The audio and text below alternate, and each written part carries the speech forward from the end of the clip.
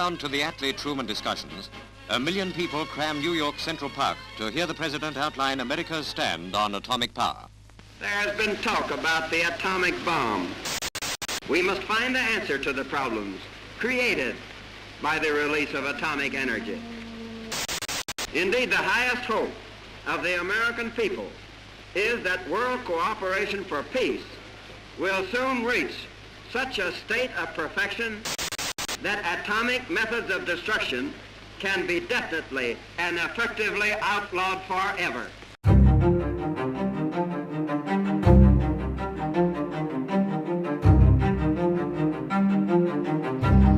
Осталось 10, 9, 8, 7, 6, 5, 4, 3.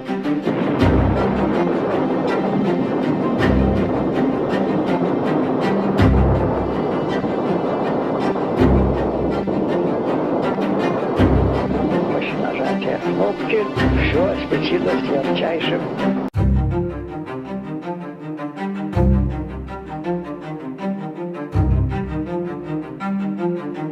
Far beyond normal shipping routes they lie, and until 1952, only pearl fishing boats entered the blue waters and left the cliffs surrounding their shores.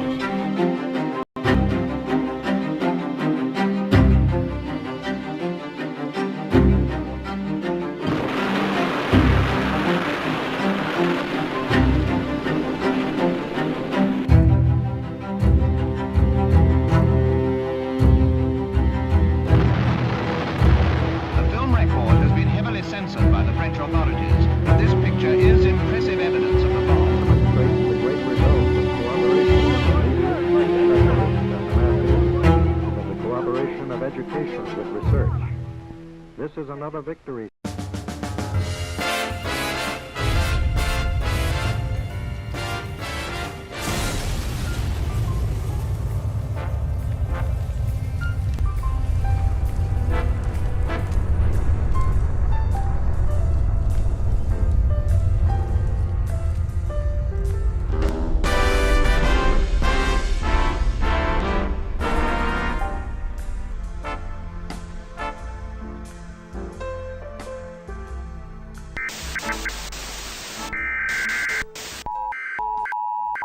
Emergency alert system capabilities. This is an emergency action notification.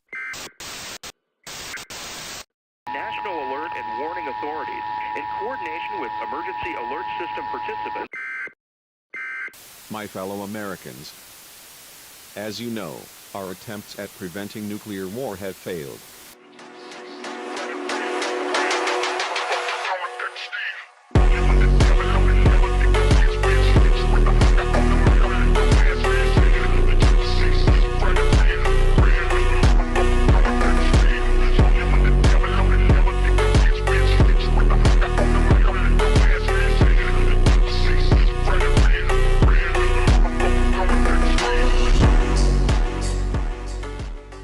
Finally, Mars has accepted my sacrifices and unleashes me. I see you, enemy. I see you, enemy. Enemy! Enemy! You are my enemy! And I swear total resistance to you with everything I've got.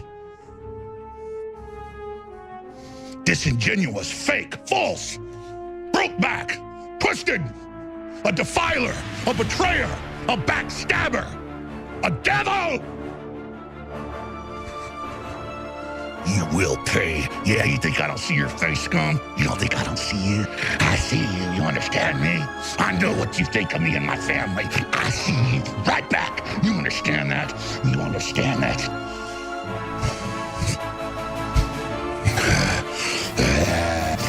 You will fall! You will not bring humanity down! God is going to destroy you!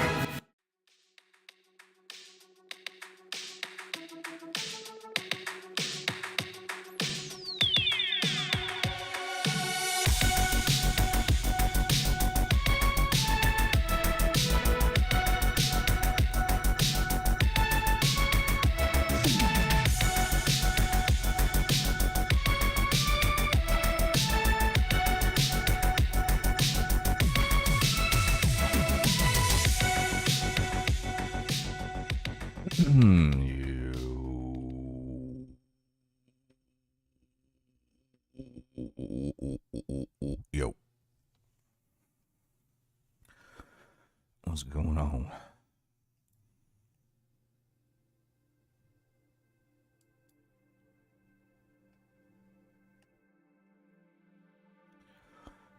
Let's see. I don't know if you're out there, Stop Animal, but I put you as a mod over in the Kick chat.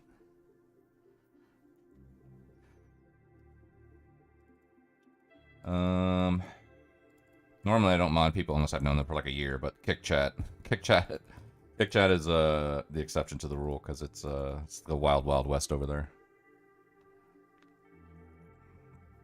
Yo, what's up, Eldrain? How you doing? Torturing yourself with PPG stream? Holy shit. I don't even know why anybody goes over there anymore. Oh, man. He is literally the worst person ever.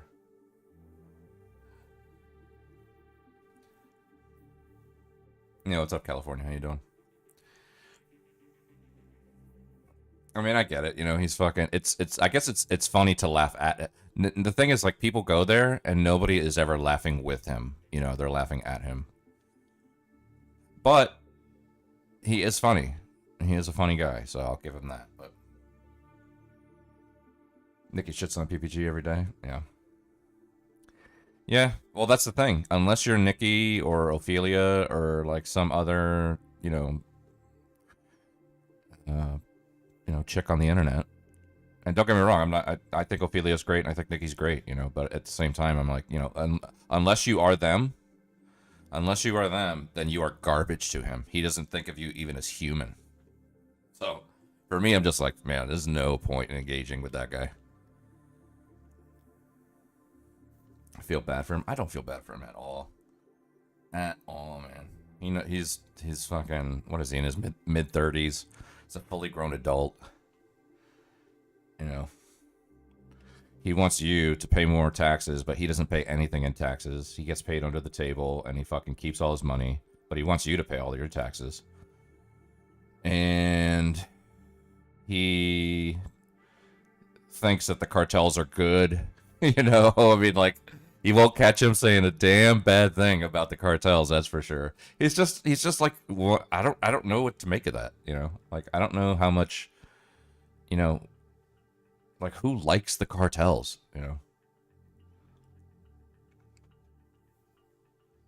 It's been said in his stream, no one will care about men and women's sports and trans children if the economy improves. Apples and oranges, no matter the state of the economy, the majority of the population is against both. Yeah. You know what? Oh, here's the thing, though. I think that if you are against trans people being included in sports, I think that you should be for it. I think you should be for it. This is my permanent take from now on. I used to be kind of like on the fence about it, but now I'm totally for it, 100%.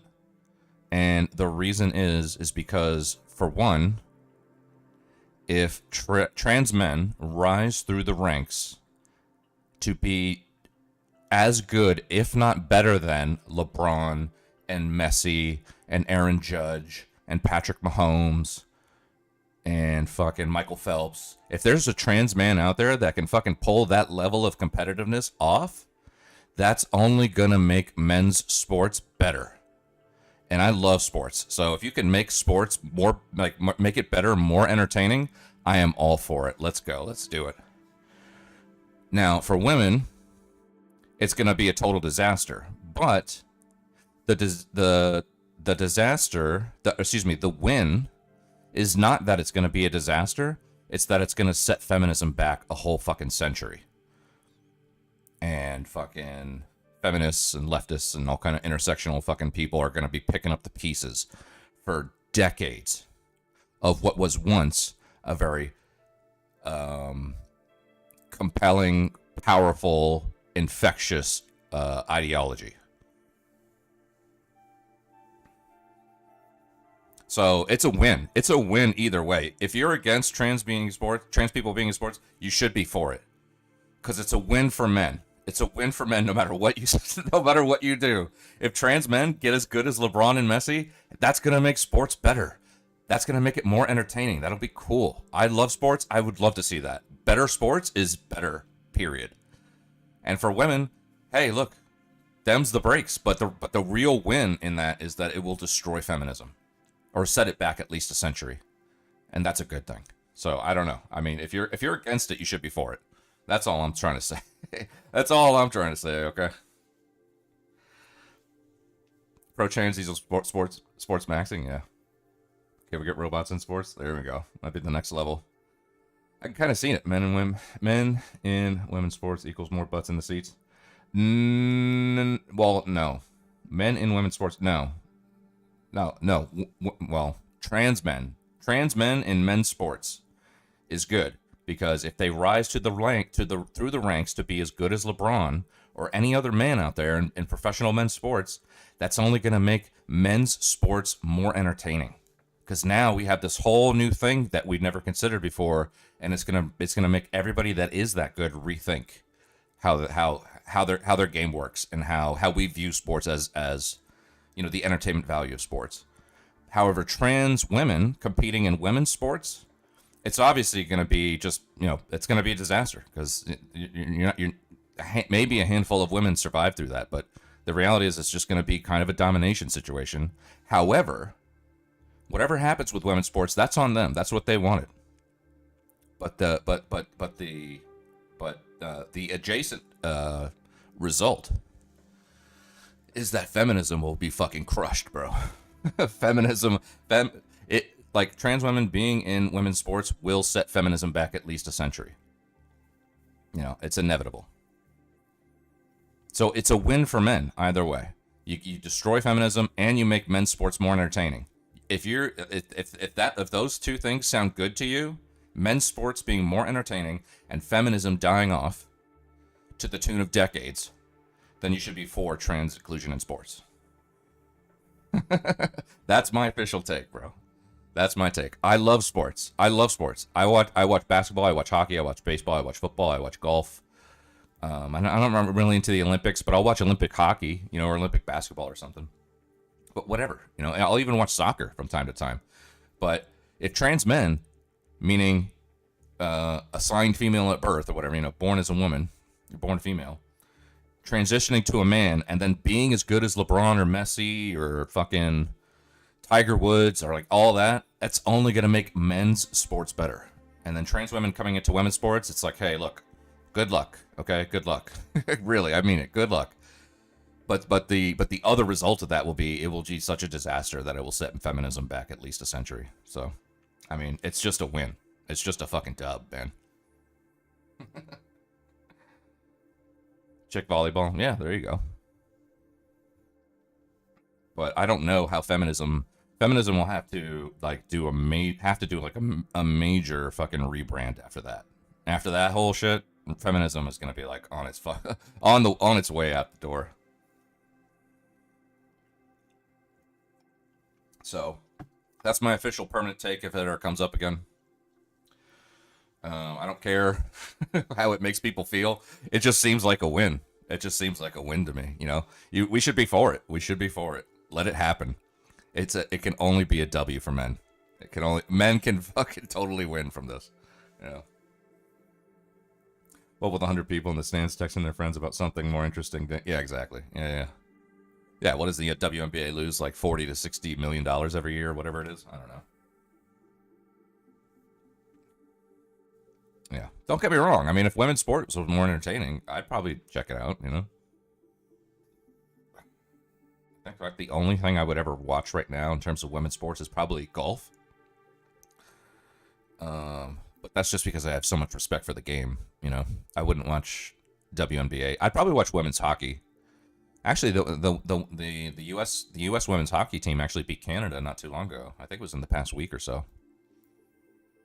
So, but yeah, if it ever comes up, I mean, it's just a dub, man. It's a dub. That's the argument. If you're against it, you should be for it, and that's the argument you should use. And then people who actually support it, unironically, then you also throw them for a loop too, because it's like, okay, well, it's good that you support it, but I don't like why you're supporting it. And then it's like, well, too bad. Too bad. I don't fucking care. Don't you want support? Here's my support. I support you. You know? It's a fucking dub all the way around. All the way around. Women American Gladiators? Yeah. Is that show? That show's not on anymore, is it? Holy shit, that's when I was a kid.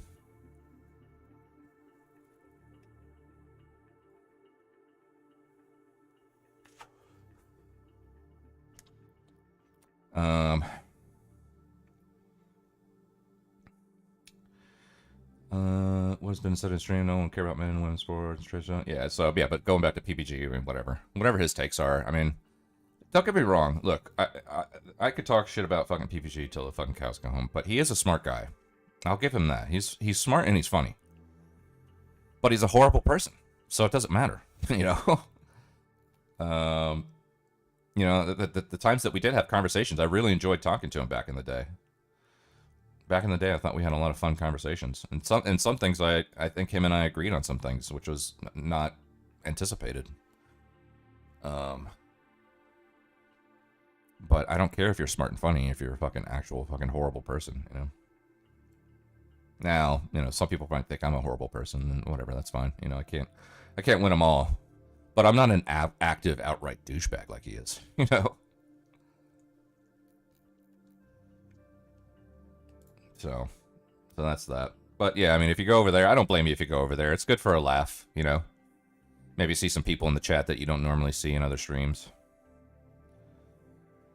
Go there, have a good laugh, watch them get drunk on fucking tall Bud Lights and fucking talk about FDR and the Overton window and all that shit. That's a good time.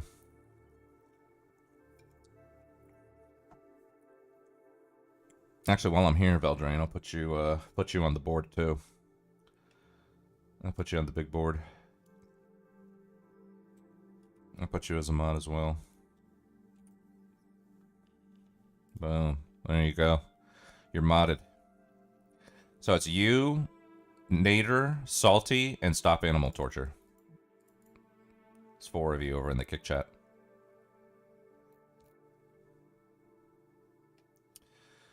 And I think that's it. Do I ever have anybody else? Salty? No, that's about basically it in the kick chat that I ever have.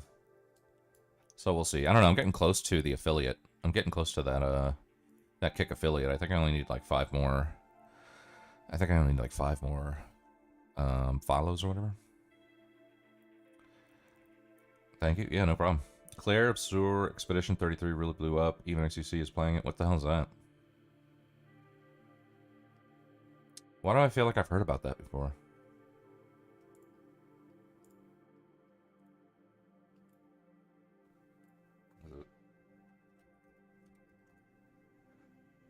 Oh, is that a game?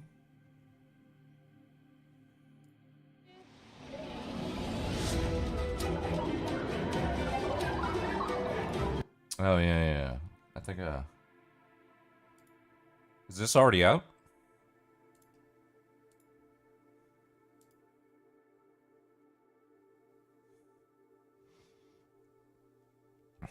Because I strictly go by a platform. do whatever you want, Veldrin. You've been around for a long fucking time, so you can do whatever you want.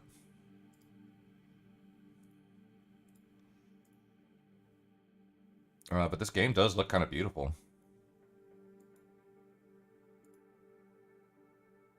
Is this like a Souls-like kind of game, or?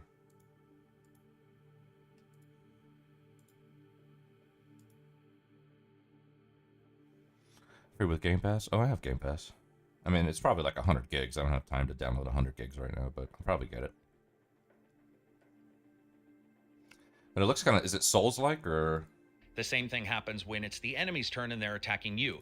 Oh, it looks more like a proper RPG. Like a Final Fantasy style.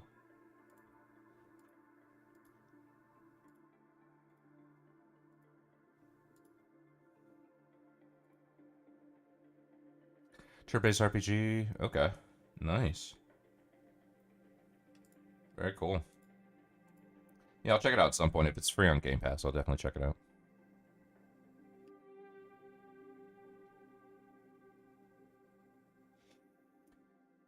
Oh, my Panthers lost today. That sucks. But, I mean, I didn't think we were going to sweep. I didn't think we were going to sweep the Lightning. I'm just glad we got 2 wins on the road. So I think we got 1 more game at home.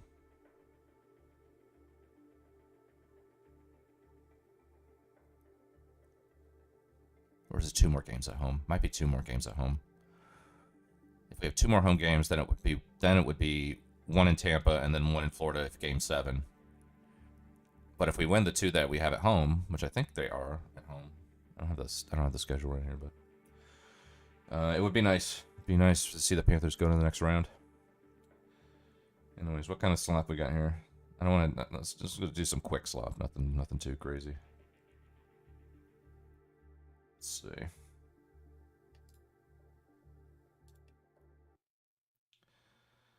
Where are we at in the slop department?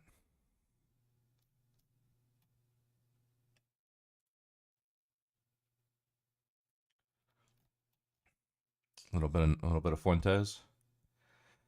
You have the option to dodge and parry. By option, what is meant is you better get the timing down for both, or you won't make much. Oh, okay. So you have to pay attention. It's not like the old school Final Fantasies. You could do that kind of thing, and you could just choose it as an option, and it'll just automatically do it. But if you have to pay attention to it, that's actually pretty cool. Keeps you engaged. Makes you not take it for granted. What do we got here? What do we got? Like, you know what? Women suck. Like, they're talking too much. They're not hot anymore. Like, you're fat, you're chubby, you're not as hot as you think you are. You fucking talk too much, you're a bitch. Why do you have this job? You don't know anything. You're an idiot. You're like, you can't tell me anything I don't know. As a matter of fact, you couldn't name 5 countries. You couldn't tell me what continent China's in. How do you have a job? How are you getting paid? You say that, everybody kind of realizes women need to be taken down a peg. Women are like, you know what? Women suck. Like, they're... All right, we're already off to a good start. Man, lots of JQ stuff has entered my fucking algo lately. It's I need to clean up my algo. It's definitely gotten a little JQ-y on the algo. I'm not gonna lie. I read somewhere you guys threw out the life the rafts to try to get out, and they sunk the rescue rafts or something. Is that accurate? Absolutely. We had enough life rafts on that ship, Jake, for 294 souls. We only had 3 of them left. Oh, wow. 3 life rafts. And how many do those hold? How many people? Approximately probably 30 men. So, yeah, you wouldn't go get everyone. No, but we were going to put our most seriously wounded in them to give them a chance to live. We dropped the life rafts over. There were only 3 of them. They shot 2 out of the water. Jesus. And took 1 aboard their boat as a trophy of their kill. And I hear it's in Haifa as a trophy. Jeez, they still have it probably. Yeah, they got it. They're proud of it. Yeah, I know it's crazy when you started going down this rabbit hole a year ago of all the stuff that our greatest ally does to us. And I can imagine the frustration you must have had for the past 50-something years seeing this. Oh, yeah, absolutely. It's a scar on America. Like, George Ball, he said, if Israel can do this to America, they can get by with almost anything. And Dean Russ said, it will remain a scar on American-Israel relations forever.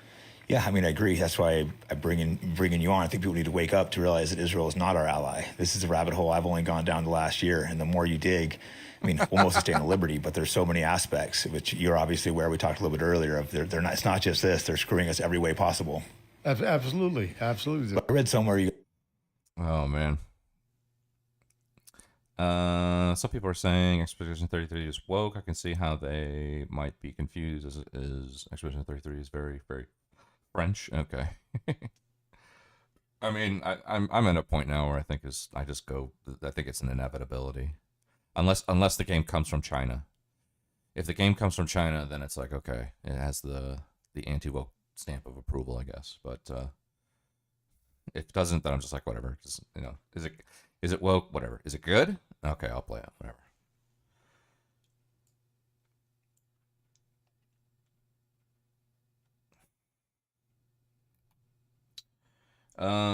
What else we got here? I believe that girls should have a little bit of fun, and so we should get to murder just to have a little bit of fun. I like it. It's fun. I think it's different. I believe that girls should have a little bit of fun, and so we should get to murder just to have a little bit of fun. I like it. It's fun. I think it's different. I mean, that's just fucking sick, bro. That's fucking sick, dude. Oh my god. Do you think we're going to hell? I've done a lot worse stuff than only. Oh, these are sex workers debating on whether or not they're gonna go to hell. I'm going Like to. what? I don't want to go. I don't think we're going because you know what? I pray. I just feel like I'm a good person.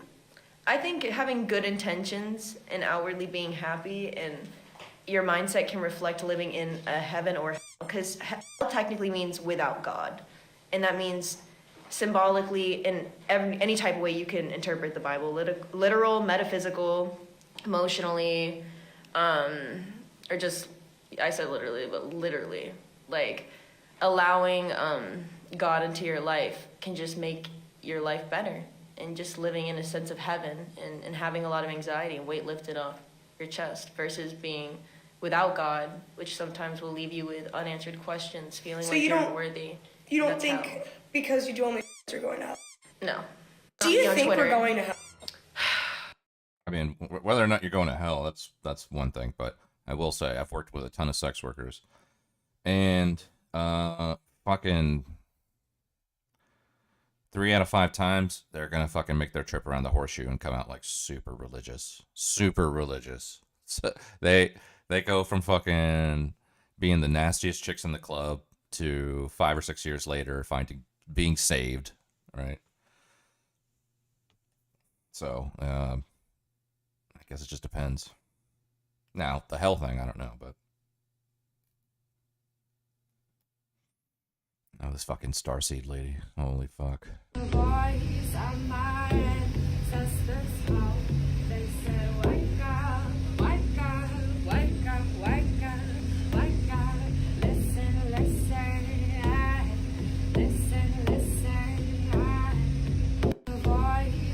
I fucking hate starseeds so much, man. I think I have some more of them starseeds. Where are they at?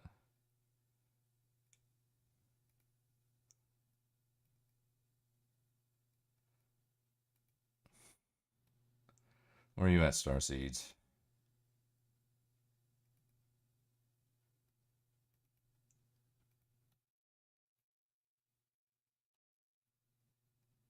Oh, speaking of OnlyFans.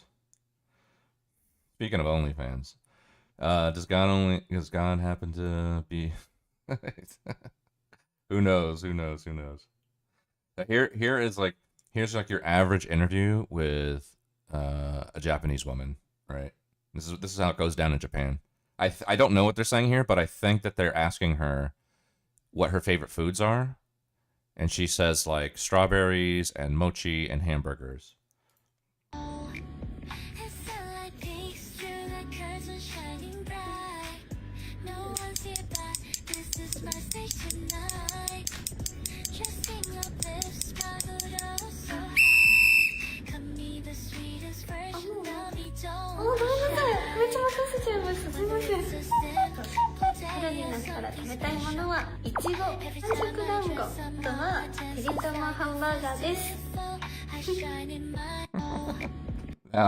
Now here is your average Western woman. Here is your average Western woman. Do you think you're very experienced in the bedroom? Oh, yeah, I'm a poor. Really? Yes. What's your, like, name? The tatted brunette. How many tats you got? Like 20. So how does, like, a guy make you... I don't know. I can't tell you the secret. You just gotta know how to do your thing. Official tatted brunette on Only. What kind of content are they gonna see? You're gonna see everything. And blow 2 hands. Do you think you're very experienced in the bedroom? Bro, night and day, dude. Night and day. Oh, man, we are cooked, dude. We are cooked. Absolutely cooked. Holy shit, man.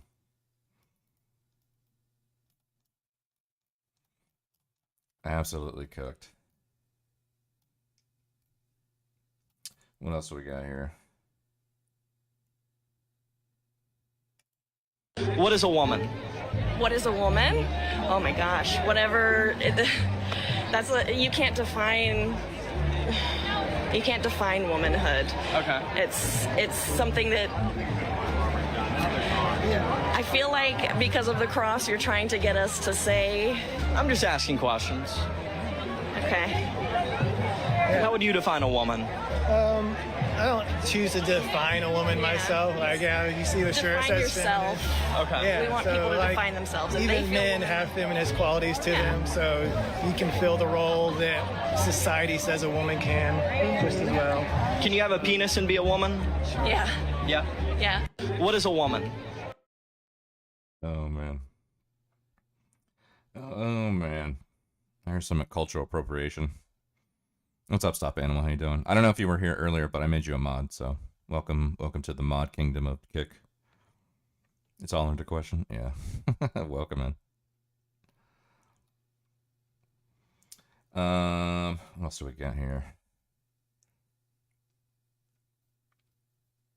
Yeah, no, thank you. Thank you for hanging out in Kick. I appreciate it. I'm trying to grow the Kick so I can eventually move away from Twitch organically. I mean, I don't want to. I want to out of spite. I just don't want to. I think Twitch sucks, and you know, like I don't think that anybody on Twitch would want to watch my content anyway. You know, people on Twitch are watching fucking, I don't know, mostly progressive or VTuber stuff or whatever, you know, organic gaming experiences and shit. I mean, I don't think I just don't. I've been stuck at like a little bit less than 400 followers for a while now, and I'm like, I mean, you know, obviously I don't stream during normal hours, so I don't expect a lot of growth on Twitch, but at the same time, I also don't expect a lot of support either. So, regardless of what time I get it all kicked off, you know, what's up, you and me? How you doing? Twitch is gay. At least Asmon gets views. I thought you didn't care about getting views. I don't. But I mean, it's just out of spite. You know, I don't like the fact that you have to spend $20 to give a streamer $5. You know, like if you want to give a streamer 1,000 bits, you have to spend $20 to get it. And then when you give that streamer 1,000 bits, which represents $10, they only get half of that, which is $5. So you have to spend $20 to give somebody $5. What kind of business model is that? Like, I don't want to be on a platform where they do that kind of shit, you know? It's a great platform in terms of its experience. Don't get me wrong, you know, chat, emotes, rewards, all that stuff. You know, that's all great stuff. But at the same time, I'm just like, man, fuck it. So I don't really care about views, but I like my comfy, you know, cozy, you know, chats that I get. I get like, I don't know, at the most I'll get like 10 people in my chat. All people I've been talking to for a while. And once in a while, a new person comes in when they see an Asmongold. Asmongold is better than you in my title or something like that. And they come in guns a-blazing. That's always fun. But, I don't know. Twitch has been great for getting my feet wet, but I just don't. I would rather take Twitch off and then stream on Rumble and Twitter and anything else than fucking on Twitch. Yeah. But I think people are just kind of like addicted to Twitch because it's kind of like the Red Bull of streaming. You know, it's the OG. So people are still there. Has a really retarded culture around it though, like very entitled and annoying. Yeah, exactly. Yeah. That's another reason too. It's just, I mean, like, I like the chat and the emotes and all that stuff's great. You know, in terms of how it's built and how you use it, it's great. It's probably the best out there. But everything else about it sucks. Yeah. So not really worried. I don't even care about views. I just care about people knowing where I'm at. You know, I'm gonna be like at some point. I do want to phase Twitch out and just be on Kick and YouTube and Twitter or Rumble, whatever, anything else. But so yeah, that's why I gave. Oh shit! Wait, is that Shang in the Kick chat? Yeah, there he is. What's up, bud? Yeah, nice. I could probably put you as a mod too. Where's he at?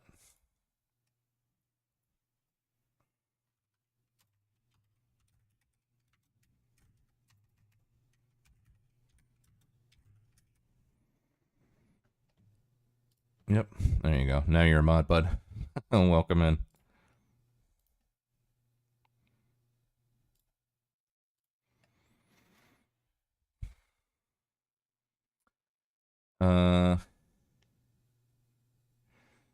Another person who irritates, is that PPG? Yeah. I think so. Yeah, you are powerful. You're powerful now, but yeah, I definitely, I think I'd probably ban PPG if that's what that was. Yeah. Yeah, anybody that I've known for a while, especially if they're going to be hanging out in Kick, is going to be a mod instantly. So you guys have fun, do whatever you want. What else? Oh, cultural appropriation. Here we go. That's ugly as we wear that shit. It's braids. Take that shit out now. You're being for real? Take that shit out now. Okay, what's your Take problem? that shit out now. You were dressed in the store. But take that shit out now. Take that shit out. That shit ugly as fuck. That shit is ugly though. Like, look at your fucking hair. It doesn't look bad. That's ugly. Please stop following us. Unemployment final boss. Let's see, what do we got here? You have on a bodycon midi dress, which would have originated in France, I believe. Correct me if I'm wrong. While we can trace a multitude of different styles of head wraps to sub-Sahara Africa, this specific style of silk bonnet would be a descendant of styles found in 13th century and 18th century Europe. We find that this specific style of purse would have originated in London with Harriet Jane Cave and Samuel L. Parkinson. These eyelashes mimic styles that can be found in 2500 BC Egypt, while the origins of false eyelashes can be found in either 1902 Germany with Carl Nessler or 1911 Canada with Anna Taylor. Oh, if you blink, you'll miss it, but here we can see she has on bow knot slip-on shoes, which can either be credited to Norwegian shoemakers or Native Americans in regards to moccasins. You're holding a smartphone, the telephone being credited to Alexander Graham Bell, the smartphone being credited to Frank J. Canova. If I wanted to be really petty, what are these? Lemonade braids? Box braids? Alright, buddy, I'll take it from here. These are actually Fulani braids, which hail from the Fulani people of West Africa. So imagine if somebody said that if you're not of direct Fulani descent, you can't wear these braids. Unfortunately, there's a chance that that could include you based on your ancestry, regardless of your racial categorization. Here's another example. For example, box braids, of which originated in South Africa. So if we were to acknowledge that the average African American is of mostly West African descent, while acknowledging that African cultures are in no regard a monolith, if you aren't South African, then technically those braids wouldn't be yours either. Moral of the story is that culture is much more nuanced than what simply meets the eye. So if everybody was just as petty and racially narcissistic as you, healthy examples of commingling would practically be non-existent. I mean, imagine if somebody came up to me and said that Serena Williams shouldn't be playing tennis because that's white culture. I'd probably call that person a low IQ subhuman with the simplified mindset of a snapping turtle. If you aren't going to stand 10 toes down on this culture purity trend, then you should probably just mind your business.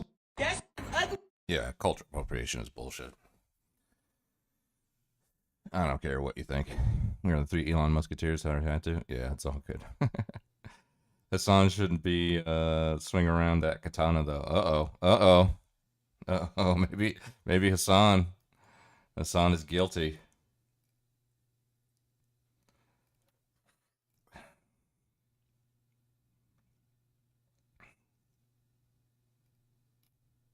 Oh, speaking of transports, here we go. This right now. I shouldn't have the gentleman cussing at me right now. I don't give a fuck about profanity. It's no secret that before and after these sessions, some of these individuals have been seen engaging in harassment, name-calling, and aggressive filming of others. Fuck you, not you, fuck you, not you, fuck you.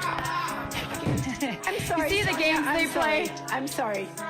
We're gonna stop. No, it's okay. I'm used to it. No, I'm really sorry. I asked antagonizing. That's what they do when they have a different voice. Minority of boys that are beating girls. They're beating all the girls in the country. Why was it okay for us to fight for our rights, only to have them taken away because a man says that he is allowed to play with girls?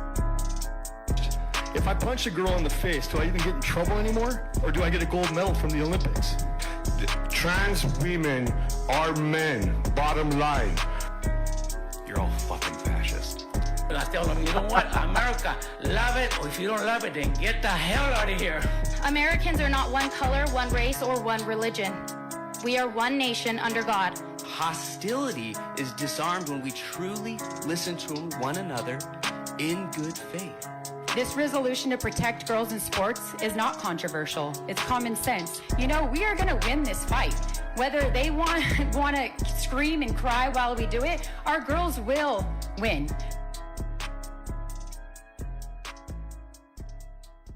Like I said, if you're against trans inclusion in sports, you should be for it. It's a dub for men. It's a dub for men. You should be for it. Don't be against it. Be for it. Let it happen. It's going to be fucking spectacular. Watch. What else we got here? I'm for it because it's funny. Did you hear my rant earlier? I went on a rant like a little bit earlier, but long story short, if you're against it, you should be for it. And the reason you should be for it is because if trans men rise through the ranks to become as good as LeBron or Messi or Tiger Woods or anybody else, then that can only make men's sports better. However, if trans women are included in women's sports, it's going to be a disaster. But the win is not in that it's going to be a disaster. The win is in that it's going to destroy feminism and set it back at least a century. It's a fucking W. Either way you look at it, bro. It's a fucking W, bro. If you're against it, you should be for it. Just let it happen and fucking watch. Just pop some popcorn, kick your feet up, and then do that fucking Leonardo DiCaprio meme where it's like, you know, once we start watching it happen, once we start seeing feminism crumble, just be like, hey, it's gonna be amazing. People, you should, if you're against it, you should be for it. And I wasn't even against it before. You know, I just thought, I just had that, at least at minimum, I knew that if trans men could compete at the same level as men, that would be cool. I just didn't think that it was, you know, I don't think there was any kind of benefit for women competing against trans women. But if they want to do that, then fucking let them. Fucking let them. And just watch what happens, you know. I don't know. I'd be going to Vegas every weekend and putting money on all kinds of fucking weird college events. You know, keeping up on all the most inclusive NCAA news coming out and seeing what kind of events are featuring certain athletes, putting money on it, and fucking becoming rich. There's another W. There's another win. There's another win. It's a win either way. You should be for it. It's like, it's fucking absolute W no matter which way you look at it.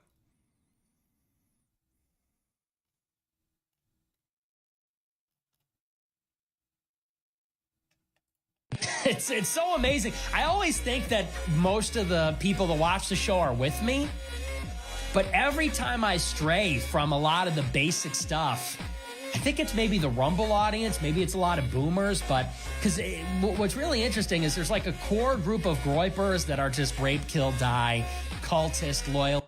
All the competitors and sponsors would just pull out and start a parallel event. Whatever. Hey, that's the free market, bro. The marketplace of ideas, you know.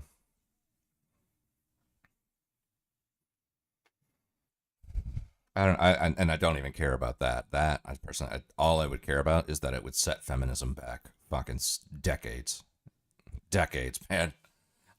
Everything that feminists have fought for over the past 100 years, completely set back. That's the W right there.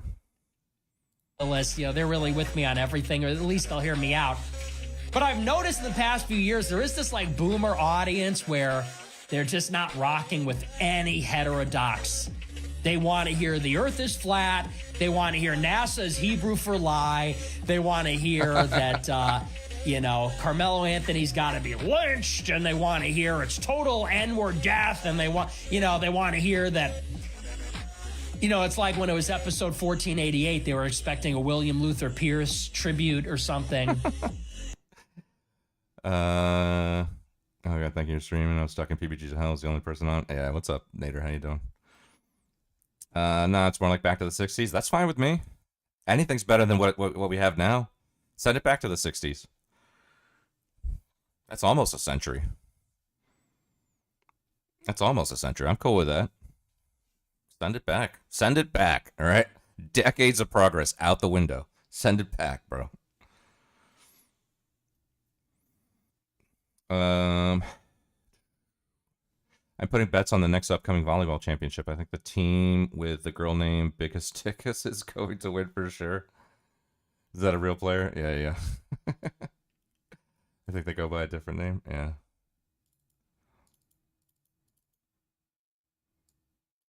Was it even progress? Who cares? I don't even care. I just want it to go back.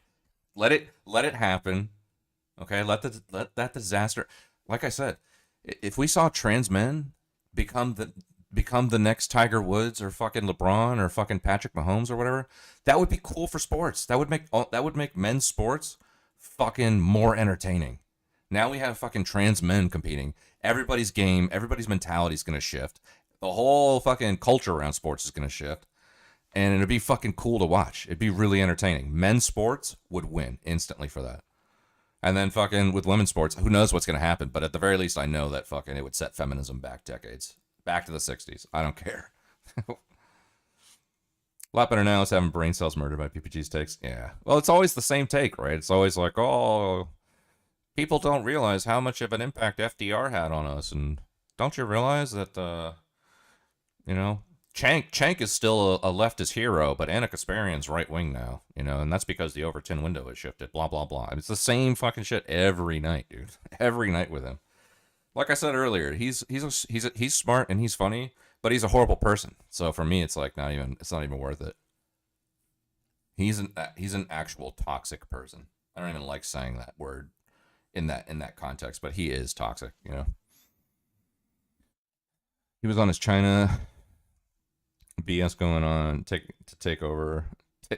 going to take over Arc tonight. Yeah, that sounds about right. Yeah. I remember one of the more poignant questions I asked him was like, he was simping hard for Xi Jinping, and I was like asking him, okay, well, how do you feel about LGBTQ rights and women's movements and things like that? And he's like, yeah, I'm for them. I was like, okay, well, how could you be for them and simp for the fucking CCP, bro? It's like, I don't think any women hold any kind of a high power in the CCP at all. I think it's all men, right? I mean, whatever. China is China. But he'll totally simp for them. Speaking of which, I think I have a fucking reel for that. This is I think I have one for that. This is PPG. Where is it? Yeah, this is PPG right here. I love China! Xi Jinping, I love you! I love you, Xi Jinping! Xi Jinping, I love CCP! I love China! I love China! I love China! Xi Jinping, I love you! I love you, Xi Jinping! Xi Jinping, I love CCP! I love China! I love China! That's fucking PPG right now. That's PPG live in the flesh tonight right there. China's pretty good with women's rights. Maybe. I don't know. I don't know too much about all that stuff. I just know that they don't hold any really substantial power within the CCP.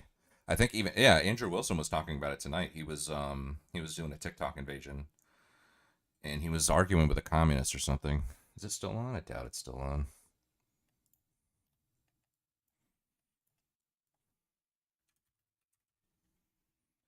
I doubt it's still on. You probably already. It's not on. But he was arguing with somebody about that. He was actually arguing with a Western communist about that. And one of his arguments he was saying was that even though, there might be some seemingly progressive stuff about China, they don't hold any actual power in the upper ranks of the CCP, which I'm happy to take that as read because I just don't know too much about it, but it seems like I could be right. Like, they get a lot of benefits from motherhood and anti-discrimination stuff. Yeah. Yeah, I thought I have another clip about that one, too. There was a clip that I had about... There was the benefits that women get for marrying someone in the military. It's basically the same. If you marry someone that's in the military, you get housing, you get healthcare, you get all kinds of shit. It's the same thing as the American military. But it's a lot harder to divorce... in the Chinese military than it is in the American one. I thought I had it somewhere around here. It might be on YouTube.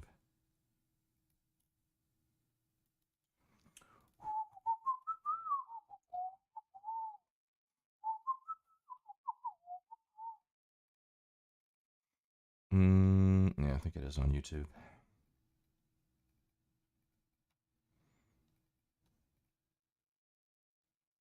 Oh, this is great. Anybody you ever see that clip of that guy that with the Burger King hat on the plane that starts dropping N-bombs? Anybody ever seen that? They have some sway. It's just known in the select committee. They have 26% women in their Congress. Chinese depend upon it. Yeah, depend. That's such a military term right there. A lot of female prosecutors and judges. Okay, fair enough. Whatever. I trust your analysis of China more than and infinitely more than one Mr. PP Man. Anyway, anybody ever seen that clip of that guy that was wearing a Burger King hat that was dropping N-bombs on a plane? Some guy walked in, like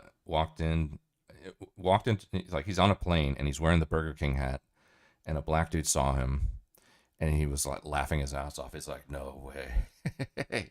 So he kind of calls him out. It's not the same guy, but like they turn it into like a fun little moment.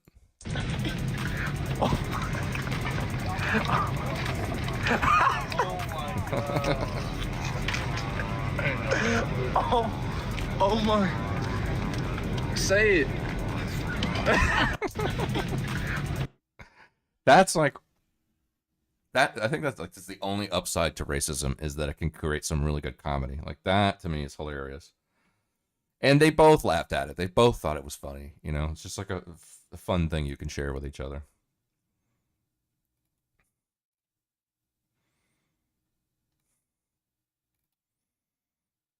What else we got? Oh my god.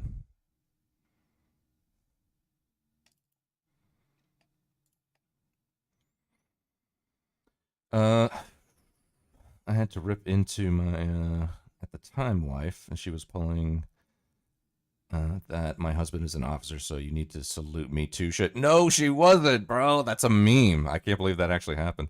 I found out and shut that shit down quick. Yeah. Oh yeah. Fuck yeah. That's fucking cringe, dude. If your fucking wife is going around doing that kind of shit, that is cringe, bro. That's absolutely cringe. Actually, I had a Marines fucking meme right here somewhere. Where was it? I saved it specifically for you.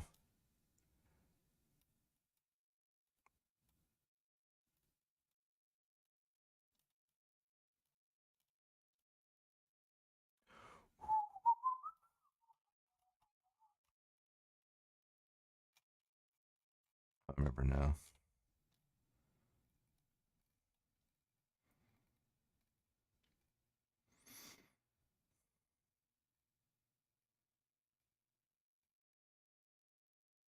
Oh, here it is. This one this one right here. This one's for Nader. What would you say if I told you I was mentally retarded? Will you believe me? Will you turn away? There are 6 million mental retarded Americans who need to be helped, who can't be helped. Who's helping? Are you motherfucker? What would you say if I told you? Oh man. It's real. She thought she was entitled to it.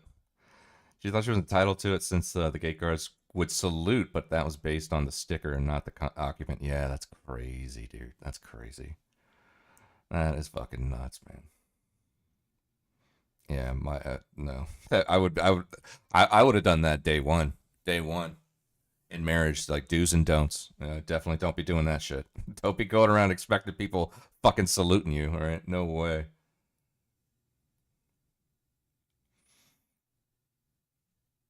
Oh, so playoff, a little bit of lighten it up a little bit, a little playoff hockey. I like a podcast argument for equal rights as far as gay marriage. The rights are equal. Gay man can marry a lesbian, or a woman can marry a gay man. It's 100% fair. True. Straight with extra steps. Yeah. Lighten it up a little bit. Little hockey update. Like I said, my Panthers lost today, but we weren't going to win them all. We got 2 on the road. We lose 1 at home. I think we got 2 more games at home. Then it goes Tampa, Florida, if it goes to Game 7. But if we can win 2 at home, we're fucking going to the next round. A little bit of hockey. How the fuck are people watching the NBA over this? Puck drops to the Bell Center and shit goes berserk. Cap score, half score, it's back and forth, rough and tough, tied at 2 going into the third, but oh fuck, what's that? Lane Hudson to Caulfield score! Next thing you know, Wilson and Anderson are going at it in the benches. Let them go, Stripes, what the fuck are you doing? Leno and Hudson just watching it like, fuck. The third starts, and after this, it's all halves. Bada bing, bada boom, we got a fucking series. And oh, Edmonton! Nice to see you guys finally woke up. And New Jersey, might want to think about getting your second overall pick a legit role since he's the only reason your squad ain't the biggest fucking joke of round 1, huh? If you watch these videos and don't follow, fuck you. And if you are following, well, you're a fucking beauty. Welcome to the fucking show. How the fuck are people... It's this playoffs, all the playoffs right now are great. It's like all the teams that were expected to dominate did dominate. And then whoever they were playing came back a game and made it a series. So even in the first round, we're doing really good in terms of entertainment. It's fucking awesome. To her credit, she legit felt bad because she honestly thought it was real because of the gate guard. So it was like a really dumb but legit mistake. Okay, whatever. Yeah, still though, man, I would have laid down the law. Not laid down the law. I would have set expectations in the beginning. I would have been like, look, This is what happens sometimes, and I don't want you to make these same mistakes, okay? The problem is just with what equal actually means. Yeah, true. What does it mean?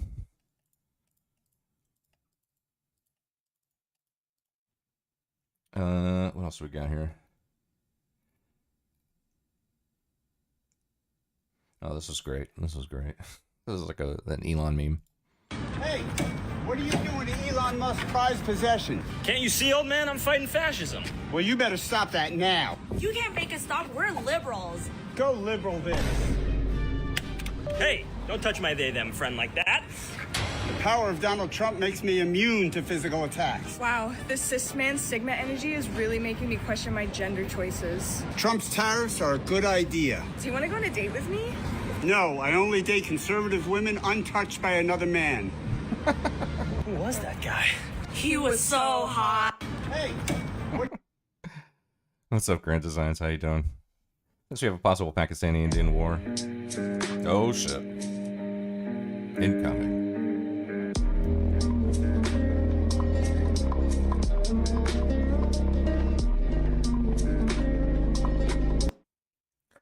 Sigma mode activated. We did it. Nader did it. The madman did it. Since we have a possible Pakistani-Indian war knocking at the door, we might consider reacting to cringe content from those two places. I actually have a clip about that. It comes from London. I think the meme came from the early part of my service. It was kind of like a pre-meme era. Yeah. I think I do have a clip. There was a clip out of London that showed some India-Pakistani relations. I don't know if it was like about a cricket match or something. Where was it?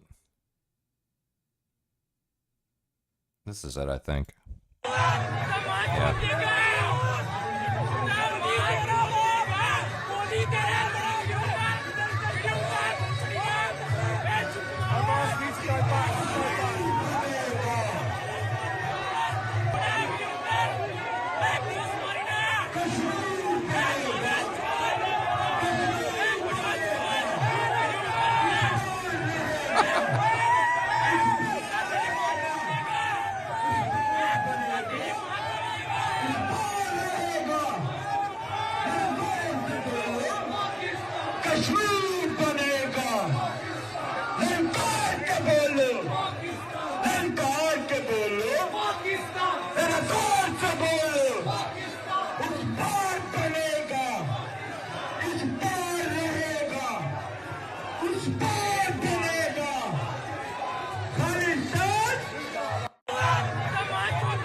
I mean, that's London, dude. That's London. I don't even know. I don't know if that's like geopolitical, if there's like a cricket match or something. I don't know what's going on there.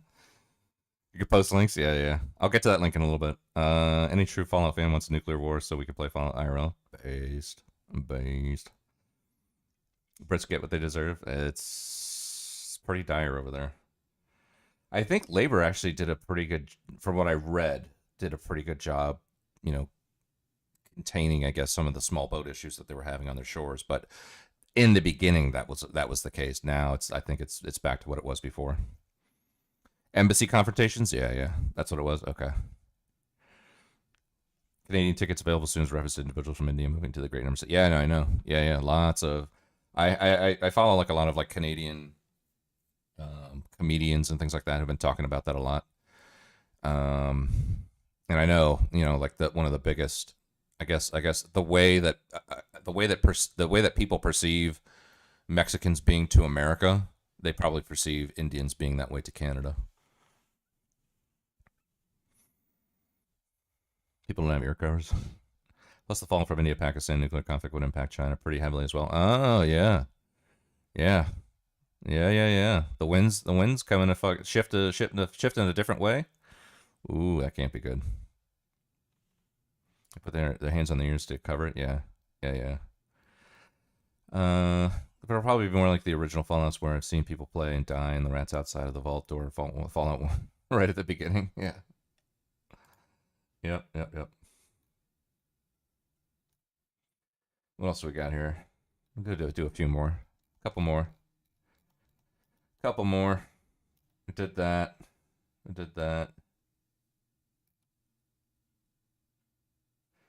Oh yeah, actually, fucking Kanye or Nick Fuentes talked about Kanye's tweet. You can't take off your mask because this is how, people may be just as wounded. People may be just as damaged. Maybe something happened to them. Someone takes off their mask, and instead of having a real human moment and saying, wow, I'm sorry that happened to you. That's horrible. That must have tormented you forever. Because when you're growing up, it's not like he's like maybe, I don't know, maybe he is, maybe he isn't. But it doesn't seem like he's some habitually gay man. It's like some discovered pornography young. It happens to a lot of people. It goes a lot of different directions. Some people become trans. Some people do other fucked up shit. He discovered porn young. He had one of those sexual experiences during the coming of age when it's a time of tremendous confusion. He's self-reporting it. And instead of people saying, wow, I'm sorry that happened, or people saying, wow, maybe you could relate to that in some way, people are going to be ironically detached. Oh, that's fucked up. Oh, that's funny. Oh, blah, blah, blah. That's why people can't be real. And then people wonder, why we have misunderstandings. People wonder why we have social dislocation. You can't take off your mask because... Brampton has huge Indian community in Brampton, Ontario. Okay, yeah, I can imagine that. Fuentes was a guest on Alex Jones. Yeah, I didn't watch it, but I saw that. I saw it on his channel on Rumble. Maybe we can watch a little bit of it.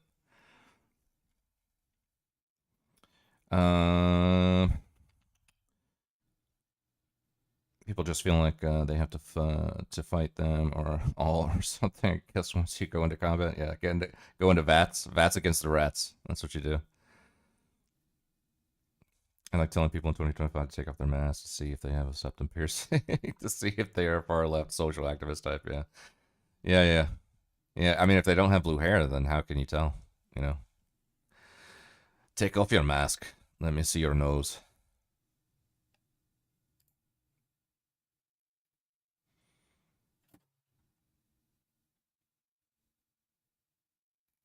What else do we got?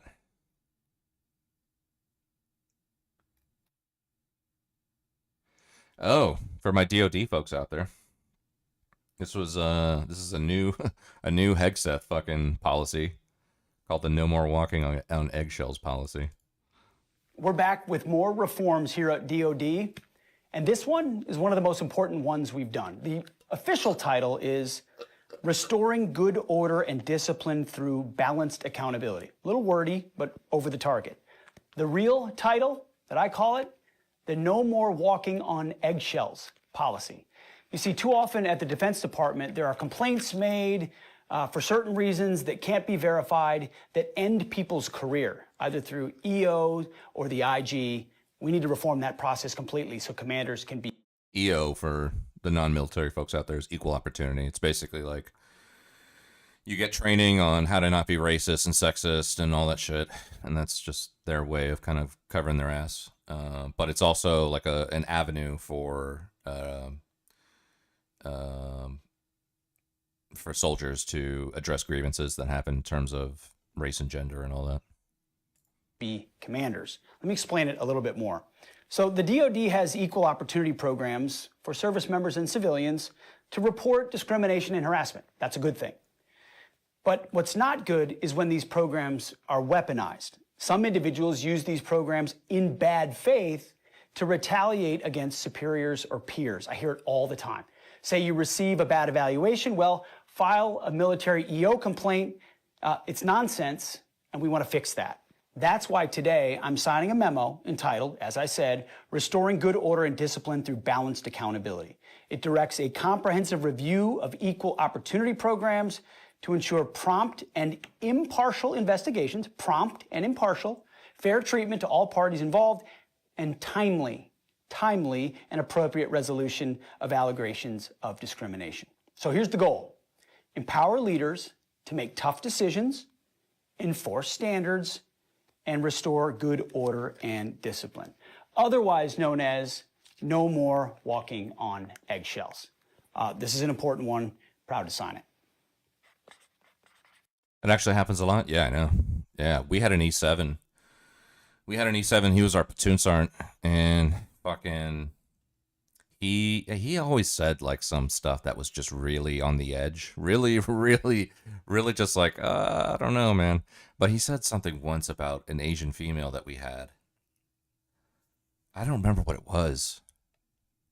But they kicked him out of our fucking company when it happened. He said, I don't know what happened. Like, I think like the Asian female was getting an award or something, and he said something, and like her little son was like standing off to the side, kind of near the platoon sergeant, and he said something to the kid like, "Don't you want to go stand by your mom?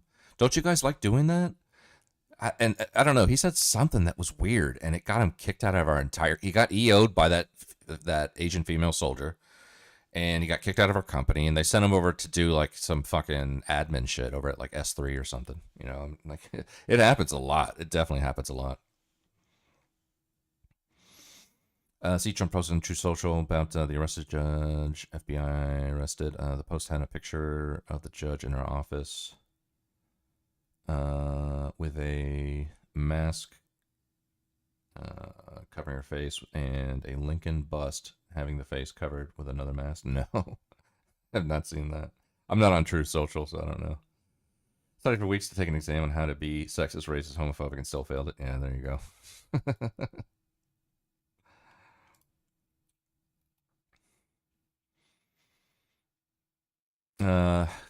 Multiculturalism is great. Having big crowds of people fighting in the street over ethnic conflict, whenever anything happens anywhere in the world is great. Yeah. I'm sure any Brits in London were just sitting there like they were getting like Tommy Robinson vibes instantly just seeing that.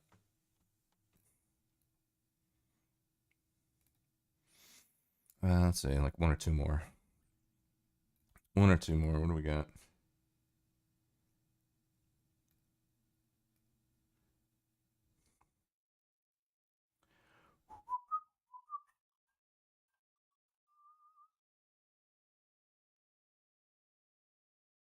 Oh, this was it. What happens if you cheat on a Chinese military soldier? This was it. I have it right here. Wait, cheating on Chinese soldiers is actually illegal?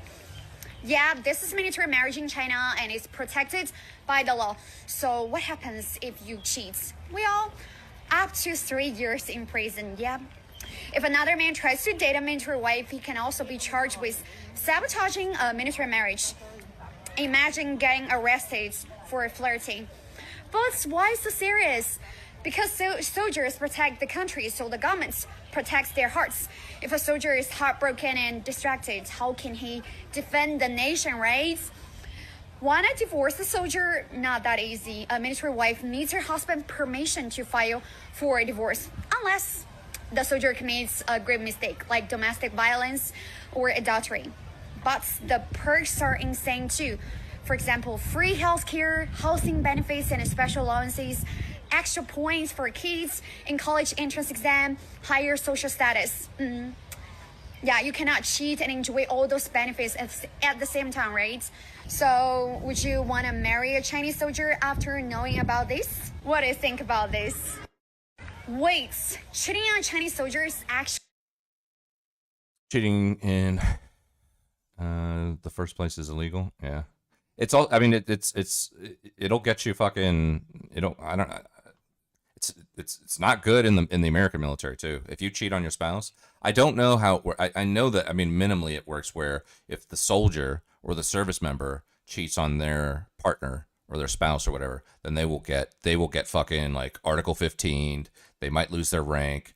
You know, like that kind of shit definitely happens. Now, if in America, if your spouse cheats on the service member, I don't know. I don't think that there's any kind of, I don't think there can be any kind of repercussion there. But yeah.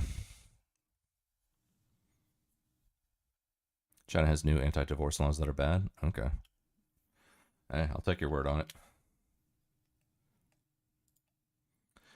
Let's check. I made the post and Trump shared and screenshot it. Yeah, I'll take your word for it. If I come across it, I'll check it out. The Vatican picks the black guy from Chicago to be Pope. That would be amazing. That guy's base as fuck, and most importantly, not a Jesuit piece of trash. Talking about this guy, I think I have this guy. If Europe disappears, and with it the Cardinal Robert Serra, le soir approche. Oh, it's some fucking other language. I don't know. I don't think this guy is from Chicago though. I've seen this guy's like all over the trad memes. This guy, trad memes that are out there, this guy's all over them. He has like rhetoric out there like, you know, if Europe is dominated by Muslims, then we will lose Europe. He has like crazy shit that he said out there. Now spouses aren't subject to UCMJ? Exactly. Yeah, that makes sense. China had never had no-fault divorce. Also, the anti-divorce laws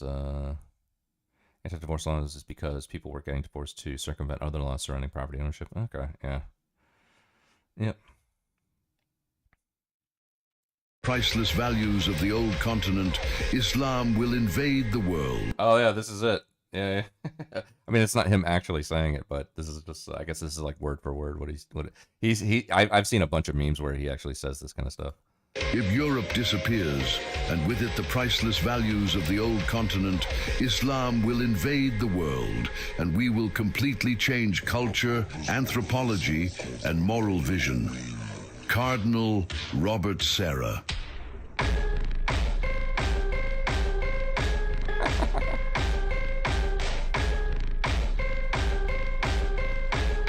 If Europe disappears... All the trad dudes loves this guy. The trad dudes love this guy. They want him as the next pope. Base Cardinal Serra, yeah. If you look at any trad pages, he will be on there for sure, I promise.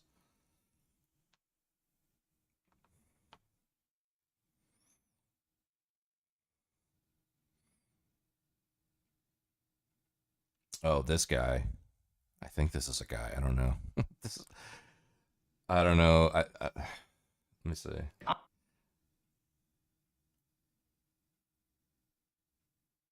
Yeah, well, you can't see the comments, but either way.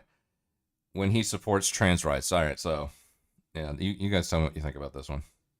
I'm sucking whatever she pull out of the fucking... Christ. I think straight men in particular, myself being one of them, have a hard time reconciling their trans attraction. They are so afraid of being outed as being gay or whatever, or just being attracted to trans women, that they will second guess their attraction to what I am assuming is a cis woman, right, in this scenario, just so they don't have to reckon with it. It goes down to the same violence that trans women face. Yeah, exactly. They literally face violence because men find them attractive. Yeah. A man will be like, "Oh, you are gorgeous," and then they'll find out that they're trans, and it's just like, "What the f you mean?" Like, they get mad at themselves for feeling like they've been bamboozled or whatever. And it's just like, no, you just have certain images of what you believe a woman, you know, how women look. My brother, Your lizard brain activated.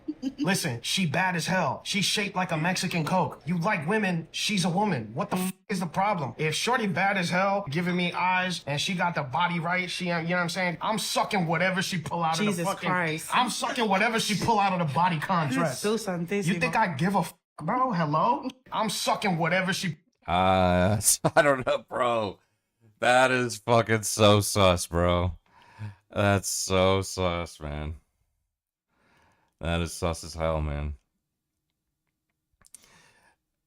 Yo, she a baddie. She got a body like a Mexican Coke.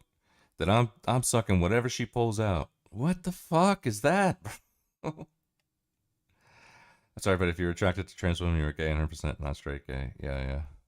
He says it, but he doesn't believe it. I know. I don't know any straight man out there that would say something to the effect of, yo, she bad.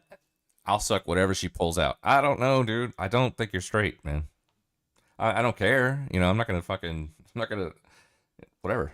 Nothing against you. I don't give a shit. But at the same time, you're not straight. You're not straight if you're going out there telling people you're gonna fucking suck whatever she pulls out. You know, whatever that means.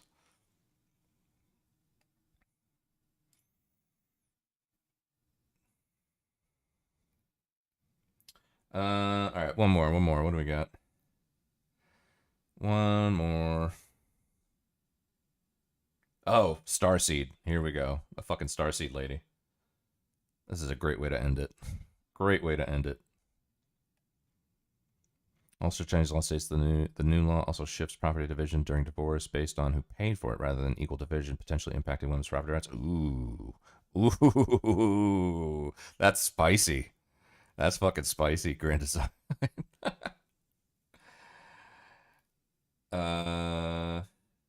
Yeah, okay, last one. We'll end it on a Starseed lady.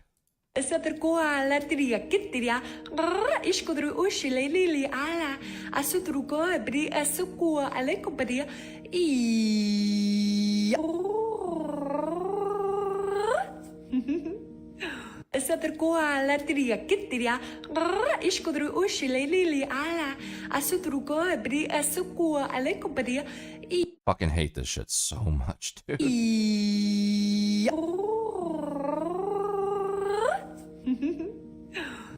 I mean, because it bleeds into other things. Like, there was this lady over here. Remember this lady? I think we watched it last night.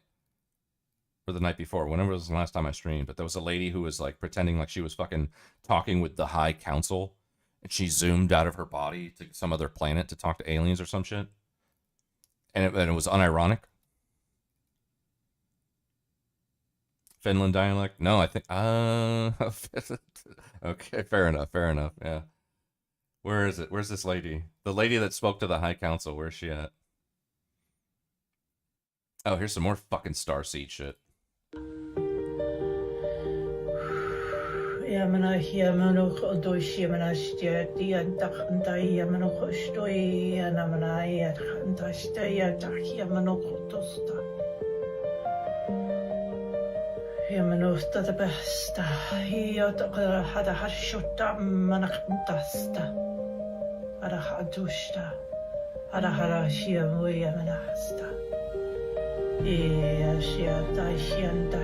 I'd love to know how you found this transmission in the comments.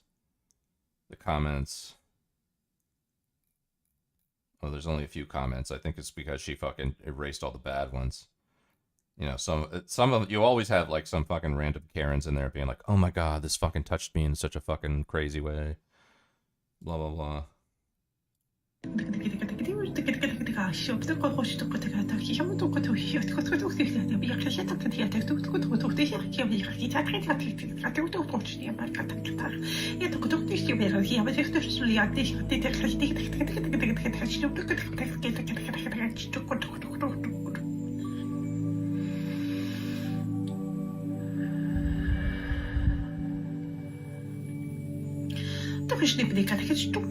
Don't try and hear this. Feel it.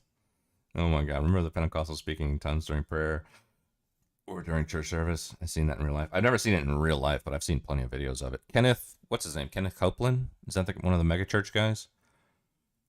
He's done that shit before. Speaking in tongues. I've seen it. My brother is a reborn Christian, so We've gone over. I've watched a bunch of stuff with him. I've watched a bunch of stuff on stream. I've seen it. I know. Kenneth Copeland is like probably one of the more. I think his name's Copeland. He's like a fucking. He's one of those guys that has like a fucking private jet, a mansion, that kind of stuff, and he speaks in tongues.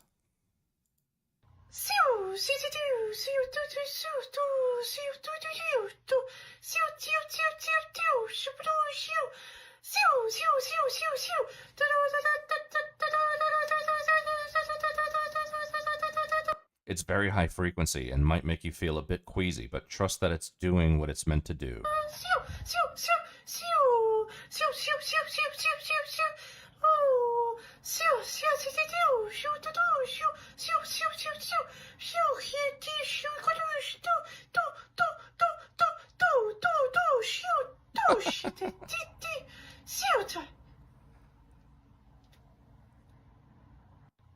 Get out of here, lady. Get out of here, bro. I sounded the same way when I was 12. I yelled at Kamehameha. Yeah, exactly. There's no beam of destruction, so I deemed it false in language and stopped it. Yeah. Fuck is this? I stepped away for some scotch, come back to stroke speech. Yeah, I was looking for one. There was specifically a lady that like transported out of her own body to talk to, quote, the High Council or some shit. That's the one I'm looking for right now. What scotch you got? What you sipping on over there? Benny Hinn Ministry making crowd fall by touching them. Yeah, I've seen a bunch of that stuff. I've watched a lot of that stuff with my brother, and it's not that he believes in any of it. He likes to think that he tells me that these are all like false prophets and they're going to hell and this kind of thing. But I didn't know about a lot of that stuff until my brother told me about it. Macallan 18 double cast, nice, very cool. Yeah, Macallan's part of my trio. Macallan, Lefroy, and Lagavulin are usually my go-tos.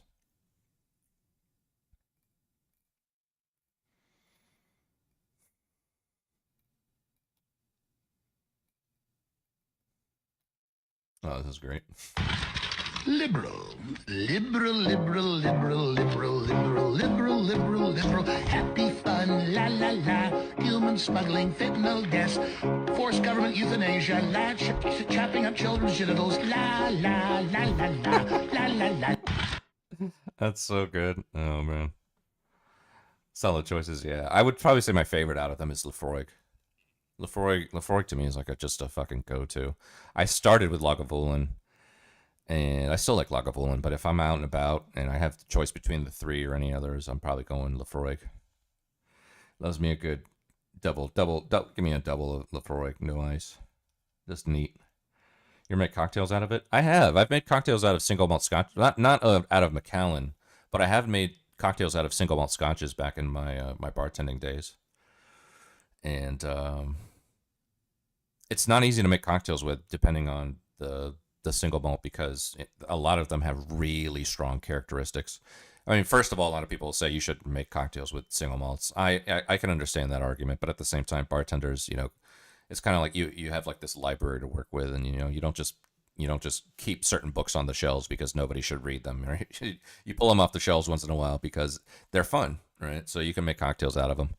But it's really hard to do that because the flavor profile of a single malt scotch can be very deep, and it can be overpowering. So even if you try to add syrups and citrus and aromatics and all kinds of stuff like that, sometimes like that single malt just powers right through it, and it doesn't work. So you have to really strike a fine balance with it. But if you have like blended scotches, like a Dewar's or a Johnny Walker or things like that, those are easier to make cocktails with. I like cocktail. It might then scotch by itself. Yeah, I mean, normally people drink straight only. Yeah, most people just drink single malt neat. You can't, like I said, you can make cocktails out of them, but it's easier to do it with a blended scotch as opposed to a single malt. Everyone's got different tastes. I prefer it neat. Yeah. Now rum and live in a good I could drink. There's some really good rums out there that I wouldn't even touch with any ingredients. I'd just drink it neat. There's some great like cigar rums out there. You just get a good fucking like cigar rum, an añejo or something like that, just down with a cigar. It's fucking awesome. And then there's other rums, yeah, you make cocktails with. Cocktails got the Godfather. Have I made pina colada? Yeah, I made pina colada. I was a bartender in Miami. Okay, I made pina coladas. I made fucking mojitos. I made daiquiris. I made everything. I was a bartender for a real long time, so I basically made everything you can ever think of. Oh, this is the lady. This is the lady that did the hike. Channeling the Great Council on my podcast is what it says. Yes, we are here. We are here. We are very happy to be here. Yes, indeed, dear one. Yes, we are here. Yes, we do have a message for you and your community in the world. There will be a shift that will happen on your planet. The frequencies of your world will shift dynamically. We implore you now. Understand you are in control of your individual experience, your individual frequency, your individual understanding for now. You can create what you desire for your future by merely existing in a frequency that is higher and better. Know that we are here to support you through this shift of humanity. Nothing is happening to you. It is for you and the betterment of humankind's experience on planet Earth. I think that lady was channeling Goebbels or some shit, man. She sounded like a Nazi the whole time. But right now, she takes a deep breath and she goes, "That was a lot." That was a lot. Wow. AC. Wow. Yeah. Do you know who that was, or? That was the Great Council. How many of them are there? Oh, there's a large group of them. When I walk in to work with them, they're all sitting at a table. That's a visual that they give me. I don't know exactly the number. They are creator beings. They are very, very, very, very powerful, loving beings. They really are trying to help us understand that we're in control of our experience. Yes, we are here! Yeah, that lady really thought that people believe that shit. Like she's actually doing that. Was like unironic. Weird time to join. What's up, Hellcat? How you doing? Welcome in. Never a weird time to join this fucking amazing stream. Welcome in. Join us in fucking laughing at people. That's what we're doing, basically. They put pressure on her. She's exhausted. Yeah, the Great Council was definitely hard on her. I love drinking mojitos on the beach in Hawaii, 300-yard walk from my house to the beach. Yeah, the thing is, like, I have a love-hate with mojitos because I know they're delicious. But at the same time, I made so many of them in my life that I hate them. I worked at this one restaurant on South Beach for a few years, and all the waiters loved my mojito. And when they would go up to a table, you know, they'd say, "What do you guys want to drink?" And then they'd look at the menu, and the guy would be like, "Look, just trust me. Get mojitos. Get mojitos." Every waiter, every table, every night. My printer right next to the service bar just... mojitos, 3 mojitos, 4 mojitos, 7 mojitos, 2 mojitos, 9 mojitos, 4 mojitos, all night long, dude. All fucking night, bro. I fucking hate mojitos so much. But I understand they are delicious, so.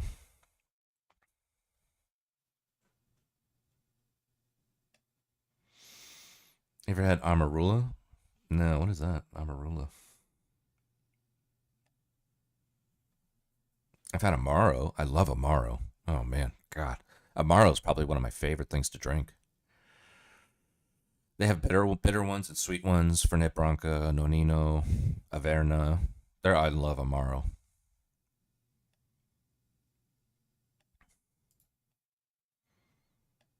Let's see. Amarula. Cream liqueur. It's a distillation.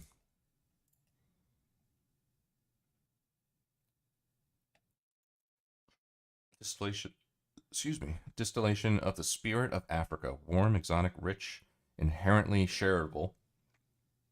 Bottled for you to enjoy wherever you are in the world. Is Amarula similar to Bailey's? Yes, it's similar to Bailey's, and I like it so much. Blah, blah, blah. What does it taste like?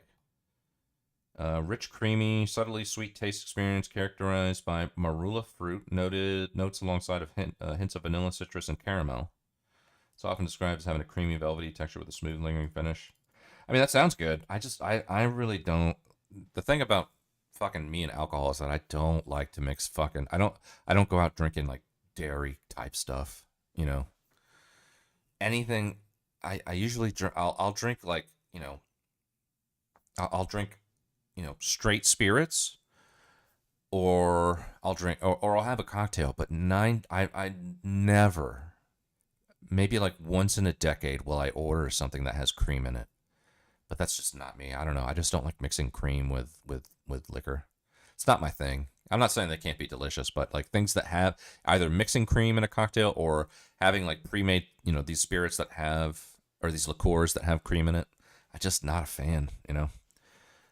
You know, a lot of times places don't keep them right. You know, they'll keep them in the fridge, then they'll pull them out, and they'll put them back in the fridge and pull them out. It's just like, anything involving cream and temperature, and I can't get into it. But I'm sure it's probably pretty good in terms of taste. Dairy alcohol drink is only with a meal, or is it dessert? Is be the only way for me. I couldn't do it with I couldn't do it with an actual meal. I could do it as a dessert maybe, but even then I'm just like, nah. Like Frangelico. Like I could drink Frangelico after dinner, you know, but I'd rather just have like Frangelico on the rocks or something, and that would be my dessert.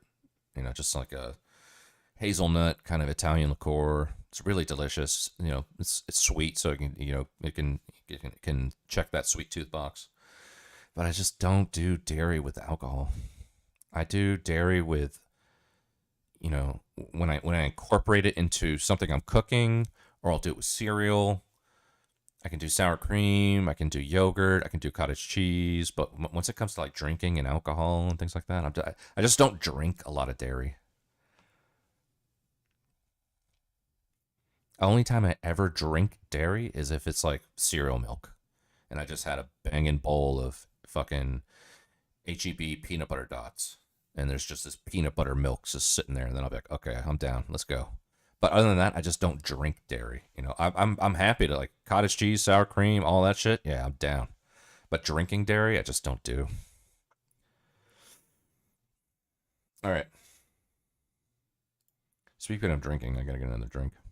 But I'll tell you what, we'll watch a little bit of this. We'll watch a little bit of this Fuentes Alex Jones thing. Should be good, right? How could it not be good?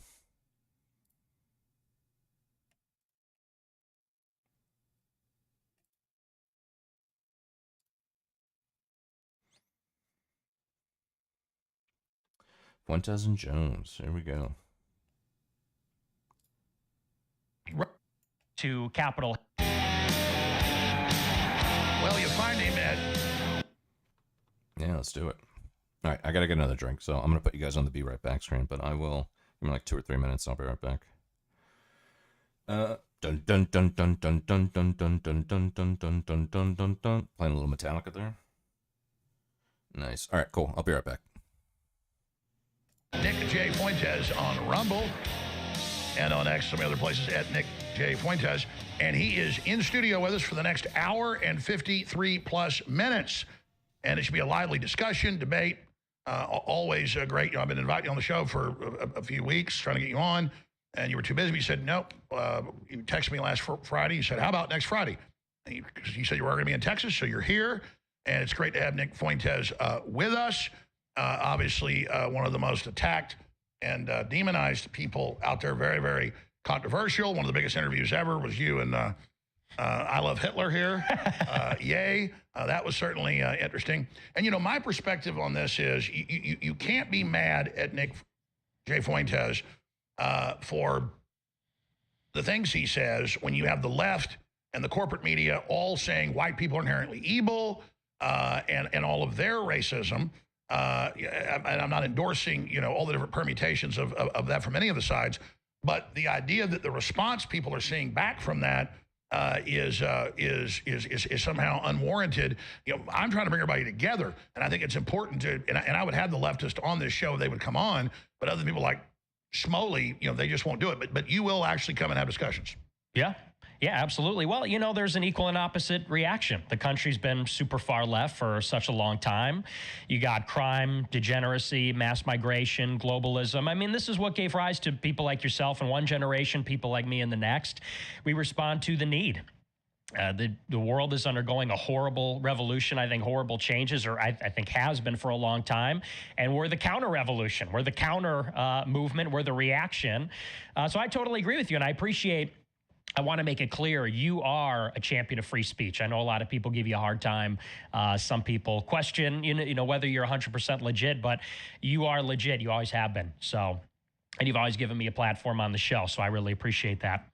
Well, I mean, I've seen you, I think, from memory, you say, well, he has said some of his family was, doing stuff with the government stuff. I've been saying that for 30 plus years. It's true. And that's how I grew up, knowing the government was bad because they got out of it. So it's not like a secret. Look, we discovered that, his uncle worked for the CIA. Oh, we discovered, no, you learned it from me. And I learned this stuff from him.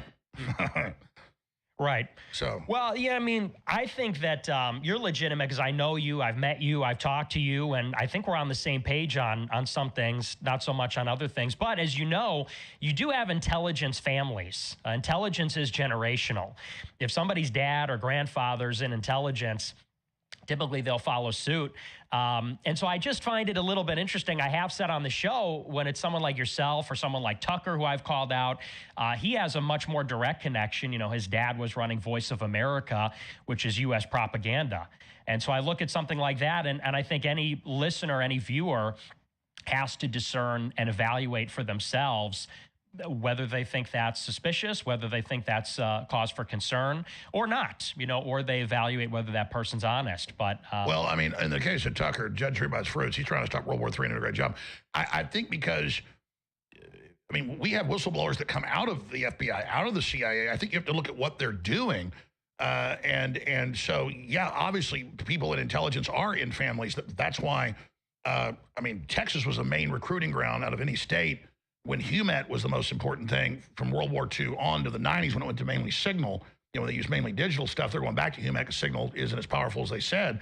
And no, I've said when I would go to a family reunion, it would be like the Legion of Doom. They weren't like running around saying we're this, we're that, Army intelligence, all this stuff. But that's anybody that was officers in the military and actually did anything. But they were all telling people about the New World Order and the globalists, and then showing, like Fletcher Prouty exposing what happened to JFK first. Almost bigger than the DA out of New Orleans, Jim Garrison. He was like the head of covert operations, and he was the guy that they sent away during that and figured it out and went public. So it's also, we know a lot of this because of whistleblowers. I had like Admiral Moore on before he died about the USS Liberty. I had the Judge Advocate General, who was a general, who on right before he died. They would come on the show where they were dying. They would like die right after. They would say, "Oh, I'm having heart failure. I'll probably be dead in a month, but I'm going to say this." And then I was on the phone with LBJ when he said, "I want that goddamn ship at the bottom." And then all the anti-Israel folks go, "Look, he's saying LBJ did it. He's covering up Israel." No, LBJ set it up with Israel to sink it, to blame Egypt, to attack it. It doesn't take away from Israel doing it. It actually shows it totally proven. And I was told it by the top generals.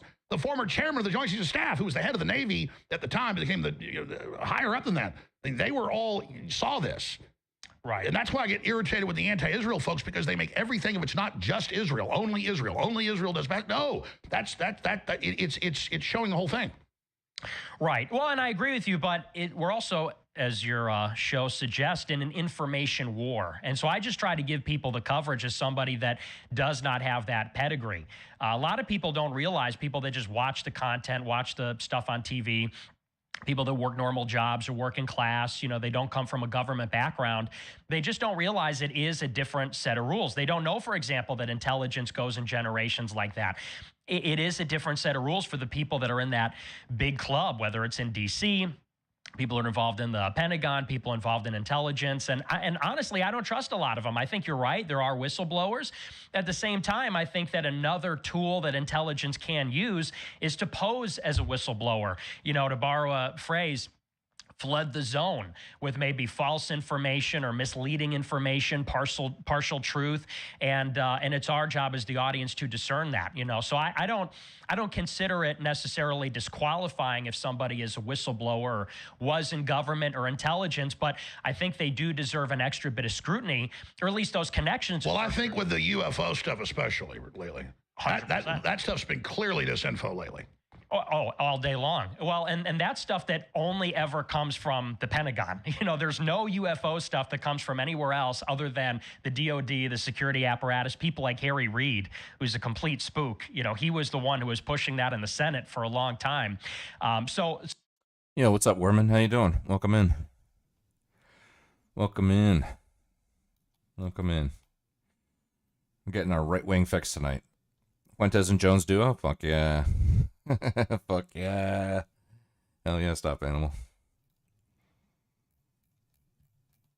Alright, I got me my margarita. Had to reload. Sipping on one earlier. I got fucking tacos and margs, man. That's what I did on my Saturday night. I was like, I went out last night. Last night, there's this place by me that Friday they do Friday fish and chips. I was like, I haven't had fish and chips in a minute. I might go get that. Then tonight I was like, do I want to go out? And it's like, nah, just call it in. Call it in. Tacos and margs. DoorDash, 20 minutes, done. It's one of the benefits of living in San Antonio is you get bomb fucking tacos and margs. Anywhere you go. Even the bad tacos and margs in San Antonio is fucking amazing.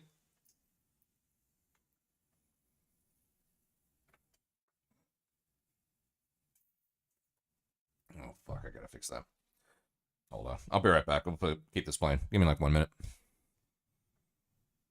So that's exactly, it's a case in point. It's like, you can have whistleblowers. You can have people that are legitimately breaking with the system, class traders, whatever you want to call it. But then you also have this kind of other dimension. You have a parallel track that they run where they pose as the conspiracy theorist. They pose as the dissident.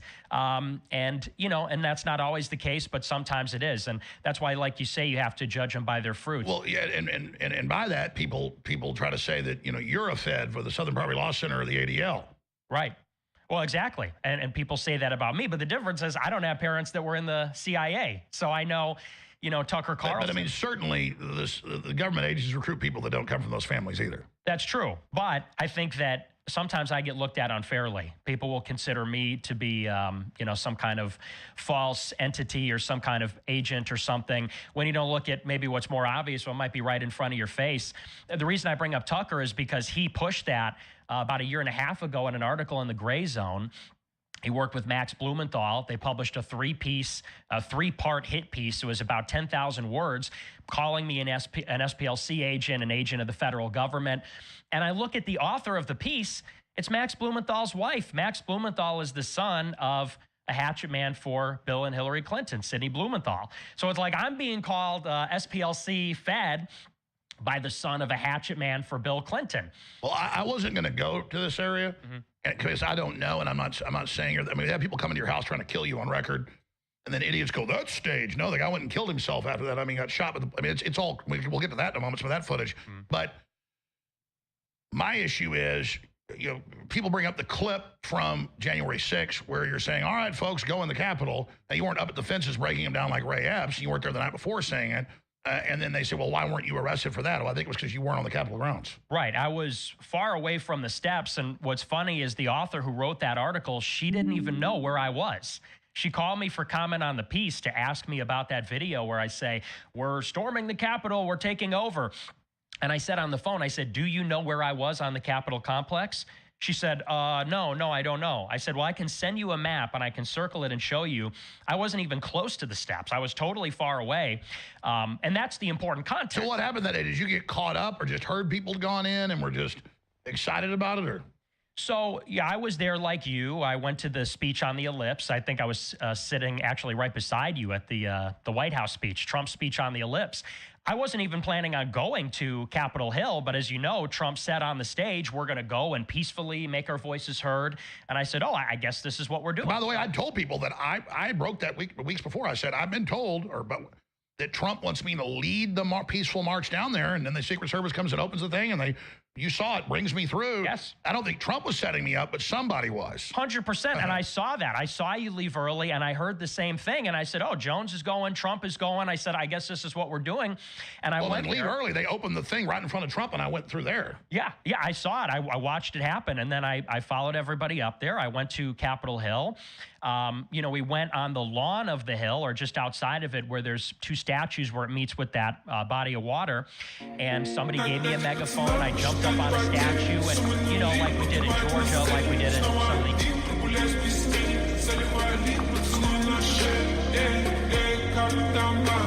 Yo, what up, bud? Welcome in. Did I have a clip for you? I thought I had a clip for you. If I remember it, I'll play it, but I thought I had a clip saved for you. By the way, we wound up coming home. Wasn't able to pop down. We are prepping for big outbreak coming up, leaving tomorrow, even going to Iowa, driving overnight, and getting set up for the high-risk zone. Yeah, no worries. I don't blame you. Just remember, next time you're in Central Texas, hit me up. We'll get some tacos and Marks. Yeah. This fucking margarita's as big as my head, bro.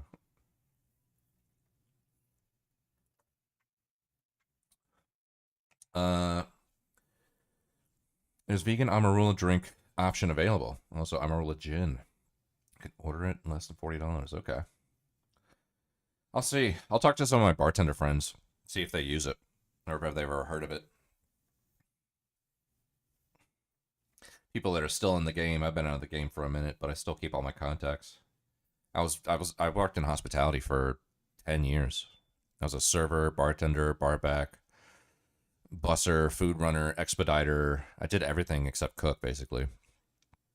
And but I still have like all my contacts. Anytime I go to New York, I go see like all my buddies I used to work with, wherever they're working now. Tacos and Marks? Yeah, exactly. Yeah, whenever you're here, let me know. We'll get some.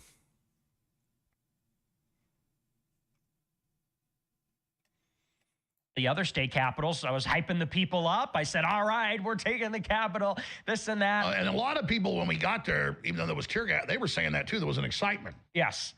But I was with a group that never even got close. I was with a group of about 20 people, and I said, you know what, guys, we got to get out of here. I said, because they're throwing tear gas. I said, they're sending in Capitol Police. I said, we got to get out of here. And you said, yeah, join people going in before that really started, or? When? As soon as I got there, I ran there when I found out, because the phones weren't working well, but I finally got a text by some of our advanced security that had gone there. And they're like, you got to get down here and stop this. The people are fighting the police. Looks like provocateurs. So my Achilles was gone, but I kind of, like a fat person, bounced down the street at a jog, and I just immediately went up on top of a pile of chairs that hadn't been folded out yet. It was a big square of them, and said, don't go in. It's going to be Kent State. We're being set up, because I could really see that problem. Yeah. Yeah, no, I turned everybody around after that. And, what people don't point out is I got put on a federal no-fly list after that. I got my bank account frozen. I got banned from Facebook, Instagram. I got subpoenaed by Congress a year later. So people always like to say, why didn't you get charged? Well, when you look at what people got charged with, they got charged with trespassing, insurrection in some rare cases. They got charged with conspiracy if they were part of a militia or some other organized group. And I said I didn't fit in any of those categories. People say, well, you were inciting. Well, show me someone that got charged with incitement. People got charged with trespassing and a variety of other violent crimes, vandalism. And entering the unauthorized federal building, Right, which I didn't do. So, well, so moving on from that, regardless, you have to look at the information people put out, and then that's it. There's far too much time, in my opinion, obsessing over who's this, who's that. But I want to move on to this next subject. You can bring any subject you want. We got a lot of time, and you're welcome to. And I hope we should have checked. I don't know if you want to go on the war today. I'm sure he wants you. So check with Owen. Can you do that if you want to go on the war? Yeah, absolutely. Yeah. Gosh, I should. Every time we get a big guest, I need to remember to get them booked on the other shows. My fault. I always bitch the crew when they have a big guest. Why didn't you say get them on my show too? Vice versa. Then I'm worse than the crew. Everything I bitch at them for, I'm always the worse than them. So sorry for that. But better late than never. So I see a big thing against me, and I don't bring this up because I'm being attacked. I see it a lot, and I want people to understand where I come from. Jones is the ultimate, hopium person. He's saying globalism is in big trouble. He says we're winning. He says the New World Order is in deep trouble. And I look at where I've come in 31 years, and I look at all these populists being elected, and I look at them having to arrest their political opposition, the globalists, and I look at going out on the street, and all I get's love now, 10 times what it even was a few years ago, and that's my gauge, and I see Trump doing a lot of good things, and I see them talking about globalism, the New World Order, and I see a new international system forming. It doesn't mean AI isn't a problem. It doesn't mean there isn't a lot of stuff Trump administration is doing that I don't agree with. But, I mean, overall, we've come so far that I just can't help but say, yeah, we're really turning the tide. I think we're starting to win here. And I've been doing this a long time when, almost nobody knew about this then, when most people weren't even born yet or were in diapers. And I don't say hey, Sonny boy, I see how far we've moved the ball now, and I'm very excited. Yeah, well, you've earned it. I mean, you've been doing it longer than anybody. You've earned the right to say Sonny boy, because you're right. And it's been going on for a long time, and I agree with you. I think generally there's a huge cause to be optimistic. There's a huge cause to be white-pilled any way that you can cut it. I mean, I think about 10 years ago when I was growing up, it seemed like wokeism, leftism was unstoppable. You know, when you think about those Obama years early on or in the middle, 2012, 2013, it felt like things were going in one direction forever. Always more left wing, always more progressive, always more woke, always more government, more globalist. It seemed like it was the end of the world. It really did. And it seemed like that was never going to change. Like there was nothing that could even push it off of that track. It wasn't even possible. And so for us to come this far where Trump has been reelected after January 6th, after COVID, the vax mandate, after the dark winter under Joe Biden, honestly, even though I had my criticisms of Trump and I didn't vote for him for reasons we could get into, it does, I think, give me a lot of confidence and optimism that he was reelected. It says something about how the country is fundamentally changed. Even on the free speech front, a couple of years ago, 3 years ago, it was the absolute apogee of censorship. And I remember thinking at that time, it's only ever going in one direction. More censorship, it's never going in the reverse.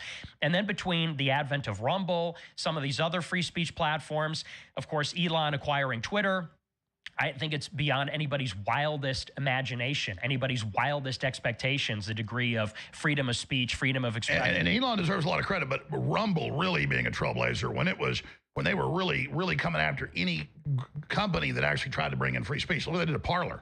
Oh, absolutely. Well, and you know, because you're a video creator as well, I was banned from all live streaming platforms. I had to build my own. After 2021, after J6, I had to go and create something from scratch with the developer team. And the Southern Poverty Law Center literally paid off one of our former employees who was here at the time, been here like 8 years, to infiltrate, to hack into our surveillance camera system trying to find something bad.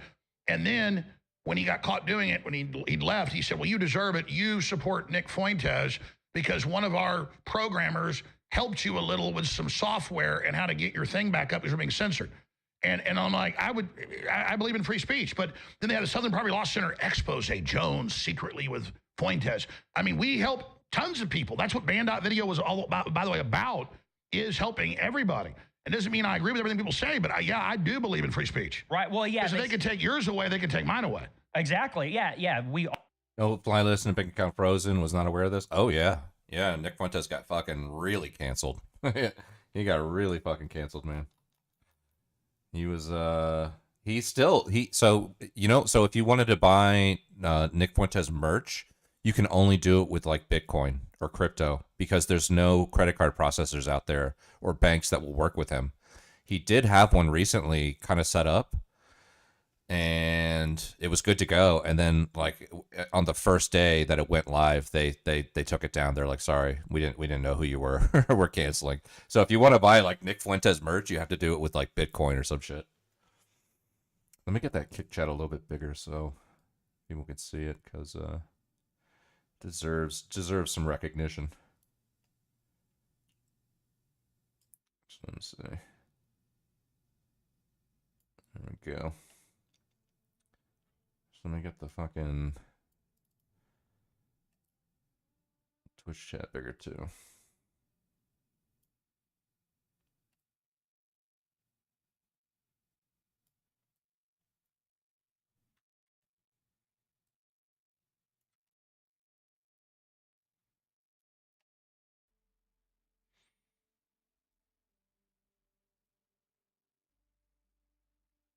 There we go. It should be good. Land of the free. Yeah, exactly. Yeah, exactly. Saturdays are for the boys. That's where we're at. We still need a name for Sunday. We need to rename Friday. Can't do Femoid Friday. Oh, Femcell Friday. That's what we did. Femcell Friday. Right? So, Saturdays for the boys.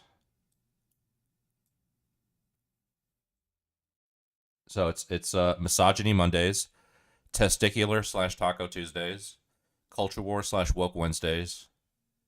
Thursday was what? Thought Tree Thursday? I like Thought Tree. I want to keep that one open. I think Thought Tree's a good placeholder, but I want to keep that open in case somebody comes up with a really good one. Femcell Fridays. Saturdays are for the boys. And then Sunday. So the only two that are really open are Sunday and Thursday. So if you can come up with some good names for my Sunday, Thursdays, we can do that. Gorp doesn't stream anymore. Get him on your stream. Gorp Day. Gorp Day. Gorp doesn't stream anymore. Did he quit or something? What's the deal? I thought I saw Gorp streaming maybe Thought Thursday. Yeah, I thought. Yeah, so it's got to be. Yeah, but it's like got to be Thoughty. So I think it was you and me that said Thoughtry, like THOTRY, like the essence of thoughtdom. You know, Thoughty. I think thought. I think I like Thoughty Thursdays more than I like Thoughtry. I don't know, but I'm orbiting around the idea of thoughts. You know, but I'm also open to anything. But Thursday and Sunday are the days that are open. Monday's Misogyny Mondays. Tuesday is Testicular/Taco Tuesdays. Wednesday is Culture War/Woke Wednesdays. Thursday, open, but, you know, somewhere in that thought neighborhood. Friday is Femcel Fridays. Saturdays are for the boys. And Sunday's open. Find a new job, plus he's shifting houses. Oh, okay. Did he quit his job? Or did he say anything about that? I remember when he was looking for that job, when he was still training for it. That was a while ago. It was like a year or two ago, I think. Slurpee Sundays. Ooh. Well, if you're going to do Slurpee Sundays, it'd be 2 E's. Slurpee. Slurpee Sundays. We'll see. I mean, look, hey, you know what? That's in contention right now. People have been struggling with Sunday. People have been struggling with Sunday. So Slurpee's up there. I think it's a contender. We don't know yet. Okay, gotcha. Gotcha. Yeah, I think lower orbit Twitch poll is like really kind of dismantled, especially after the boss, right? The boss went to fucking, is he like on the front lines or some shit? Did he get drafted over there? It's basically only like me and Casey left. I mean, it would be Turbo and PPG if they were still on Twitch, but they're over on Kick exclusively. Red Radius is still around. I'm still around. Casey's around. NOK's still around, but I think he's been doing like just gaming lately.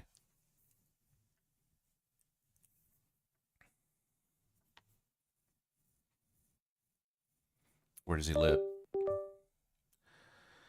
Fuck. Where does he live? He looks Indian to me. No, you're talking about Boss? Boss lives in Russia.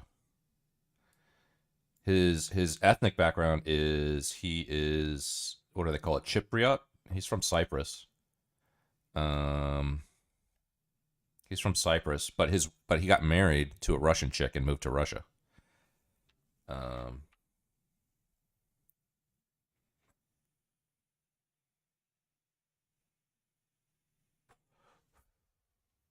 Nobody knows what happened to Boss, but the drafted shit is a rumor started by PPG.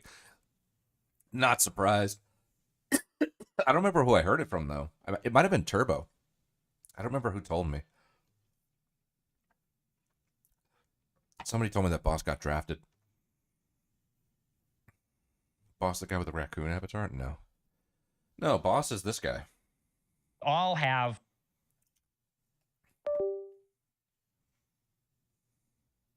God.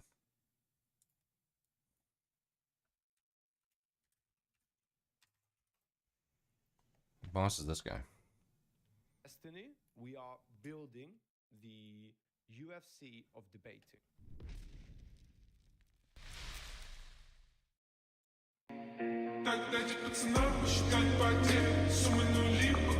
Scorecard, both fighters start with 10 points, okay?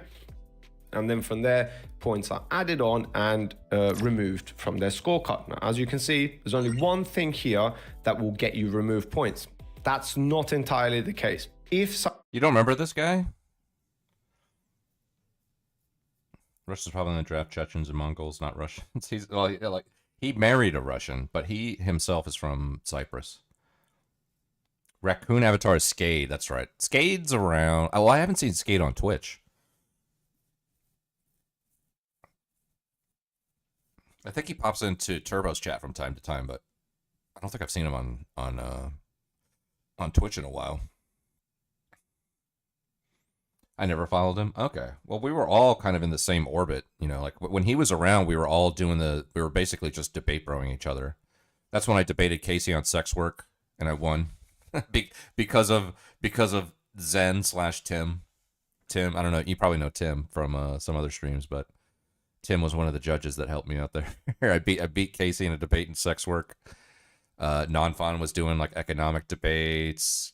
NOK went on there to do some like DemSoc debates, economics. Everybody kind of made the rounds on there.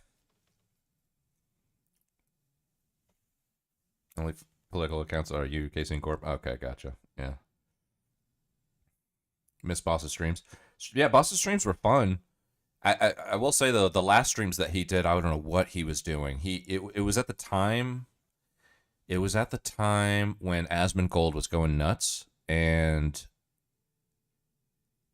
Hassan had a conversation with him, with Asmongold, and then Boss was like analyzing every word that was used in that conversation and like turning it into like spreadsheets with all kinds of pivot tables and charts and shit. And he was doing like some data analytics on that conversation. I don't know. He was getting into some fucking super number crunchy kind of stuff. But yeah, debate deathmatch was fun. You know, something to look forward to. Especially when I manhandled Casey on sex work. That was awesome. But yeah, this was the boss. So the raccoon guy though, that's Skade. That's a different guy.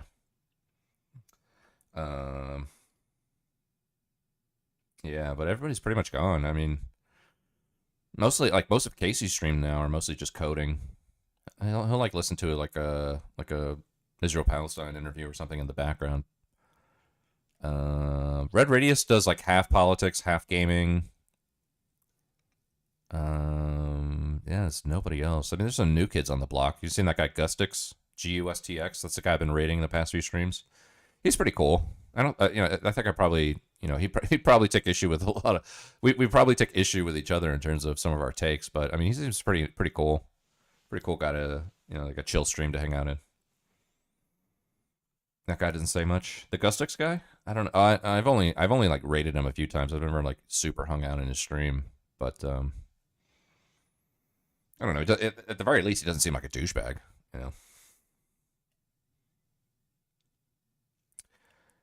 Kind of new to the whole political field in the U.S. Jumping from streamer to streamer to get some new insights. Okay. Are you where are you from, Hellcat? A stake in free speech, and that's why I think nobody should support censoring anybody else. Well, yeah, they said that Germany. One of your guys helped me build the site. Oh shit, we got a German. We got a German. Habibi, come to Germany. Conrad, you gotta fucking show Hellcat around. You gotta show Hellcat the ropes. Hellcat, you gotta fellow Deutschlander in the chat with you, okay, by the name of Conrad. So you have brothers in arms. You are not alone, okay?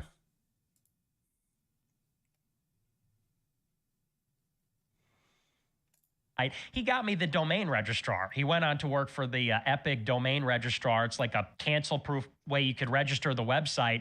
And I think he also said, because I asked him, I said, what is this? I'm doing some performance. And he said, well, well, no, we also like helped you with like putting you with a video server group or something.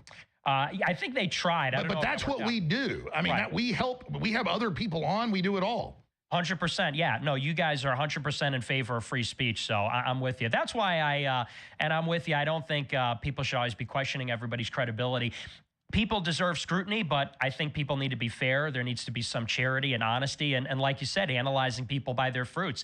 If I'm the #1 critic of Israel or, a particular topic, and you're platforming me consistently over the course of 6 years, helping me put my website online, I think that's pretty clear-cut evidence that you're a true advocate of free speech. Well, where I'm at on the Israel thing, or people always saying this guy works for Israel. Here we go. Now it has to get spicy here.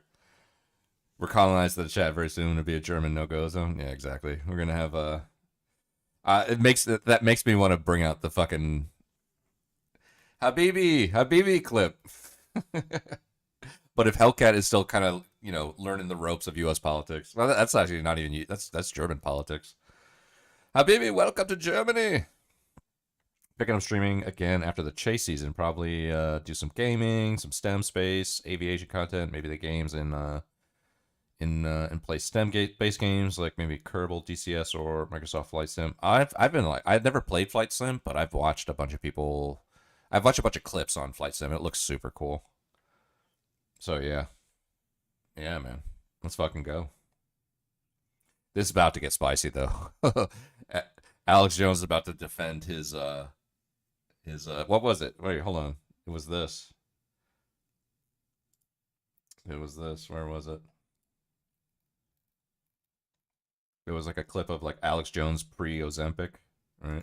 Gotta set your eye on the enemy, not worry about what propaganda they put out. You're the enemy, you're the scum, you're the filth, you're the murderers, you're going down. We're never stopping. Hell or high water, we're going over the top, and you're never gonna stop us. You understand that? That's what I'm talking about, and that's what they're scared of, is that spirit. I'd love to go to Israel. I mean, how historical is that? But I just can't deal with the Alex Jones is, going to Israel to get his orders, whatever. It's just like, I mean, I would love to touch the Wailing Wall. Oh man, that's hilarious. All right, let's see if they get into it. Let's see. It's just stupid. I would be tired of hearing, the same bird outside my window go chirp, chirp, chirp forever. It's nice to hear some birds chirp, but after a while, it's just the same thing, over and over and over and over and over, and it's just retarded. And so, I'm covering geoengineering they admit they've been doing secretly. I'm covering the poison shots. I'm covering the human trafficking. I'm trying to cover it all and then just let people make their decision. My issue on Israel is Israel's done a lot of really bad things, and I've exposed it, a ton. My issue is that I don't want to go after Israel, and sit there and make it about Jews, period, because I don't see it as one unified group. And I think it's more effective to criticize bad policies and get everybody against Netanyahu wanting to stay in power for 23 years, wanting a war with Iran, that most experts agree will take us closer to nuclear war than even the Ukraine disaster. And Trump is saying no, blocking it. I know from behind the scenes, Trump is pissed at Netanyahu and really doesn't like him. And then I get to hear, oh, he works for Netanyahu. No, he doesn't. and I just know the facts and I see the fruits. Is Trump an enemy of Israel? Absolutely not. Does Trump support Jews? Absolutely. And, in general, I support everybody. I don't hate Muslims individually. I just know they're not compatible here because their culture is to take over. Right. I disagree a little bit. The thing about the Jewish and Israel topic, the reason that people are preoccupied with it, the reason why I'm preoccupied with it is because we do believe that the system fundamentally has a Jewish character or a pro-Israel character. And so I was thinking about that actually, because I hear that a lot. People say, oh, all you talk about is Jews, Israel, this, that. And I think that would sort of be like saying if somebody lived under communism, if someone lived in the Soviet Union, all they talk about is how the communists are bad. All they talk about is how the Bolsheviks are bad. Can't they talk about bread prices? Can't they talk about something else? And I'm thinking, well, if that's the character of the regime, if the regime is fundamentally of a particular character and we're living under it and we want to change it, then we do have to talk about that. I talk about politics. Politics happens to be colored by a Jewish mafia. And you're right, it isn't monolithic. It is a bit more nuanced. And I agree, some people take it too far or it's reductive or overly simplistic. We do have to acknowledge, though, that there are two sides of it. They do have a handshake between each other, which you'll see crop up from time to time, like after October 7th, ADL and Ben Shapiro are hanging out, left and right come together. I've been seeing major conservative sides, they're so-called conservative. I think it was Red State, or was it, I think I saw them on both, or what was it, was it Red State or was it Town Hall? And they were like, literally, the head of the ADL is so good. He's so wonderful. We need to support him. What? That guy got up at their big award ceremony 4 years ago with Sacha Baron Cohen and called for my arrest and called for Zuckerberg's arrest for not handing it completely over to them. I mean, that is a sinister group that has been, caught running intelligence operations and police departments on citizens on record. I mean, they are bad news. Oh, yeah. I don't think anyone would disagree for the most part, except for, there are certain elements. I remember a year ago, a friend of mine, Keith Woods, got this hashtag going on Twitter, ban the ADL, ban the ADL. They're the ones doing the censorship. They're the ones doing the banning. Why don't we ban them? Why do they have the right to call for other people to be censored, especially, like you said, when they're involved in foreign intelligence in San Francisco and other places? And I saw very quickly the message changed from the ADL is bad, the ADL is pro-censorship. In about 1 week, it turned into, well, the ADL is good. It has a good mission. The problem is the leadership is too left-wing. They said Jonathan Greenblatt is too left-wing. He's too pro-Democrat. They said the problem is he's not isolating the so-called real anti-Semites and justifiably banning them. The problem is pro-Israel conservatives are being caught up in this dragnet, pro-Israel right-wing guys on Fox News or in alternative media. And I said, but I don't really agree with that narrative. I don't think that, even a so-called real, what is a real anti-Semite, but even a so-called real one, I think they have free speech too. I think they should have rights on Twitter as well, and let them be, if they're wrong or if they are hateful, then let the public square disagree with them. But I saw that a lot of conservatives said, no, the ADL's good, noble mission, we need to marginalize. Hold on, I'm not cutting you off. It's a hard satellite break. Nick J. Fuentes is here. I want to come back and go into this a little bit deeper. It's like, how long? What was he saying? They should have rights on Twitter as well, and let them be, if they're wrong or if they are hateful, then let the public square disagree with them. But I saw that a lot of conservatives said, no, the ADL's good, noble mission, we need to marginalize. Hold on, I'm not cutting you off. It's a hard satellite break. Nick J. Fuentes is here. I want to come back and go into this a little bit deeper. It's like, how long do we get into Israel? Oh my God, here we go. I love it. Putting his feet to the fire. It's not like I don't want to get into it. It's just like, oh my God. But it's important because I got a bunch of angles I want to go into on this and try to explain my philosophy to you. We'll be right back. With us, Property Law. Okay, for radio listeners who aren't watching us on the internet or on television or cable, at Nick J. Fuentes on X, nicholasjfuentes.com, and on Rumble as well. Okay, Nick, back to Israel. Look at the ADL literally pushing Islam needs to take over. No one should criticize it. Open borders, the Southern Poverty Law Center, the NGOs, Black Lives Matter, bring in all these Muslims, bring them in. Palestine's great, all that. And then on a dime after October 7th, when Netanyahu stands down for 7.5 hours, they have a great military. We know that's pure crap. Look what they just did to Hezbollah in all those areas in Lebanon and Gaza and the West Bank and the Houthis and all of it. But suddenly they stand up for 7.5 hours and retired military have to get in their cars and drive 45 minutes and go fight. And then what did Hamas, founded by Israel on record, think was going to happen when they did that? I'm not saying Israel runs them, but there's this sick relationship. Israel on record did not want a stable government with condos and apartments and casinos, which what the Muslims had before the West went in and backed radical Islamicists. Now Israel backed radical Islamicists along with NATO and our country and Turkey to overthrow Syria after 15 years of trying. And now they don't even deny, oh yeah, U.S. aid funds it. Yeah, Israel did fund Al-Qaeda and ISIS. Okay. I thought they hit us on 9/11. No. And we know what really happened there. That's coming out. So all this is going on. They can't even hide it anymore. And then suddenly the ADL and Greenblatt or whatever his name is, suddenly, oh yes, we're right wing. We're all for the war, and we're against what's happening on the college campuses, and that was all pre-planned. It just happened on a dime, and Yep. See you later, Hellcat. Don't be a stranger. Drop me a follow. Come back in here at some point.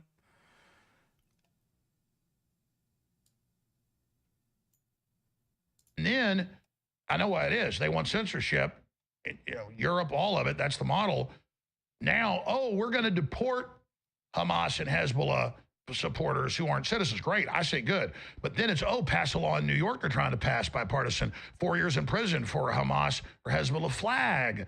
Well, next is the American flag. And, all these other laws. And now raids on U.S. citizens that are pro-Palestine. So while the left backs it and supports it, then you've got at the same time the ADL supporting the censorship along with Republicans. They're creating a dialectic to get the censorship through. And I'm very concerned about the Trump administration supporting this. And this is definitely another sales pitch for censorship. So I totally agree that people have their right on these campuses to do whatever they want as long as it's not illegal. And so they're conflating foreigners here hyping things up and doing things, so I think it should be sent out. But moving that into citizens, very dangerous. Right. And that is the issue. When you look at this Ahmed Halil or Mahmoud Halil, the gentleman who was deported into a prison in Louisiana, he was actually on a legal visa. He was a student here as a legal resident. His wife was a citizen. His children were citizens. And this guy is now being deported, not because he broke a crime. He's not being charged with anything, never was convicted of anything. He's being deported only because he was involved in organizing anti-Israel protests. Well, he was saying we've taken over the campus and the police aren't going to stop us. But he didn't commit a crime. But see, you can have that opinion. I'm not even disagreeing with you totally. I'm saying they're conflating foreigners with now citizens and trying to pass laws, and in Florida and places, to throw citizens in jail for speech. That's what I see the play being. I agree it's worse with citizens. That is the bigger problem. At the same time, would you support people being deported even if they have a legal right to be here as a resident? Maybe not necessarily as a citizen, but as a legal resident, simply because they were involved in anti-Israel protests on a campus? Not if it's a protest, but they were taking over the campuses and things. Yeah, I think it's a fine line, though, because when you look at a lot of the people that are, there was another one who was deported because she wrote an article against Israel. No, I think that, listen, I understand what they're trying to sell, but they're conflating foreigners with citizens. I'm saying the whole thing's bad because it's the ADL behind it. Right. Well, but here's what I'm saying. The left, though, is in this alliance with Islam. A lot of the ultra-right wing, when they see me criticizing importing a bunch of Muslims, they go, oh, you're with the Jews or whatever. How about I don't want to be involved in Israel or the Muslims or any of it? Right.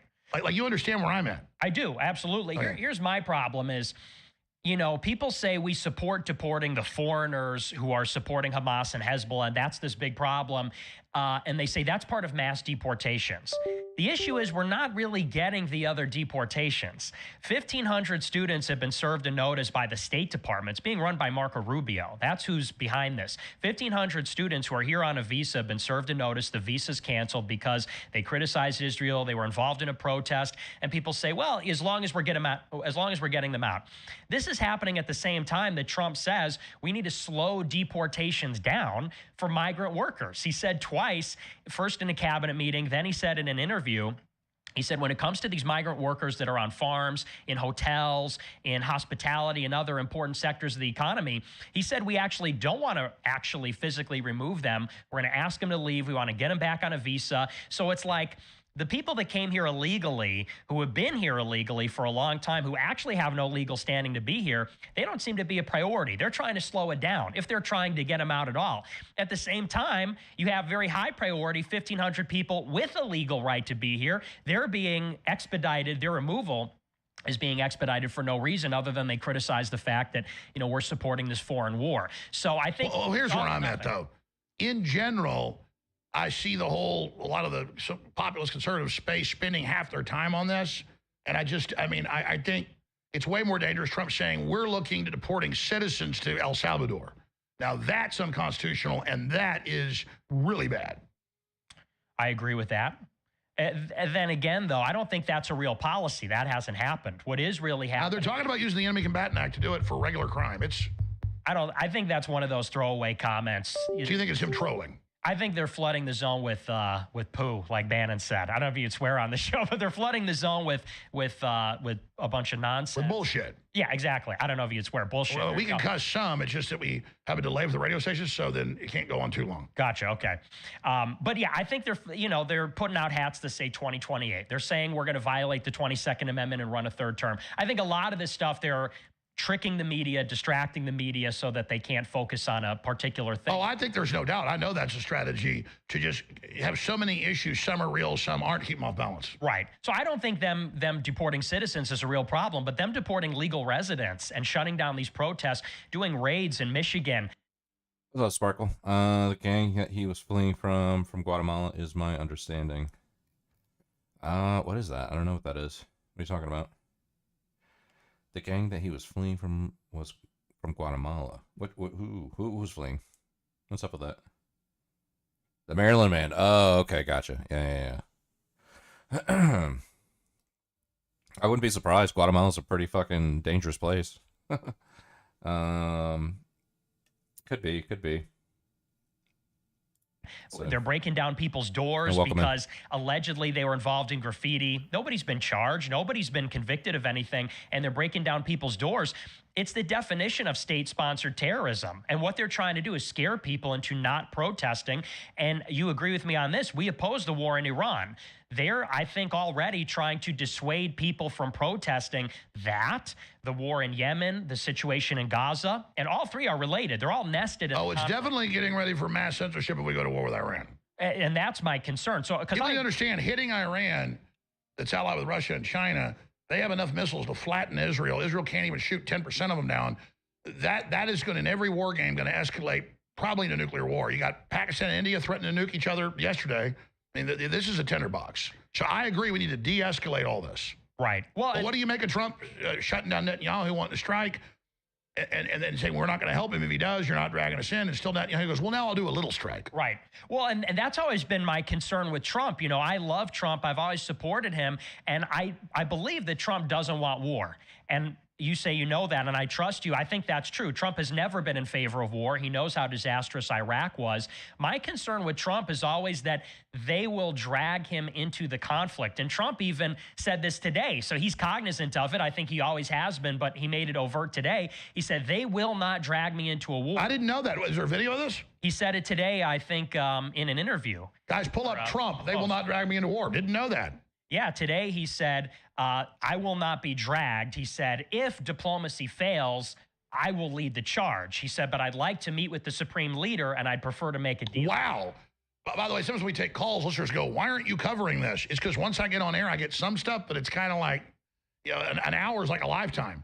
Yeah, well, and it's a daytime show. So. Oh, guys, go to X. I'm sure it's there. Trump, I will not be dragged into war with Iran. Wow, that is amazing. It's huge, yeah. And I wanted him to say that during the election. I said, I'm not going to vote for Trump because I think they'll drag him into a war. And he. Well, that was him definitely acting with the Israel hawks like he might. That was a manipulation. Right. I didn't have a ton of confidence in that, but I'm very glad to hear him finally say it. Yeah, there it is. We'll get the video. He said it in the Rose Garden. Trump vows U.S. won't be dragged into war with Iran. I'll be leading the pack. Wow.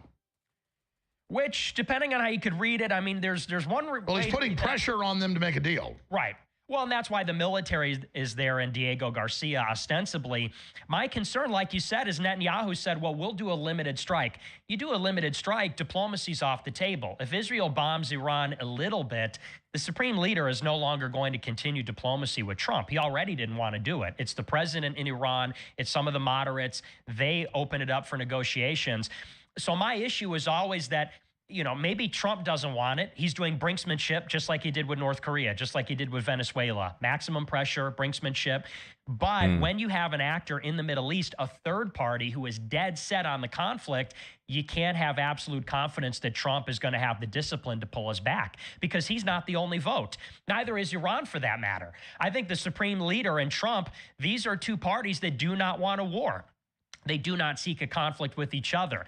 It is Israel that from the very beginning, from October 7th and even before that, in the administrations of Bush, Obama, even Biden, Trump's first term, they have conspired to manufacture this situation to force the United States into a confrontation.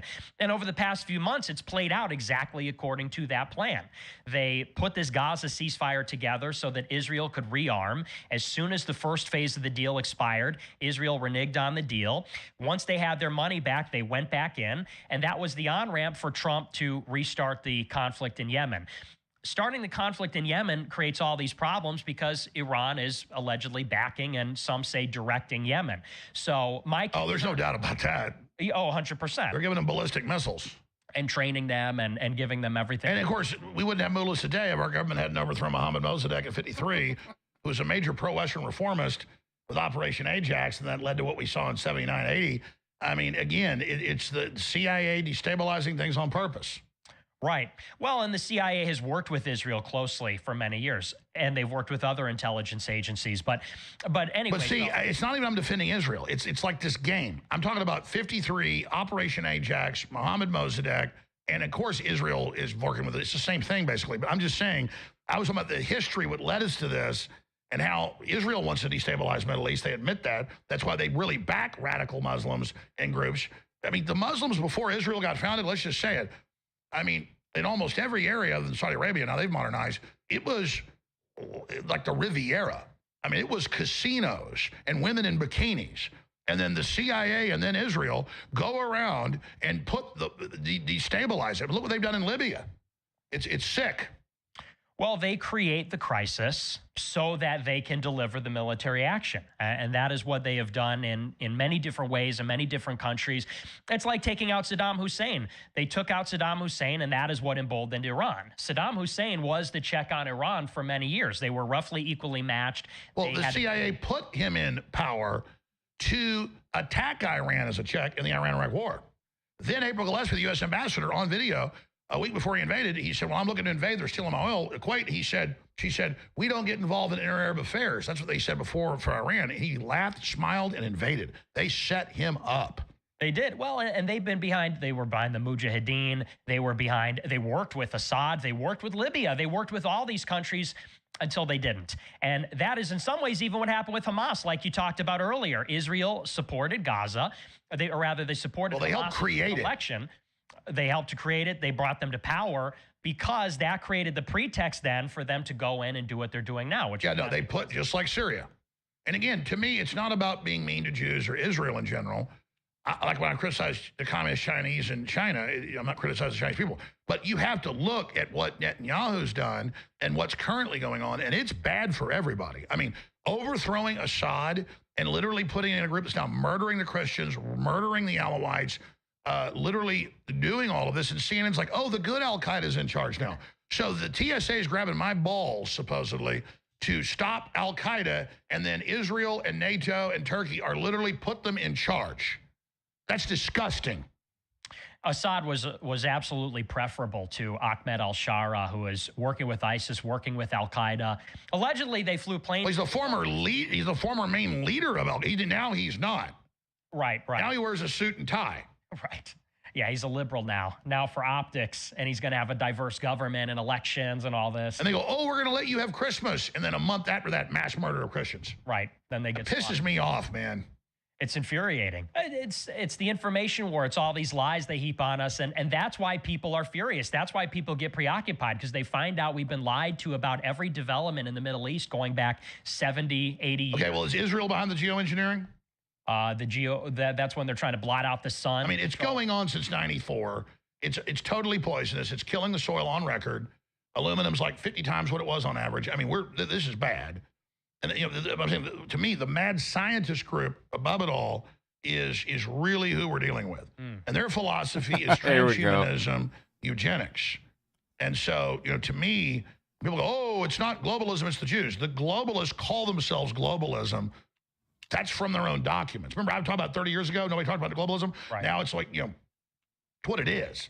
And you can talk about who runs it and who the top people are. People go look at that for themselves. But I'm just saying, I oppose these big unelected banks and corporations taking over. I want to abolish the private Federal Reserve, or I want to nationalize it. And I don't make it about who runs it or who it is. I just, step over that and just say, I don't like the policies of these unelected group running things. Right. And then I can have a big tent.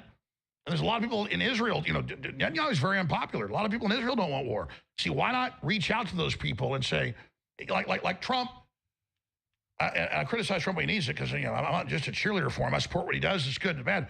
Our hockey team's going to kick the Canadians' ass. We're beating the Canadians' asses. No, he should be like, the globalists are screwing you over. They have monopolies, the 300% stuff on our dairy and food. That's so they can have a monopoly and rip you off. Give examples. We're going to liberate Canada. Instead, he's energized Carney and the Globalist Party is going to win now from them being totally unpopular and Trudeau having to leave because Trump went and did that. And so, some of the strategies he's got are really bad. The reason that I don't reach out maybe to those people that don't like Netanyahu, in the first place, you have this Israeli far right, which even before Netanyahu was pushing.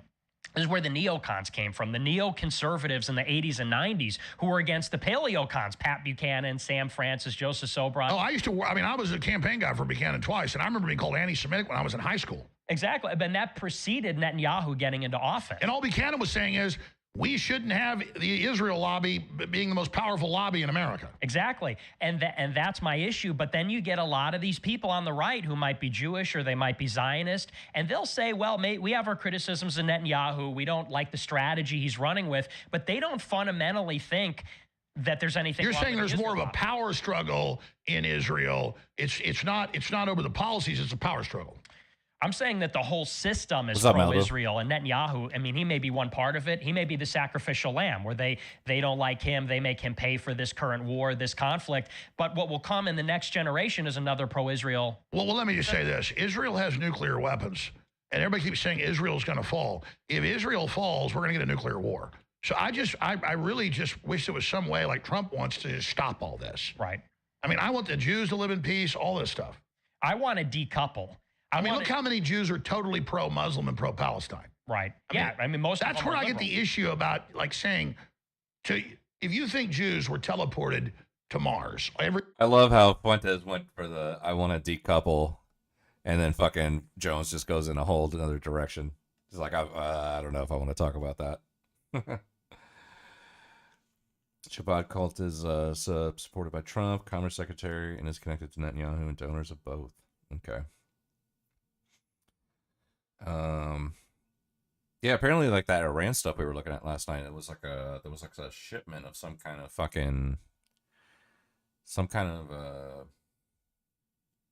I don't know if it was chemical solids or I don't know, something for weapons, I think. That went up, but I think it was like from a Chinese shipment. Anybody else hear that? Every Jew on earth, that would handle all the problems. I think that if that happened, a lot of obstacles to nationalism would disappear. Yes. Okay. Because who's pushing censorship? Well, spend your time on that. Explain what you're saying. What I'm saying is, when you look at, you talk about like the asset managers, the banks. I mean, who runs BlackRock? It's Larry Fink. When Bill Ackman, who's a liberal, lifelong donor to the Democratic Party, when he saw October 7th, he flipped over to the Republican side because he knew the Republicans would arm Israel. Lifelong Democrat flipped to Republican because they would arm Israel, the so-called, good ones who are on our side that don't like Muslims. Bill Ackman worked with Larry Fink to blacklist anybody that graduates from the Ivy Leagues who criticized the Palestinians. Bill Ackman said we have this problem of pro-Palestine students at Harvard, Yale, UPenn, Columbia. He went to Larry Fink and said, we got to make sure none of these guys can ever get hired in finance.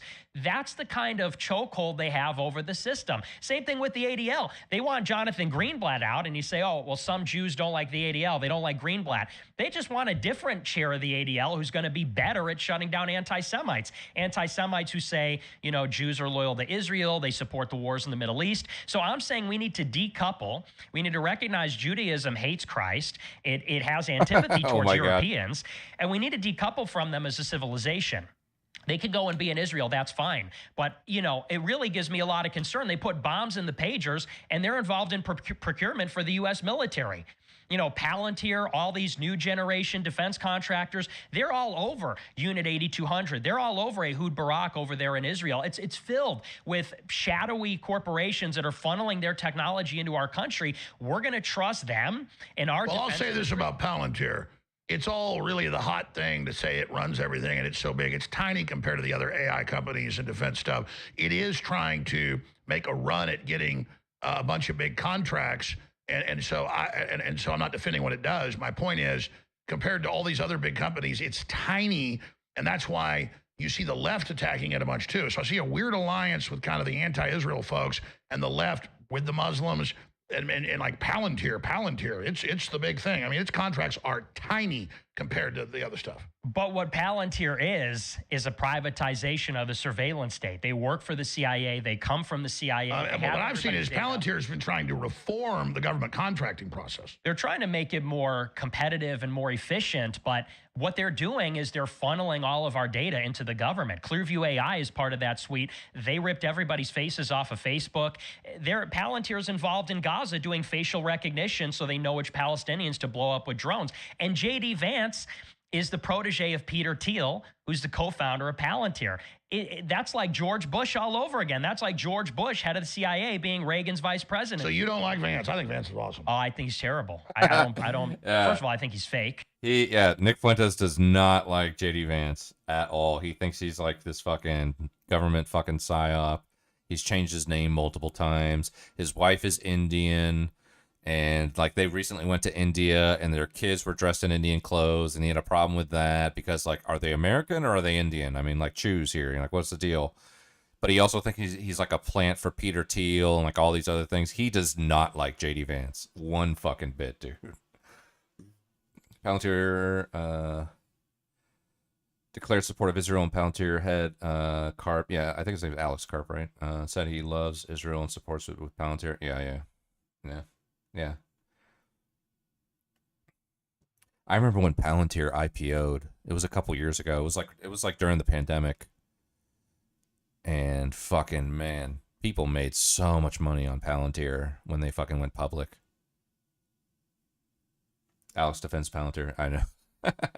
I know it's kind of like antithetical to the info war, but yeah, I don't know. Maybe he got the call. Who knows? Everything about him is fake. His name's fake. His venture capital career's fake. His story's fake. He's a fake Marine. He's a fake populist. A fake Marine? He did press releases. He wrote press releases and news releases. Well, I mean, he was over in Iraq. He never said he was a war hero. Well, he wasn't in combat, but he makes. But he's not like Senator Blumenthal that was never out of the country and said he was in combat in Vietnam. He ran the Toys for Tots program at the Senate. I mean, hold on. I know Vance. I followed him. He's always said, "Well, I was just over there in the press. I'm not like the real heroes."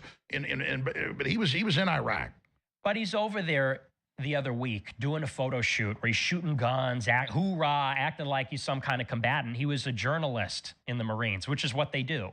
This is what these people do. Well, hold on a minute. So if you go out and shoot guns, you're being a poser now? I mean, I think he's a serious poser, yeah. I think he's trying to make it seem like he's some kind of, absolutely. So he's like Tampon Tim, think you put shotguns in the back of the shotgun? I think so, yeah. I don't think that's fair. Well, he's never said he was a combat Marine. He might not have said that, but I think that's sort of do people know that he was writing press releases, or do they think that he's some kind of a Marine, that he was doing missions? I think he's creating the perception that he's out there fighting bad guys or something. He was writing press releases. No, I mean, I think DHS had Noam as Commando Barbie, but I think she's doing a good job. Well, she does the same thing. They wear the uniform, they shoot the guns. Hoorah, it's a Marine as vice president. Not to mention his name is fake. He's a venture capitalist, but he was a no-show. I mean, his name's fake. He took his family name. Hamill, Bowman, Vance. He changed his name 3 times. He changed his name to coincide with the release of his book. And the book, by the way, he wrote the book under the tutelage of David Frum, neocon speechwriter for George Bush. And I think he did a great job in the debates. I think he's great. He did good in the debate. He's good at talking. I'll give him that, but I don't trust him. I think he's a fake. Oh, we got to go to break. Stay right there. We got a whole other hour coming up. Nick J. Fuentes is our guest in studio. I'm Alex Jones, your host. In this short segment, I want to do a Ye, or formerly Kanye West, update. He's recently been running around in KKK outfits. He's got his wife out there. I mean, is he just trolling, buying Super Bowl ads, trying to sell a swastika T-shirt? I mean, what? You were telling me off air. You just talked to him yesterday. How is Ye doing? He's doing good. I saw him recently. Looks healthy. He looks fit. He's in good spirits. He's out there pushing the envelope. He's challenging preconceived notions.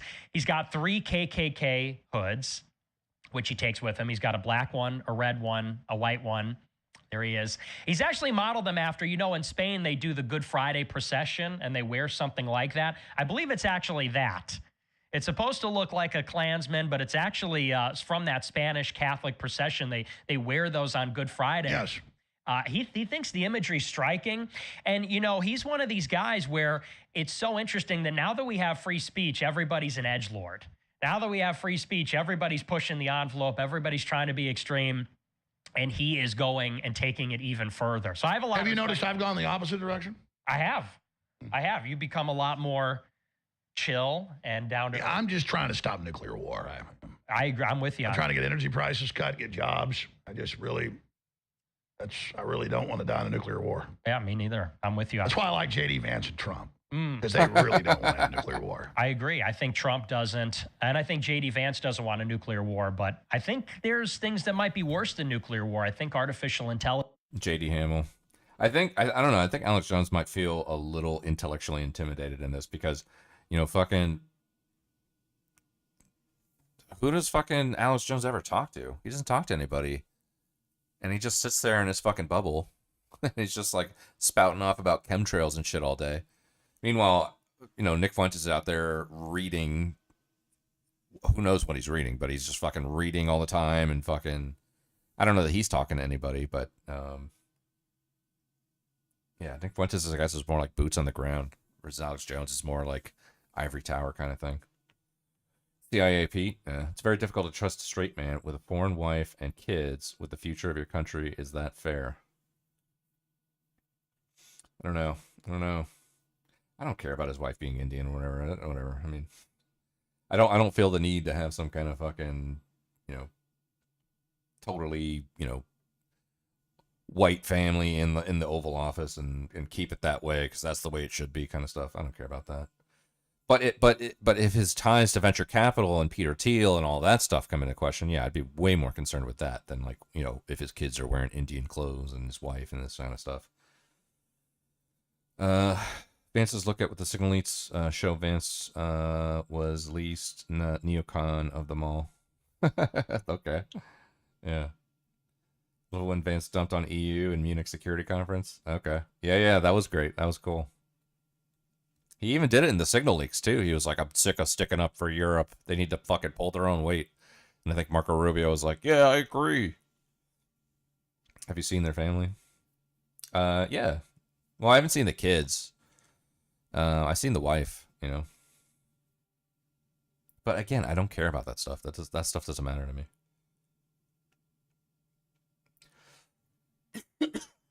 Vance against Zelensky in the Oval Office. Yeah, that was cool. Why don't you wear a suit? Intelligence might be one of those things. And so you think that the AI apocalypse is what they say it is? I don't know that it's going to be necessarily an apocalypse. I think we're definitely too reckless with it. They say there's a 20% chance it could get out of control. And if you follow some of these developments. Whenever they take their next break, I'm going to fucking switch to another video because, well, we're about halfway through and we can save the rest for another night. I want to tear into some other stuff. They have to beat the LLMs into submission. These like next generation large language models.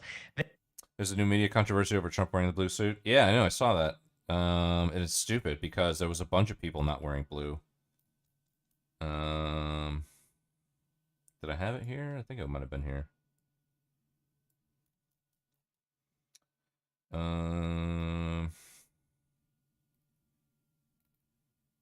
Oh yeah, this. I don't know if you can really see it, but I mean, like this was Fortune magazine, and a lot of other people, they zoom in over here on Trump wearing blue, but if you zoom out and look at everybody, like not everybody's wearing black. It's like everybody's wearing their own thing, and there's one little section that they zoomed in on. Everybody, they asked people to wear black, right? And everybody they zoomed in on is wearing black except Trump. But when you zoom out and you look at everybody, they're all wearing different shit. Attendees who wore ladies wore blue. No, okay. Whatever. It doesn't matter. Like everybody was wearing something different. They asked people to wear something black, and like the reality is like everybody, when you zoom out, was wearing something different. Yeah.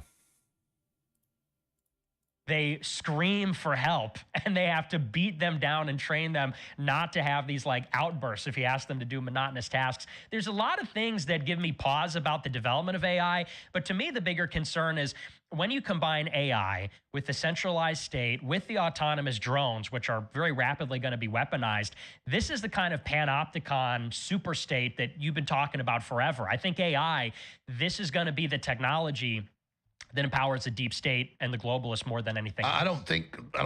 No, you're right. I mean, China is the model of that, and there's a race, and I don't think, obviously it's being deployed. It's not going to be stopped. I think the answer is lots of other independent AIs and all these moves for a centralized AI that we know are going on. The Biden administration, they went to all the big companies and said, no, there's really only one big government with Microsoft and Google behind the scenes as one company. We're not going to let Mark Andreessen and others that were, you better not even try it. So I think what Grok's doing Elon with Grok is really good. Grok is interesting. I'm more concerned about this suite of companies, though, like Palantir, which is they're feeding all of the data over to Palantir so they can manipulate it with algorithms. And they're everywhere. They're looking at the wastewater during the COVID pandemic. But you're back to this. I've looked at the scale of Palantir, and it's tiny compared to DeepSeek and all these others and ChatGPT. And I'm not like defending Peter Thiel. I'm just saying, it's like, I get it from the liberals and the, Israel obsessed, whatever you want to call it.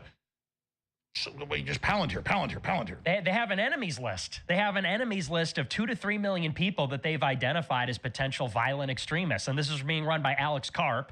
Alex Karp said his biggest fear is that Christian nationalists will take over the government and throw him out of a window, defenestrate him because he's Jewish. He's running Palantir. Palantir has an enemies list of 3 million people. So Alex Karp doesn't like you. I don't think so. I don't know him, but probably not. But you don't want to throw him out of a window. I don't want to throw him out of a window. But I don't think he should control Palantir. I don't think he should control military procurement. That's my concern. And Peter Thiel, I mean, he's a suspicious character also. He says he's a Christian, but he's a gay man. He says he's a Christian, but he's really involved with this Rene Girard, who's sort of an interesting philosopher who's involved with a lot of the Straussians out there at the Hoover Institute. So these are two guys I don't Karp's got a degree, basically, in classical Western civilization. But what is Western to these people? You know, according to Harry Jaffa, Western means protecting Israel. And that's who they're all. And van der Leyden said that too. We'll be right back in 60 seconds. Stay with us. Back to Israel. All right. We'll save the rest of this for another night. Part 2. We'll do tomorrow or something.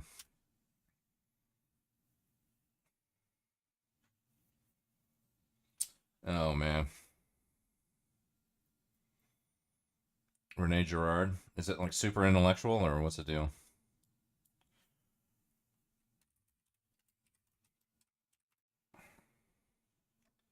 Inside Hoover, it's gotta be. That's like 30 minutes. Hour and a half. 12 minutes. Rene Girard, an introduction. Rene Girard, the scapegoat. 4 hours. 2 hours. Mimetic Desire. It's one of the main influences on Thiel. Let's just do this, 12 minutes. René Girard, born in 1923 and died in 2015, was a French thinker whose thought spanned across the disciplines. His focus was on mythology, violence, sacrifice, and religion, but the range and implications of his thought touch on history, psychology, literary criticism, anthropology. In fact, you could list every area of the humanities here. Girard seems to be able to answer a difficult question. How and why did culture emerge? Scholar Harold Vidra calls it a fundamental anthropology and tells us that Girard's thoughts can help us make sense of humanity's immense progress during the short time of its existence. In other words, the question is this: why did the first myths and stories emerge, culture, and how do they underpin humanity's direction ever since? He's one of those rare thinkers that can change your entire way of looking at things, and while complicated, luckily his thought can be understood through a number of stages: mimetic desire, scapegoating, and ritual. For Girard, mimetic theory, or mimetic desire, is central to how humans experience the world. One model of desire might simply look like this. A subject desires something, whether food, sex, company, conversation, or a physical object. But Girard argues that once basic needs are met, humans continue to desire, but not individually. Humans desire what other humans desire. We imitate, mirror, copy, mimic the desires of others. For Girard, then, desire looks more like this. He uses several terms to describe this: triangular desire, desire according to another, imitated desire, and, mostly, mimetic desire. He writes, human beings influence each other, and when they are together, they tend to desire the same objects. This is not because these objects are scarce, but because imitation governs desire. Man attempts to create a being out of himself that's essentially based on the desire of his fellow. We can see mimesis in a number of places, in the way children acquire language, or the way we copy fashions, music tastes, both as adults and as children, copying toy trends in the playground, for example. When the object desired can be shared, this doesn't lead to a problem.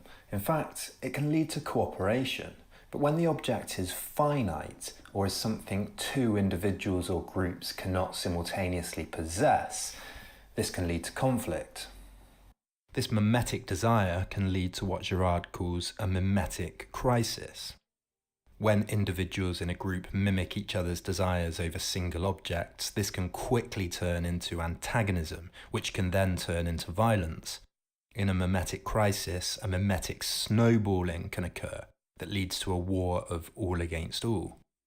Even resentment, suspicion, or blame themselves are particular desires that can be copied, leading to a quick spiraling out of control. I desire to place blame, or I desire a suspicion. Mimetic desire, then, can be dangerous. Girard argues that it's all too easy for us to overlook how fatal violence was to pre-state societies. Violence could easily spiral and destroy the cohesion of the group. Wrongdoing can lead to revenge, which can lead to reprisals, which can then lead to other reprisals. He writes, "Vengeance is a vicious circle whose effect on primitive societies can only be surmised. For us, the circle has been broken. We owe our good fortune to one of our social institutions above all, our judicial system, which serves to deflect the menace of vengeance." Girard argues that for all crises, whether a natural disaster, a famine, a murder spree, a war, what's important is how it's dealt with within the group. As soon as one person places fault, handles something poorly, desires something to protect themselves or not the group, others copy, and mimesis can abruptly spread.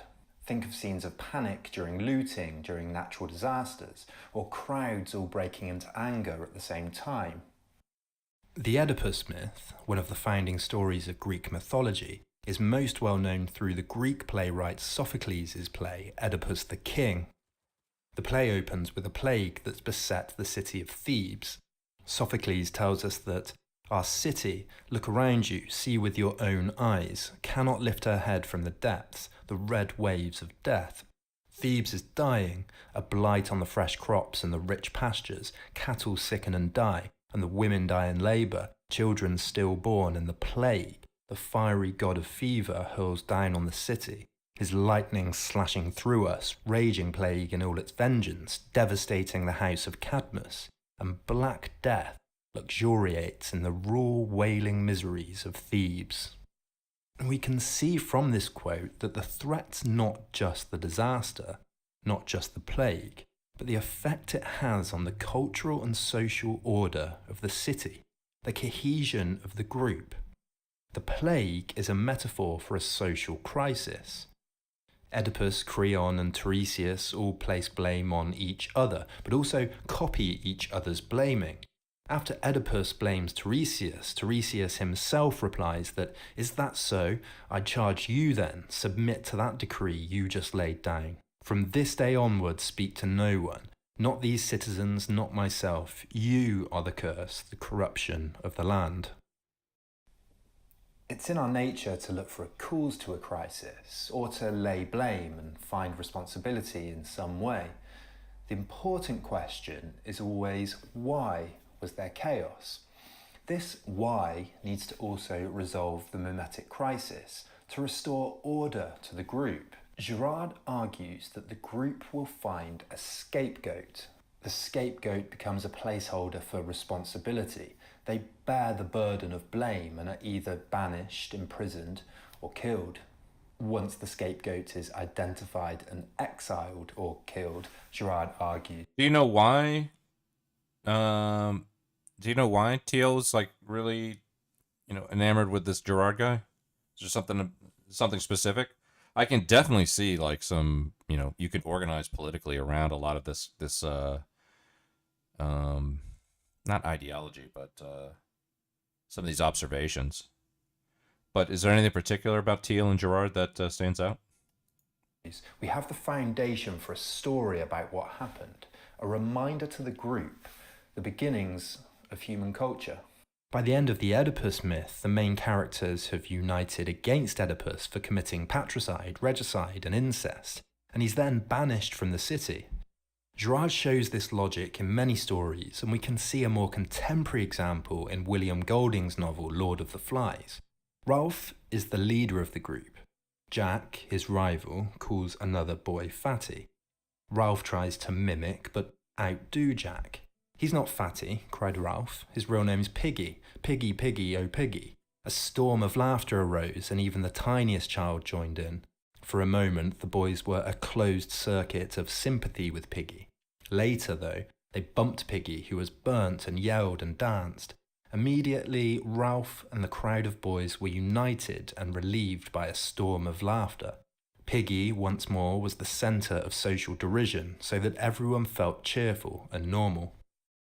Girard argues that many novelists subconsciously draw on our mimetic nature.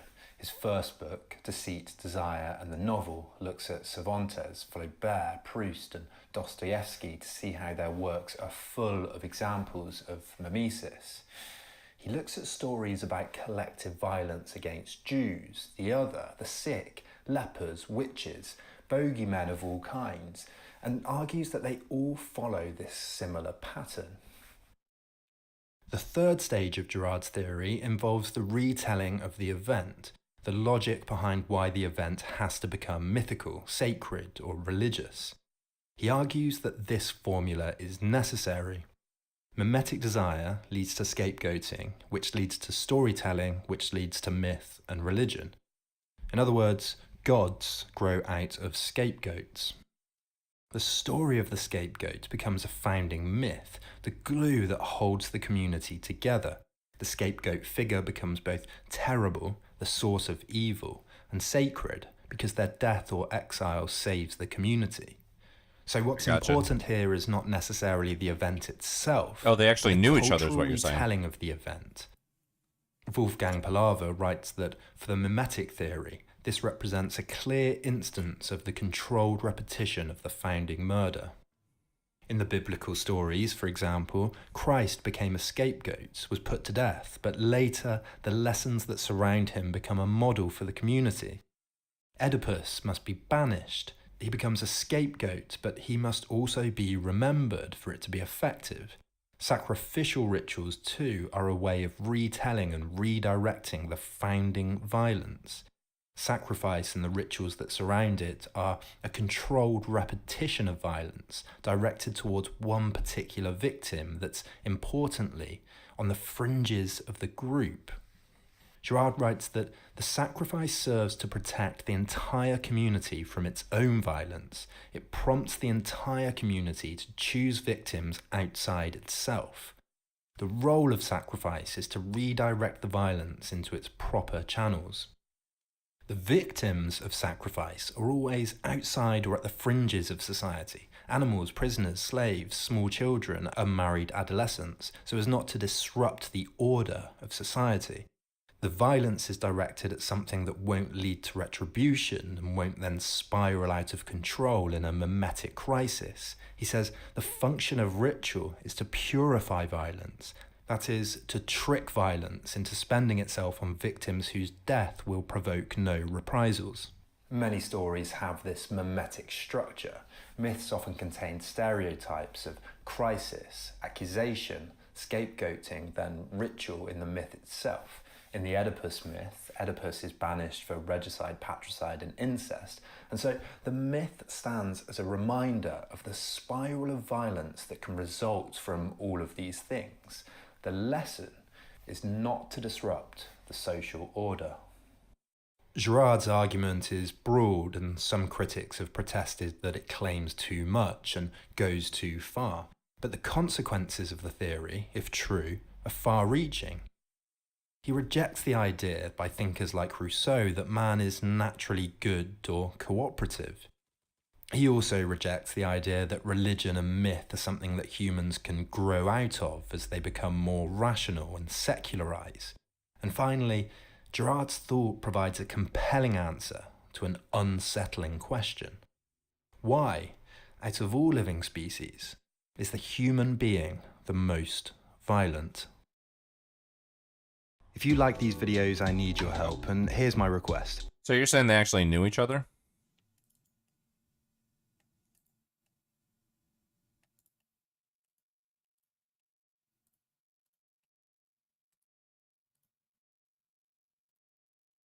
Two homophobes before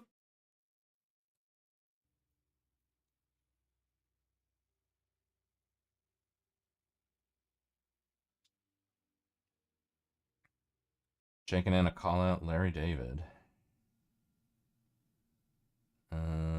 Sweden gives up. We already watched that. Japan isn't racist. We already watched that. Cenk relaunches Rebellion Pack. Oh, that's surf times.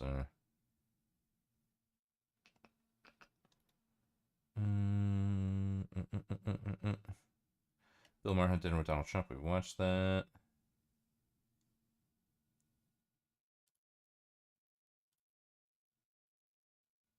They knew each other at Stanford. Oh, okay, gotcha. Kanye West, we watched that.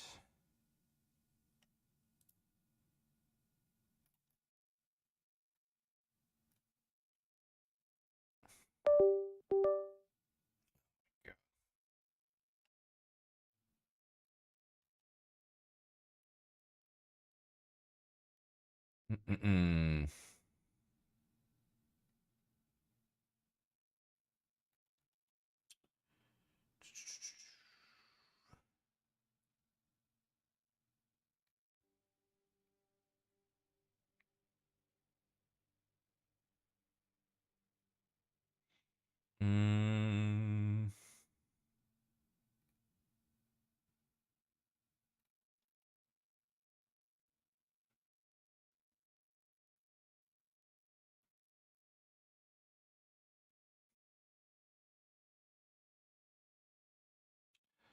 I think the current Trump admin is the most diverse and unique and dynamic personalities who garner media attention from past decade.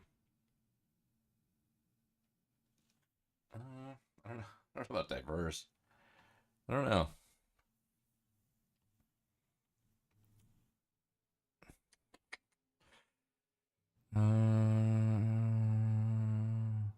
Well, what do you think? What? Let's start at the top. What do you think about Marco Rubio? Past 2 decades? Oh, okay, gotcha.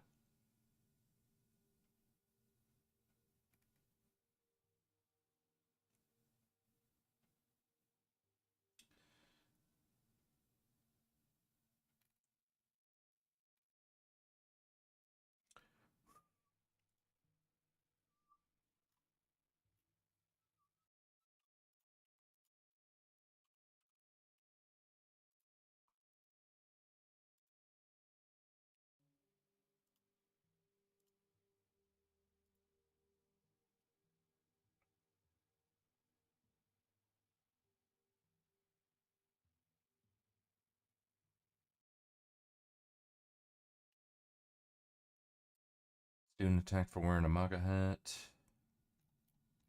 Does he really not have that many videos up? Oh, shit. Let's see.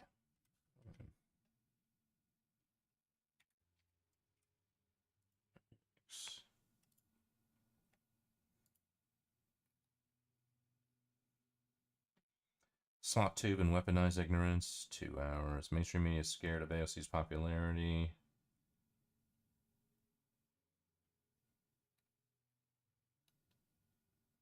Mainstream media is scared of AOC's popularity. We can do that. I don't know what will. Do some Hassan tent. Pleasantly surprised by his neocon instincts not showing up in his speeches and for getting into opposing war in Ukraine continuation.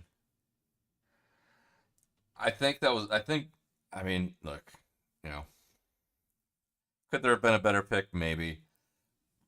But I think of all the picks that he made for his cabinet, I think Rubio was probably the best.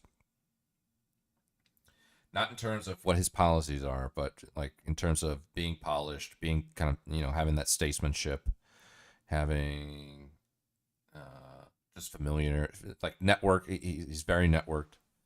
You know, and now in terms of, you know, how neocon he is and all this stuff, I'm not sure, but I don't know. I think Rubio was probably his best pick. I think his worst pick was probably Hegseth. And I like his press secretary. Chrissy Nome for DHS. I could go either way on that one. I don't know too much about her. I like Tulsi. I like Cash. Yeah, I guess so. I guess you're right. They are less neocon than expected. Yeah. Yeah. I'm going to go to the bathroom real quick. I'll be right back. I don't know what will happen from this point on. There might not even be another election, okay? So it's kind of silly to have these conversations. Having said that, however, it is pretty funny that they've already decided that this is a threat. They've already decided this is a major threat, you know?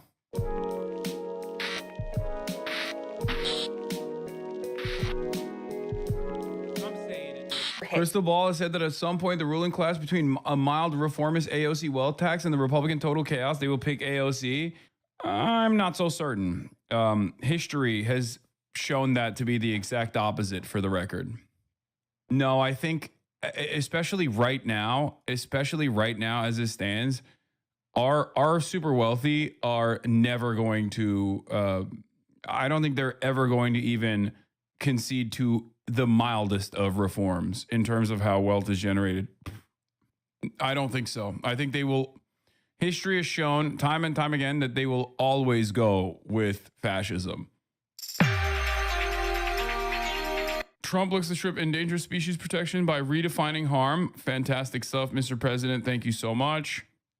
Incredible work. Once again, he's doing the damn thing. He's killing it. Mainstream lib news doesn't want her anyway. Oh, yeah. Remember, wait, did they bring, is Jason Johnson on this panel or whatever his name is? Jason Johnson? No. Okay, never mind. Yeah.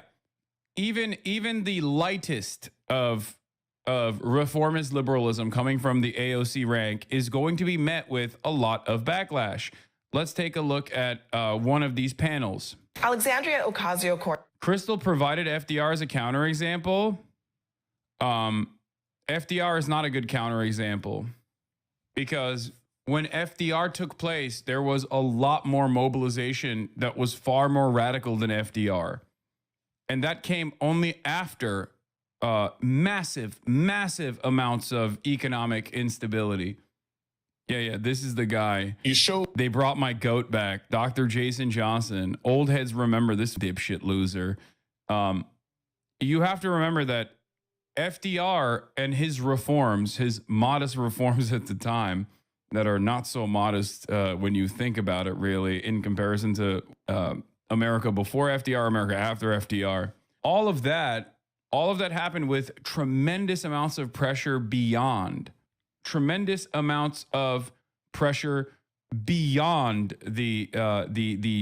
FDR Democrat Party.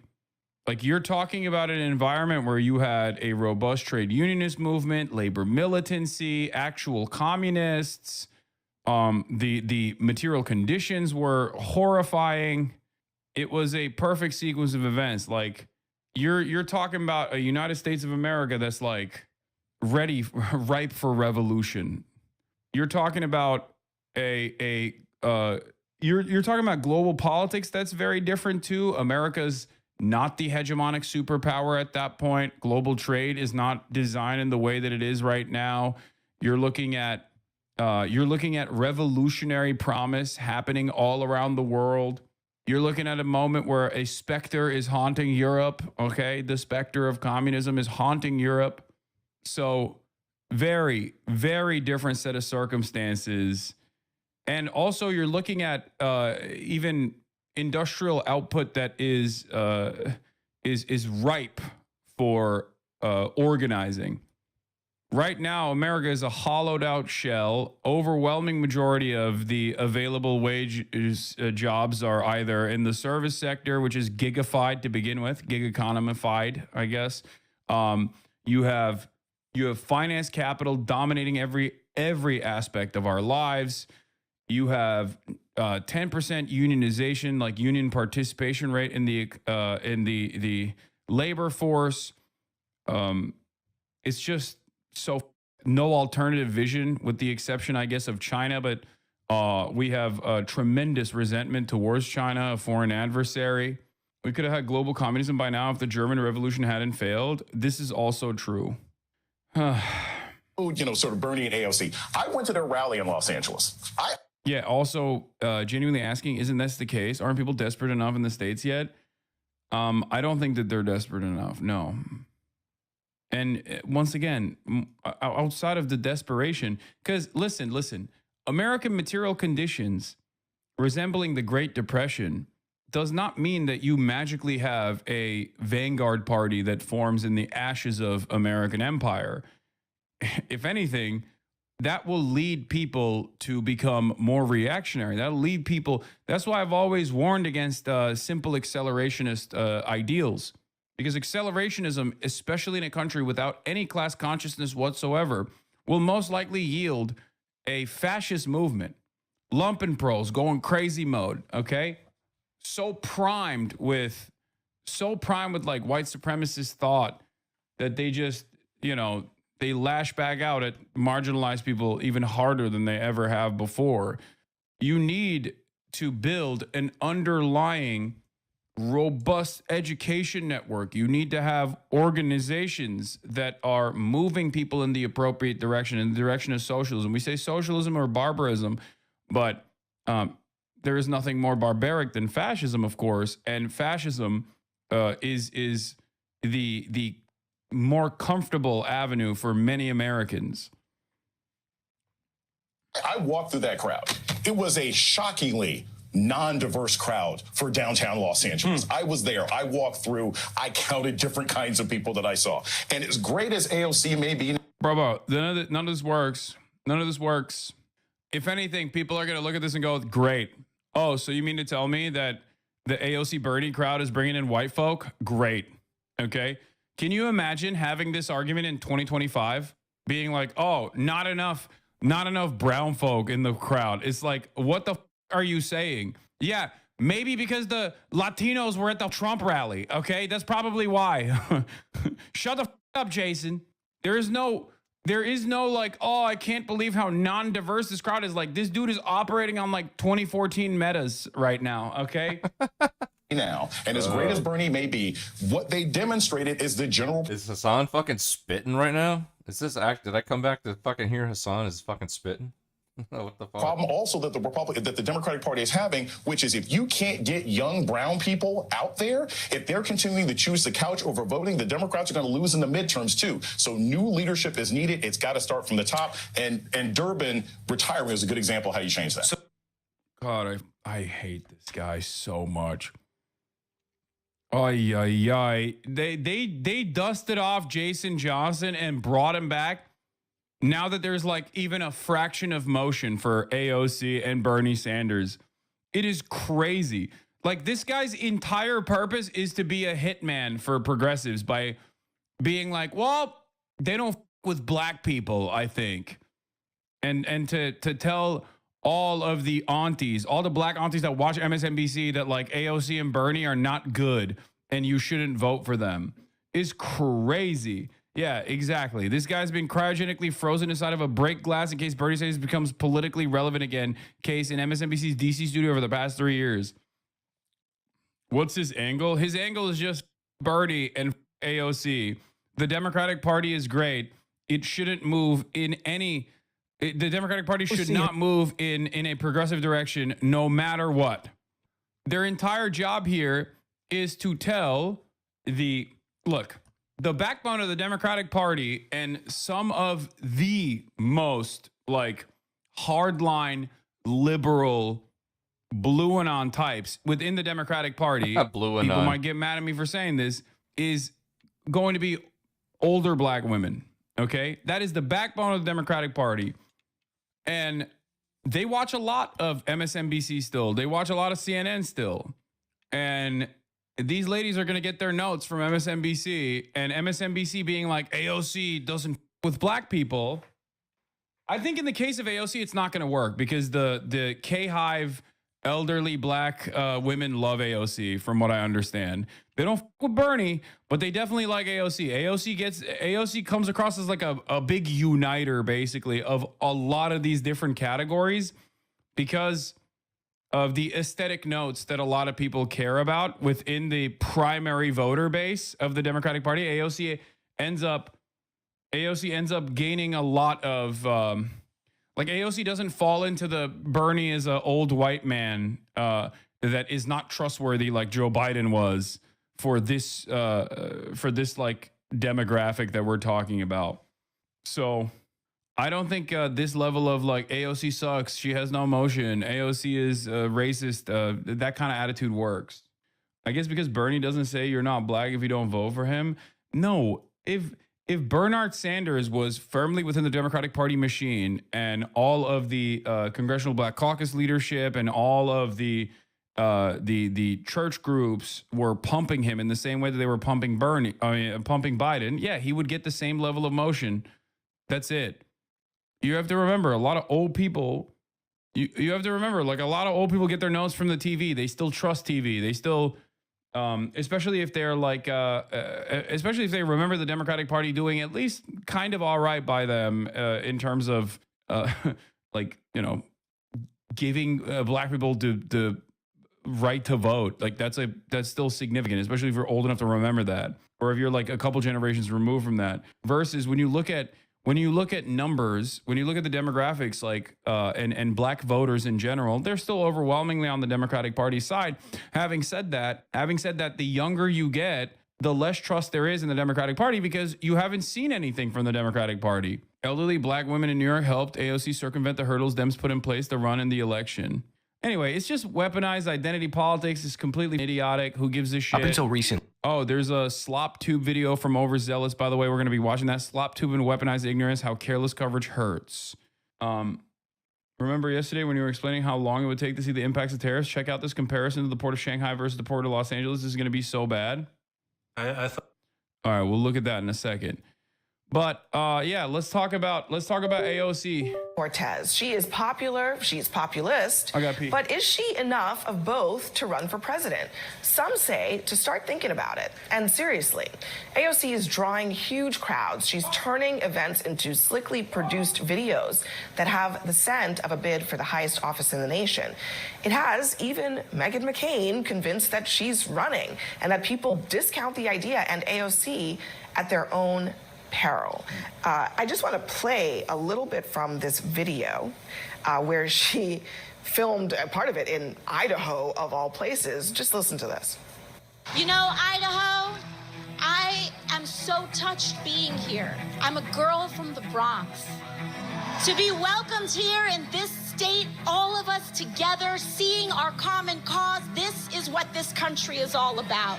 I've seen a heck of a lot of presidential announcement videos just like that. And I think that you can't discount the ability in a completely off year of a random congressperson to put together tens of thousands of people in red states like Idaho.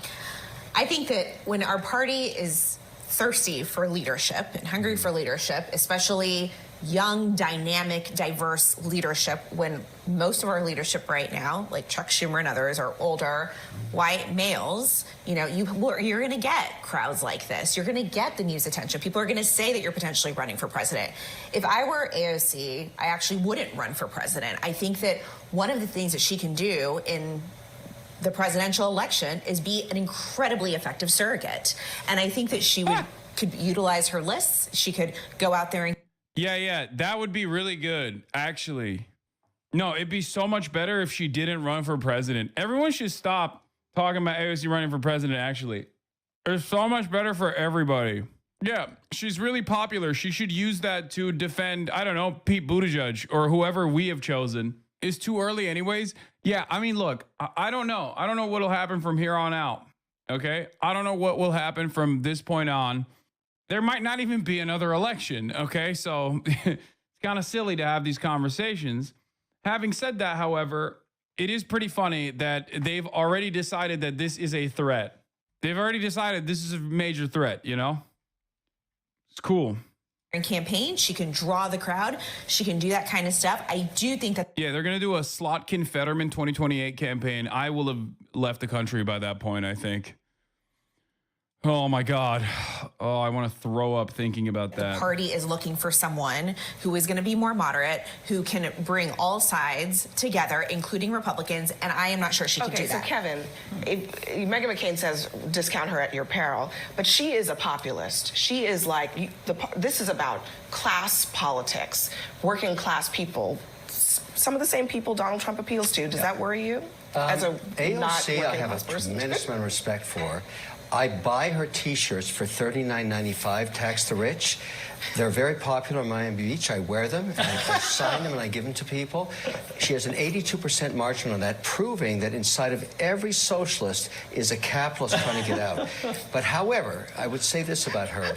You know, the ambassador of America, the CEO... An 82% profit margin is a lie, by the way. Her t-shirts are made in unionized factories. We have the same providers. Like, we have the same garment manufacturers. No. He's just straight up lying. Also, all the profits go to her campaign. It's not even going into her pocket.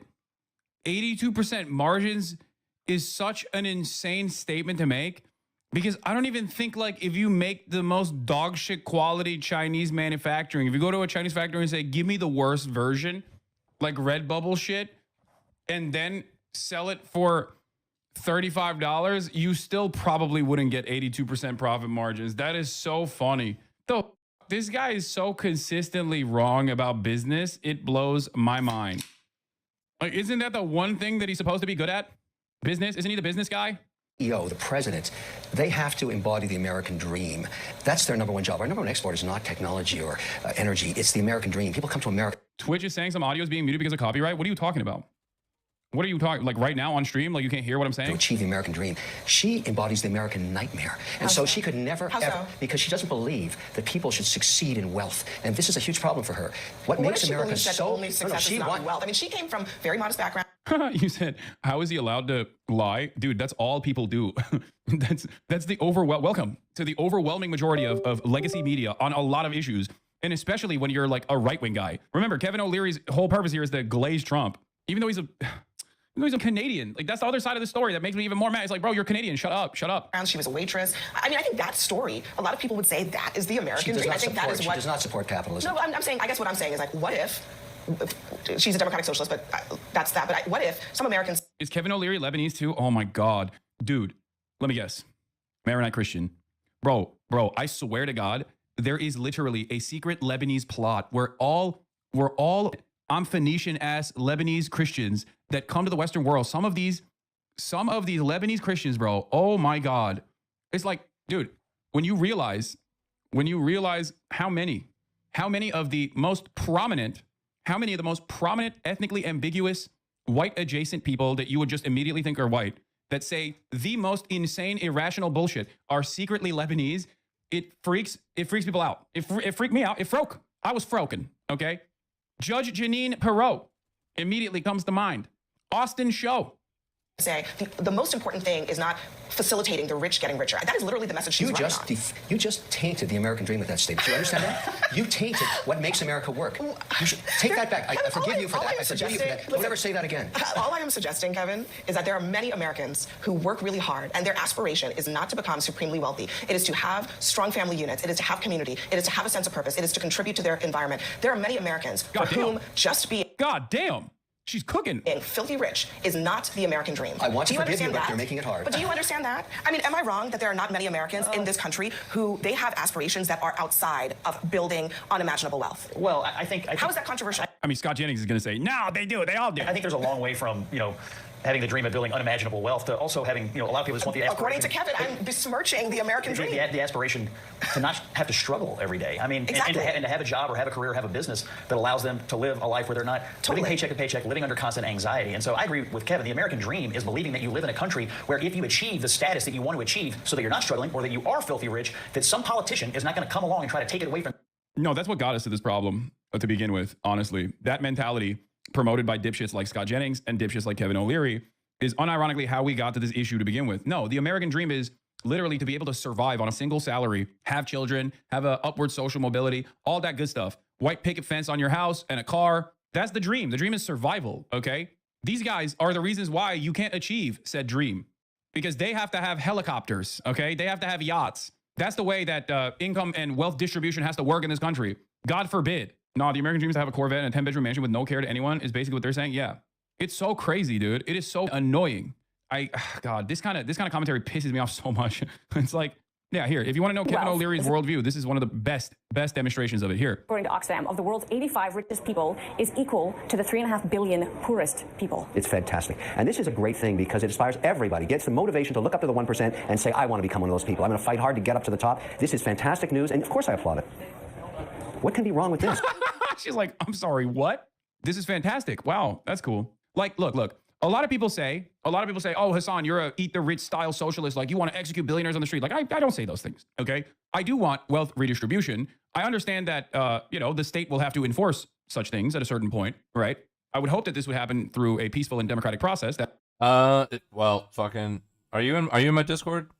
I reopened the links channel in the Discord, so if you got links, just throw them in there. That is my dream. Now, having said that, Kevin O'Leary's existence makes this argument so difficult because if you're a guy that is working at a company and you got shit time, shit pay, you've experienced real negative wage growth as a consequence of inflation for a couple years, now you got unimaginable instability happening that you're staring down. You're looking at inflation potentially again. Okay, you're going to experience an economic shock again. You didn't do anything to trigger this. You're just simply existing and trying to survive. And you hear this billionaire dipshit be like, "It's so awesome that everyone is experiencing extreme poverty." Like, I'm not saying anything, but if you're that type of person and you hear this, you're gonna have certain opinions that are not so great for Kevin O'Leary. You know what I mean? These people don't realize that they are agitating in that direction. I think they've grown too comfortable thinking like, no one ever wants to dream a world outside of capitalism, and therefore everyone agrees with me. And there are still plenty of people who do. Okay, there are still plenty of people who look to that and go, no, he's right. I think it's great to wish for a better financial situation. I think it's great to imagine a world where I also am just like Kevin O'Leary, a multi-billionaire, right? There's still plenty of people who are entrepreneurs and temporarily embarrassed millionaires and billionaires out there. They are the majority. But the number of people that look to this with resentment grows every single day, especially as people's finances get worse and worse, especially as they recognize that this market that's supposed to be stable has experienced tremendous shocks in cycles that seemingly get smaller and smaller. Like that window of stability between the last economic bust, the boom bust cycle, gets smaller and smaller until what? Like we're just going to have one every week? Is that fine? Is that normal? And it's the worst part about it is you got no say in this process. So arrogant. Like Donald Trump is a great example of this. You vote for him, or even if you don't vote for him, he's just decided to do this thing. He just decided to go, yeah, we got to fix the trade deficit. I'm rewriting the last 40 years of trade policy that we spearheaded with no way of even fixing, with no way of even building a robust manufacturing base that spells good wages and good jobs and good benefits for you, by the way. Like you do that, and all people see in the outcome of said decisions made by one moron is an unaffordability crisis that blows up in the process and empty shelves at the grocery store. Yeah, people are going to be resentful. They're like, I didn't vote for this. The f- is this? I voted for the opposite of this. Or I didn't vote for this at all, and look where we're at now. Like, I don't think these people understand. You know, you can only push people so far into a corner. Once they recognize that they're backed into a corner with no way out, they're going to try to fight their way out of it. The older, wealthier generations were aware of this. That's why libertarians call welfare riot tax. They've completely forgotten why there is a welfare state to begin with. It is to offer a lifeline to capitalism. It's so that capitalism can continue without revolt. Really? Yes, really. So somebody living on I celebrate $1 capitalism. a day in Africa is because getting up in the morning and saying, I'm going to be Bill Gates. That's the motivation Only everybody thing between needs. me and I'm that not guy against is charity. motivation. I just need to Describing pull up my increasing phone. the increasing volatility of Look, crypto. don't tell me that you want to redistribute wealth again. That's never going to happen. Okay? You know what? You take a simple stat like this, which is neither No, that's never going to happen. Okay. good nor bad. It's just a fact. It's a celebratory stat. I'm very excited about it. I'm wonderful to see it happen. I tell kids every day, what's wrong with this? At a cocktail party. No, Amanda, what's wrong with this statement? One possible response if you to it. work hard, you might be stinking rich. We're talking about people in extreme abject poverty. That's how you get $3.5 billion. No, we're not. You were just talking in this about really category. rich people. No. Okay. I'm going to tell you later what you should say to this. Incredible stuff. Incredible stuff. Yeah, there's a resentment brewing, and I don't think these guys are capable of comprehending that. I don't think these guys are capable of seeing that resentment brewing.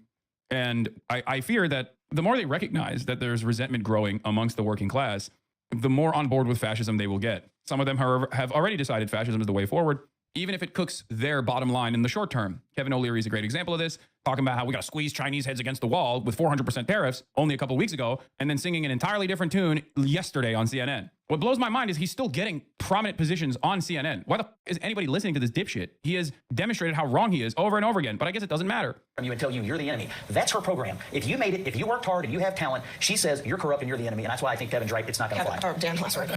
I'll tell you another incredibly stupid version of this that is instructive. It lives in my mind. Okay? Wait, hold on. Fiona, go.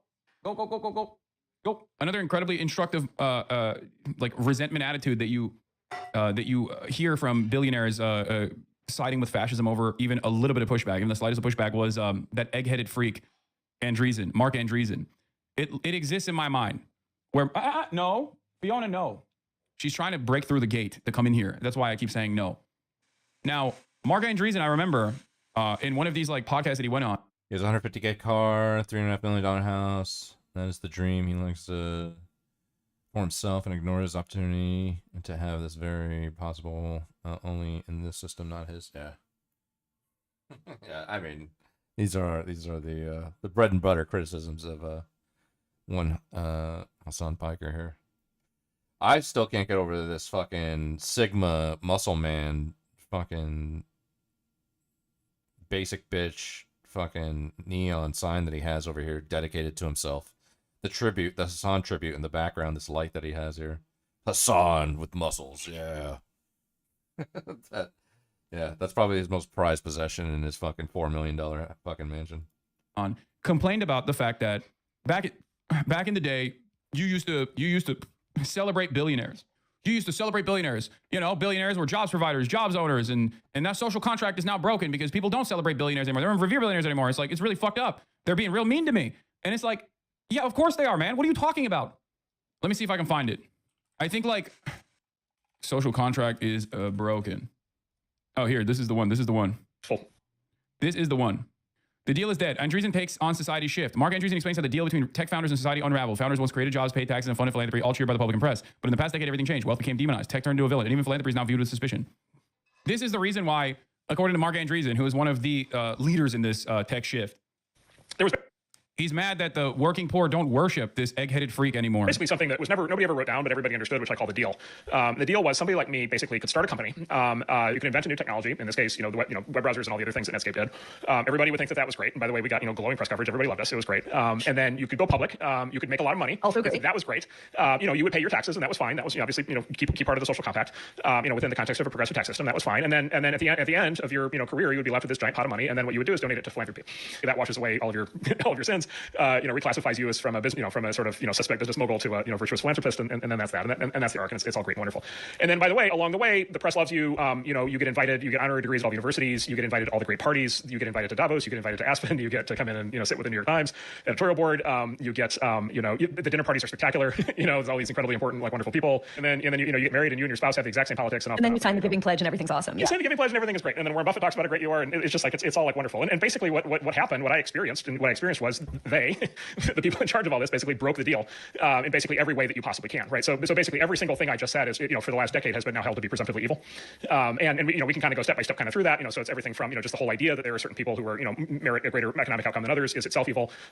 Technology, of course, is held to be presumptively evil. Tech companies are held to be presumptively evil. Tech people are held to be this, this evil class. Anybody who's rich is evil. And then, the capstone for me, the thing that really shook me was when I realized that the philanthropy was being redefined as evil, which is... Yeah, I wonder why. Maybe because 501c4s is seen as a comfortable tax haven for people like Mark Zuckerberg that basically take all of their wealth and dump it into a 501c4, an advocacy group. No, not a C3, a 501c4, which is an advocacy group, so that it's another version of tax evasion. You can't even do the washing away of your sins, what might those sins be? I don't know. Okay, interestingly enough, you recognize that there are some sins involved, even as a joke. But even that aspect of it is turned into a money laundering and tax evasion policy. Like, what are we talking about? So yeah, of course, there's a lot of growing resentment towards the very wealthy citizens that dominate people's lives. Like, it's a healthy resentment to have, as I say all the time.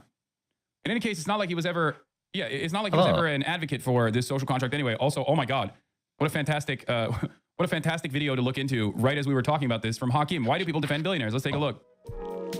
Hassan Reaction is one of the best ones in the React channel.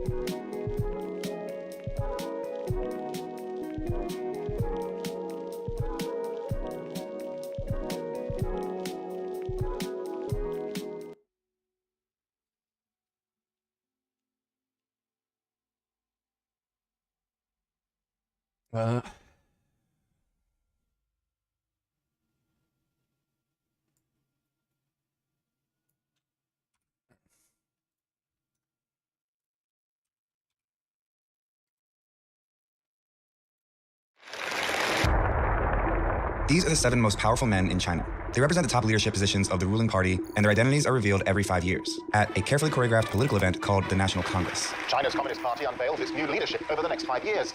The order of appearance is symbolic. The first person to emerge is the head of the party for the next 5 years. At the most recent event in October 2022, that person was Xi Jinping, China's president for the last 10 years, who walked out in the top spot a historic 3rd time after getting rid of China's presidential term limit that restricted all his predecessors to 2 terms. A signal that he may be planning to stay in power for life. The world hasn't seen a Chinese leader like this since Mao Zedong, the revolutionary founder of the People's Republic of China, whose ruthless dictatorship scarred the Chinese people for generations. Xi has been compared to Mao a lot, and he clearly draws from Mao's playbook. But there's something else that connects these two. When Xi was just a young boy, Mao ruined his life. Generations apart, their paths crossed unexpectedly, and a teenage Xi from an elite family in Beijing ended up in exile, condemned to hard labor in the countryside. 50 years later, Xi is one of the most powerful political figures in the world and the only leader since Mao to have unchecked power over China. So how did he go from being banished in his country to taking complete control of it?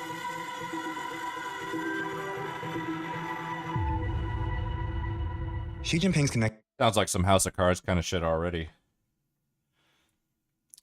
He admits he spends loads of money on tacky and unimportant stuff. It is fine to have helicopter mention. Personal autonomy includes and more necessary and a safety net. You manage not the state. Hassan advocates that the government having more money in taxes and redistribution is only to save most people. Forgets with more centralized power, money and power to take given to government doesn't mean they will do what is right and distribute fairly. Yeah. Yeah, exactly. I mean, so whatever. This intro, you know, this intro, like it's getting like fucking Putin vibes for a little bit. Part of it,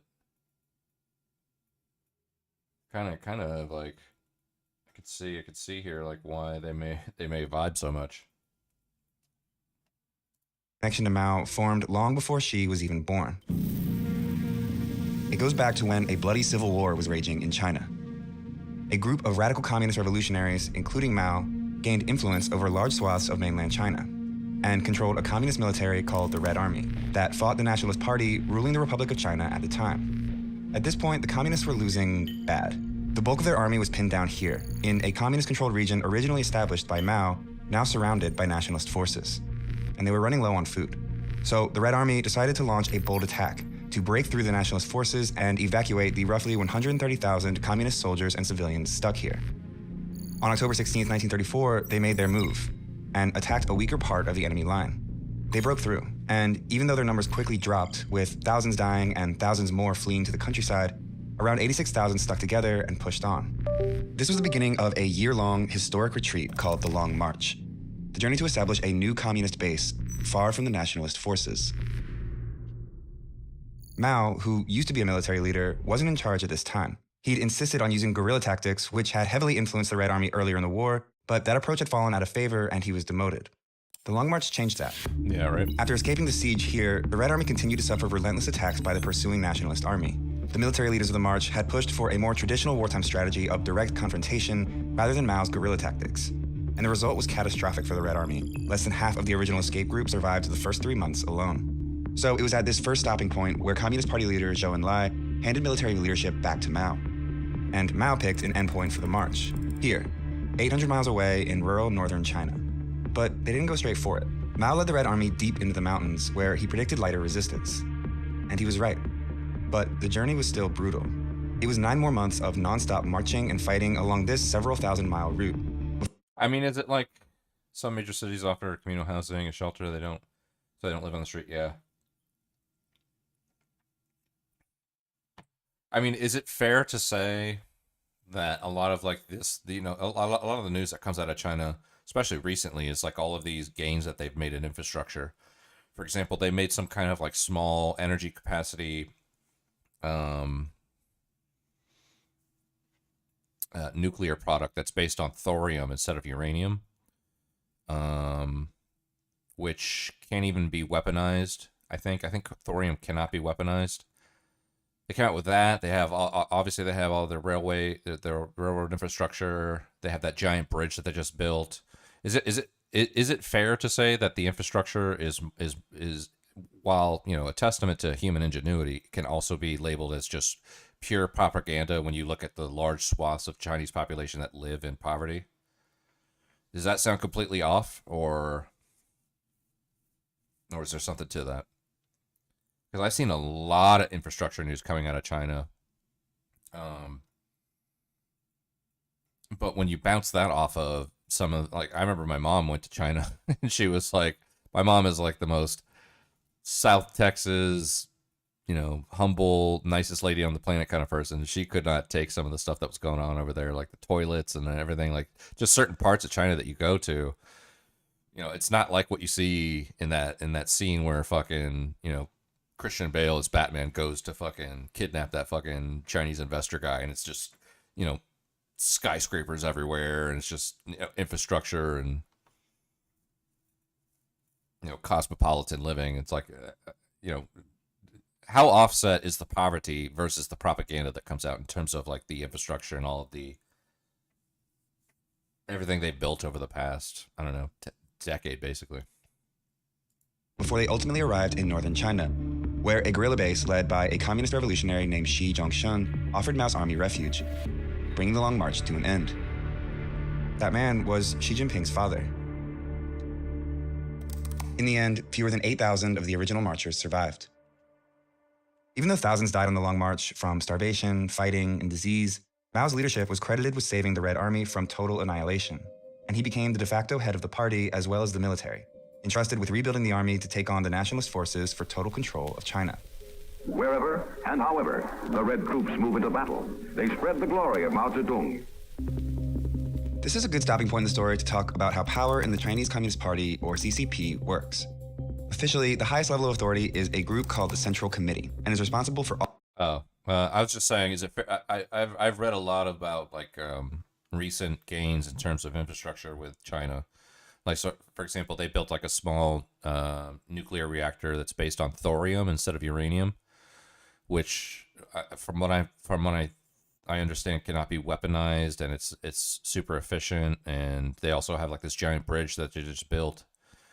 I think it's like one of the biggest bridges in the world. Obviously, all the railways and everything. You know, like how you know, is it fair to say that China is making all these gains as it relates to how much poverty is in China? You know, like how much of the poverty versus propaganda balance is there? From what I understand, there's a shit ton of poverty in China, and but you know, all the news you hear coming out of China is we built this. You know, like how much does that apply to, you know, the, you know, hundreds of millions of people that actually live there? I mean, obviously there's like 1.5 billion people there, but I'm saying, like, you know, for the hundreds of millions of people that don't get to use any of that infrastructure, you know, like what is it like to weigh like, is that stuff coming out of China just propaganda, or is it considered legitimate? All of the party's major policy decisions. Within the Central Committee is a select group of officials called the Political Bureau, or Politburo. In most communist parties, like that of the former Soviet Union, the Politburo represents the most powerful members of the party besides the General Secretary. But the Chinese Communist Party has a key distinction that makes it unique. It has one more, even smaller selection of top officials who ultimately have the final say, an elite class of Politburo members called the Politburo Standing Committee. This group, which includes the General Secretary, holds supreme control over the Central Committee, dictates the will of the party, and is in full control of the Central Military Commission, which oversees China's defense. Mao's promotion during the Long March landed him here, in the highest position of the military and the Politburo Standing Committee. Even though he was considered the de facto head of the party when the Long March ended in 1935, he officially became head of the party in 1943. With both the party and the military under his control, Mao began to exploit the system to ensure he remained at the top for the rest of his life. At Mao's first National Congress as the official party leader in 1945, the party introduced a resolution that brought his influence to a whole new level. It unified the party around a single understanding of its history and declared Mao's political ideology, later called Mao Zedong Thought, or Maoism, Are you over on the kick side? What's up? Welcome in, Phil. As the unquestioned guiding principle of the Chinese Communist Party. Basically, Mao's ideas or policy decisions could no longer be challenged by anyone. It was here he unveiled his equivalent at the time of the Politburo Standing Committee, the 4 other top party leaders, all long marchers deeply loyal to Mao, like Liu Shaoqi and Zhou Enlai, who'd go on to hold some of the most powerful positions in the future government. 4 years later, Mao declared final victory for the communists in the decades-long Chinese Civil War and established a new country, the People's Republic of China, or PRC. Mao Zedong, once a lowly party worker, now assumed the stature of the dominant figure in all of Eastern Asia. But winning a revolution isn't the same as running a country. Because now that you're running a country, there's all these other things you have to do, like deliver the mail and like build a dam and stuff like that. You can't possibly have the party do all these things. So the party set up a government that would take the policy decisions made by the Politburo Standing Committee and figure out a way to make them a reality. And so it evolved to a system where the party would make all the important decisions, and especially the Politburo Standing Committee.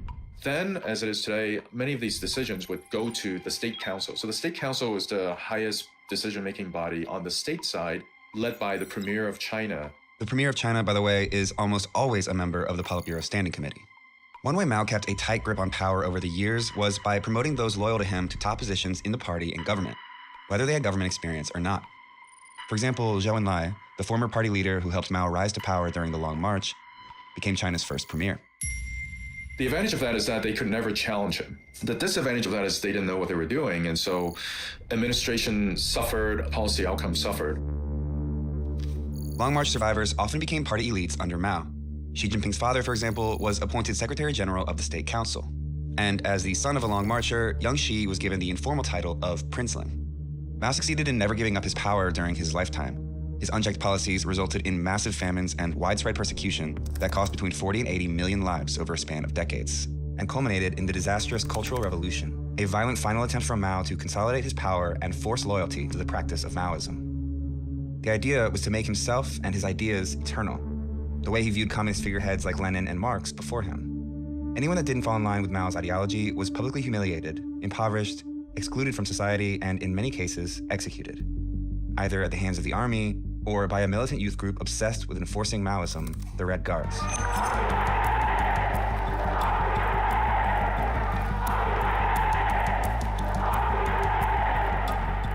Even those closest to the dictator weren't safe from his purges during the Cultural Revolution. High-level officials, including members of the Politburo Standing Committee and Long Marchers, were removed from their positions. Liu Shaoqi was denounced as a traitor and died while imprisoned under harsh conditions. Mao also removed the chief of staff of the army and replaced him with a Maoist, leaving no one left to oppose him in the military. Mao's handpicked successor, who always appeared loyally by his side in photos and propaganda posters, died under mysterious circumstances when his plane crashed as he was fleeing to the Soviet Union. Mao later denounced him as a traitor. He denounced Xi's father, too. This is a photo of Xi Sr. being restrained and publicly criticized by the Red Guards at the height of the Cultural Revolution. He would remain a prisoner in Beijing for 8 years following this. With his father purged, Xi Jinping, 15 at the time, was expelled from his elite school in Beijing and sent to work in the countryside. He had to live in a cave and, do hard manual labor. His food was barely enough for, a growing young person. And Chairman Mao was responsible for all of it. But then, Mao died. The Cultural Revolution ended. His successor was Deng Xiaoping, one of the Politburo Standing Committee members who was removed from power during the Cultural Revolution, who, just before Mao died, started making a promise to fellow exiled party veterans. Deng Xiaoping signaled credibly to all the surviving Long Marchers that he wanted to rehabilitate people. So when Mao died, they all supported the rehabilitation of Deng. And as soon as Deng was rehabilitated, he went ahead and rehabilitated all these people. With experienced leadership back in place, the party needed to figure out how to prevent something like this from ever happening again. In order to undo Mao's cult of personality, the party introduced a second historical resolution in 1981. It condemned periods of Mao's rule and emphasized a renewed commitment to collective leadership, vowing to oppose the consolidation of power around one person moving forward. The successors to Mao didn't want a dictatorship, so they divided up these positions and put them in the hands of different people. Like Mao, Deng kept tight control over the Central Military Commission as its chairman, and held a leadership position in the government, but was never head of state. He never held the highest position in the party either. Instead, he set up a new advisory commission and served as its chairman, which allowed him to influence the party's direction without positioning himself directly on top of it. This allowed a power-sharing structure while still making Deng the de facto leader of China until he stepped down in 1989, following the army's massacre of students protesting in Tiananmen Square.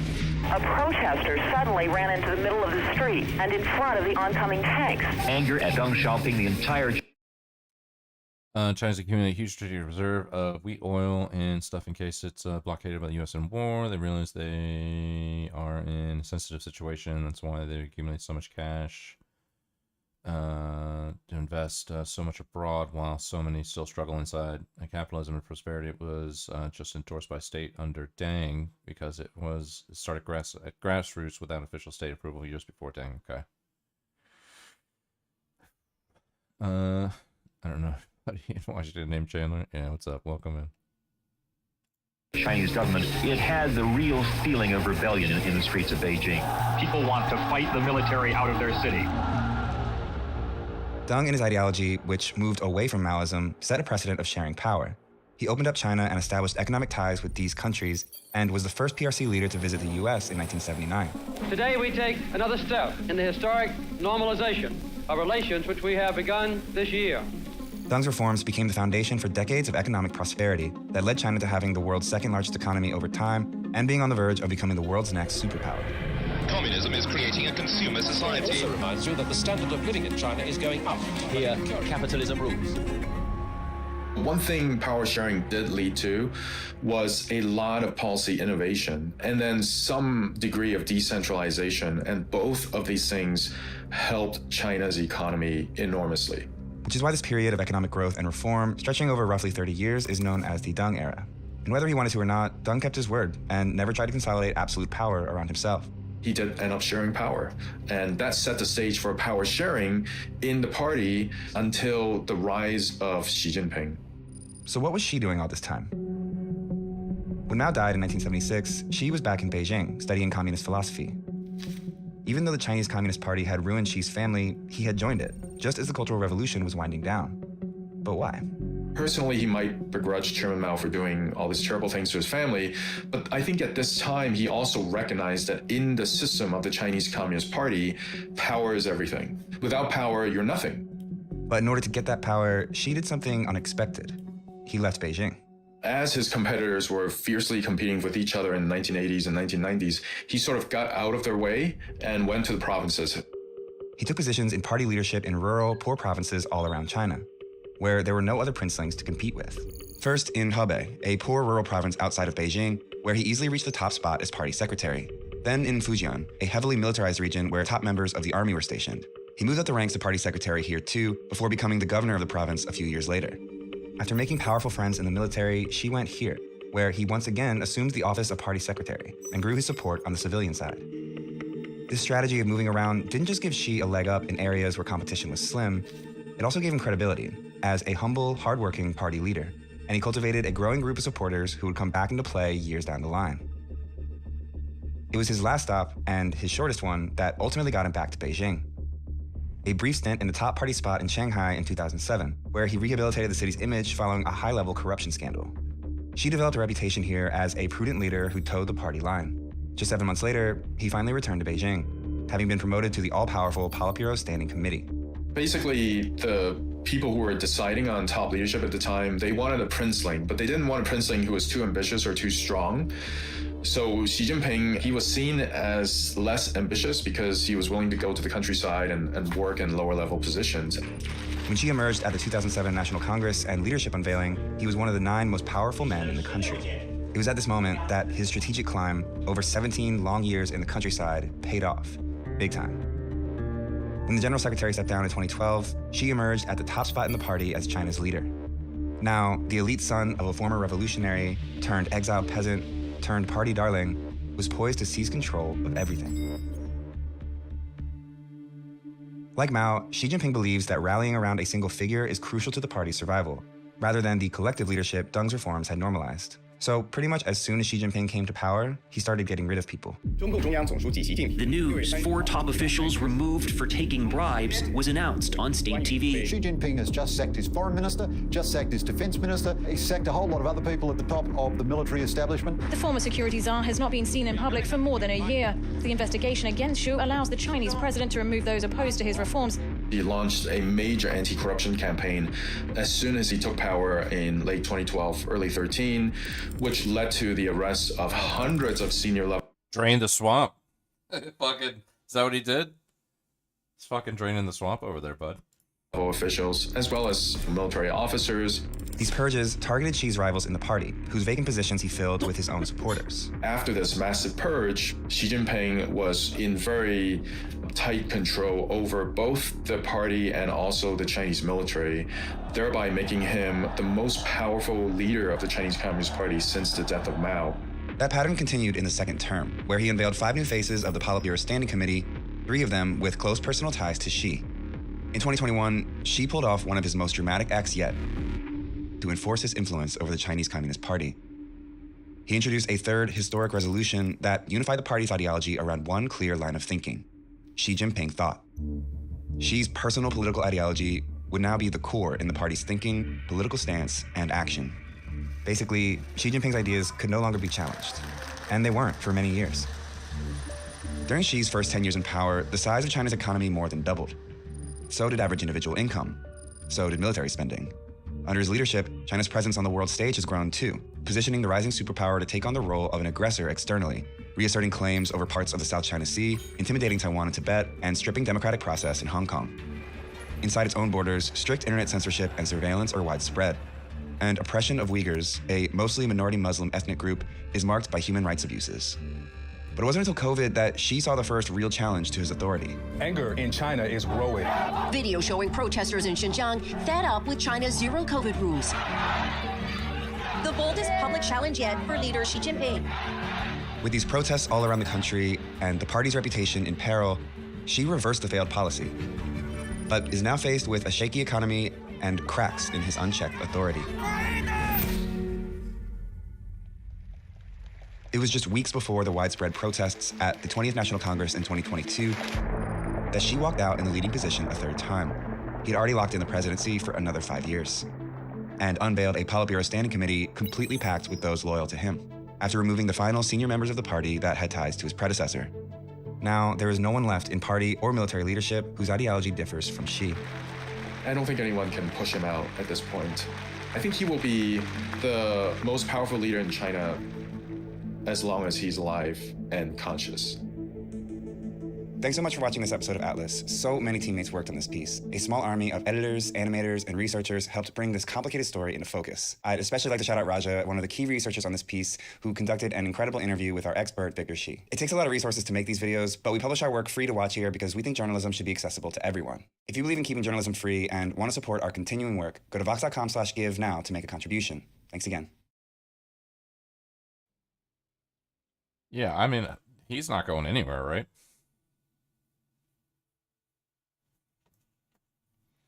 Imagine Trump thought as principal of U.S. government, regardless of who is in power. He's not going anywhere, right? Actually, when was this? This was from a year ago. Okay.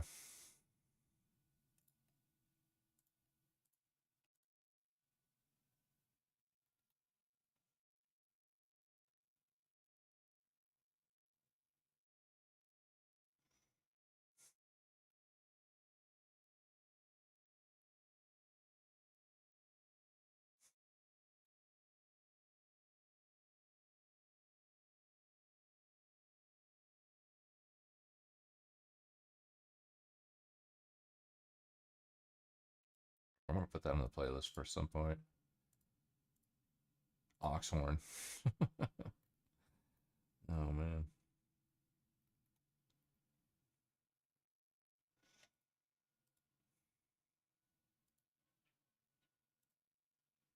Yeah, it's interesting. It gives me like Putin vibes. Like, didn't Putin have humble beginnings like that as well?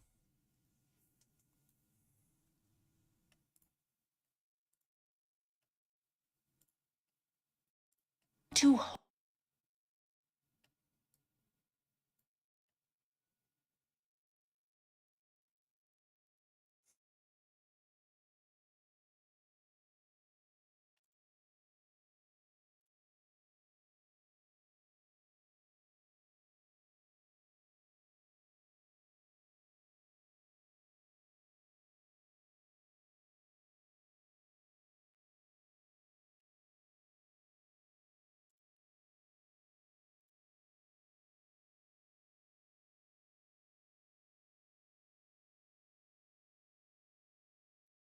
Trump thought, like Xi Jinping thought, like Mao thought, it's basically the president will govern China now. Yeah.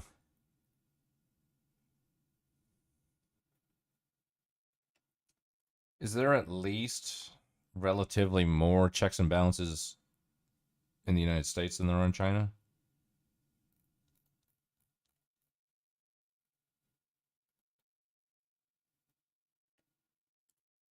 I mean, you know, given what Trump's done recently, it doesn't seem like there's a lot here, but there, I mean, I still think we have a pretty good system in place, or at least relative to countries that don't have any system at all. So I guess that's my real question. Like, what kind of checks and balances does China even have over there?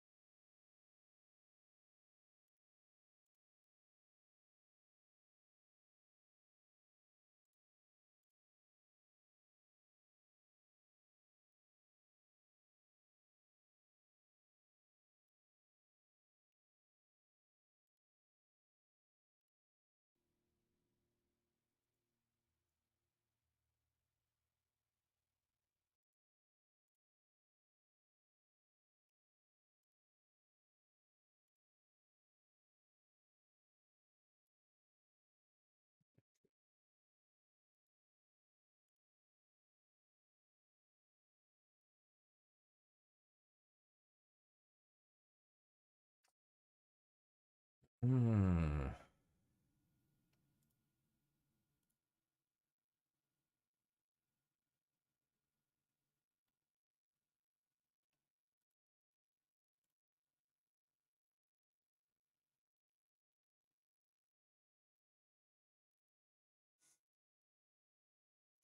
CNN covered a Nazi breeder conference. We didn't watch that. We haven't gotten our daily Vosh intake. So I think I'm going to put that on for a second here. CCP has decided to be promoted from state level in all they do. Chinese traditional values mixed with Marxism, as in Confucianism, aka conservative values with Marxist collectivist features to oppose over Western influence. Yeah. Yeah, but do they have any checks and balances over there? Is there a Chinese constitution?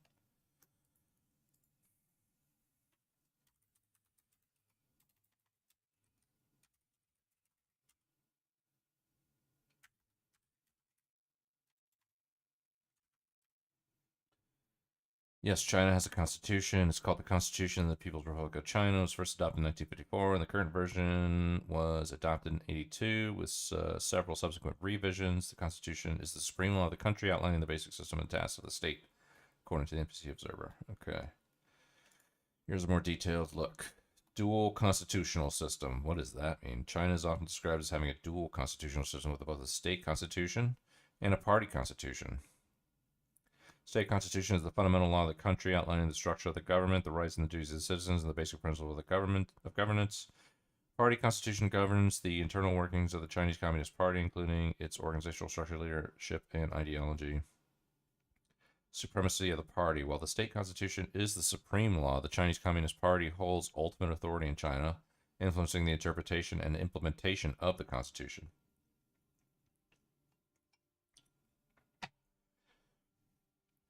Party decides its law above all. Yeah, yeah. That's what it reads like from this.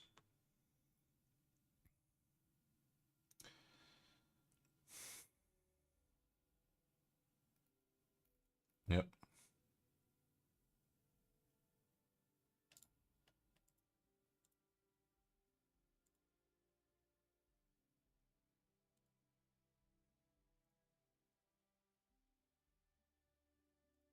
CNN was at a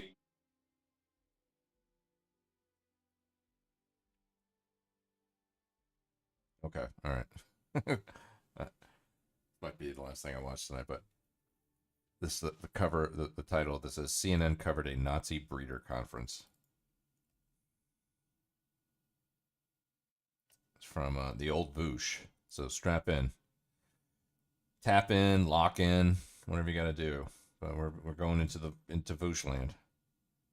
See what he's got to say about a Nazi breeder conference. Which, who knows if it's even Nazi at this point. CNN was at a eugenics conference for some reason. That's cool. It would appear CNN was at the eugenics conference. Why are all these mainstream news orgs at a 200-person event where all the speakers are eugenicists and Nazi and breeder twice as bad. Yeah, what's up, Krill? How you doing? racists? Well, they show up for, like, cabinet meetings. Why are high fertility people always so weird? A weekend with the pronatalists.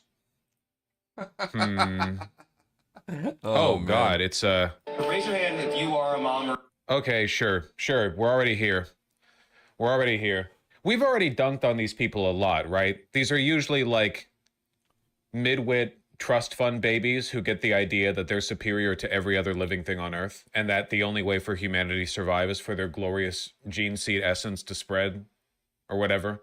And if you like look at them directly, they're almost always really socially awkward autists who have just found another socially awkward autist.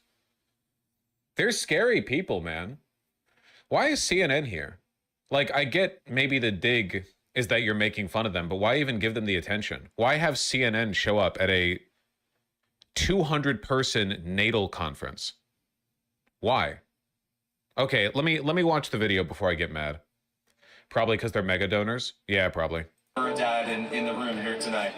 This is the war for civilization, and we are going to win it one life at a time. Jack, We're here Soviet? at NatalCon, which is a gathering of about 200 people from all over the world Go away. who have come here because they all feel very strongly that the world needs more babies. There's a civilizational catastrophe coming, and the way to solve All right, just out of curiosity, what kind of babies? Already the whitewashing has begun. Okay. I'm sorry. I'm jumping ahead.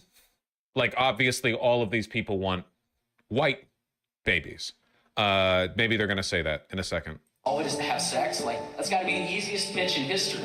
Birth rates around the world are plummeting, and they think this is the issue of our time. It's a massive conversation, and that's why we're here. We need to encourage more people to get married and have kids. We need those people to be the people of the future. Many countries are no longer having enough kids to replace their populations. Some experts predict this will cause labor shortages and inflation, permanently changing the economy. The people most passionate about this call themselves pronatalists. People are like, why are high fertility people always... These are the famous ones. These are the famous ones right here. Jesus Christ, look at this cosplay.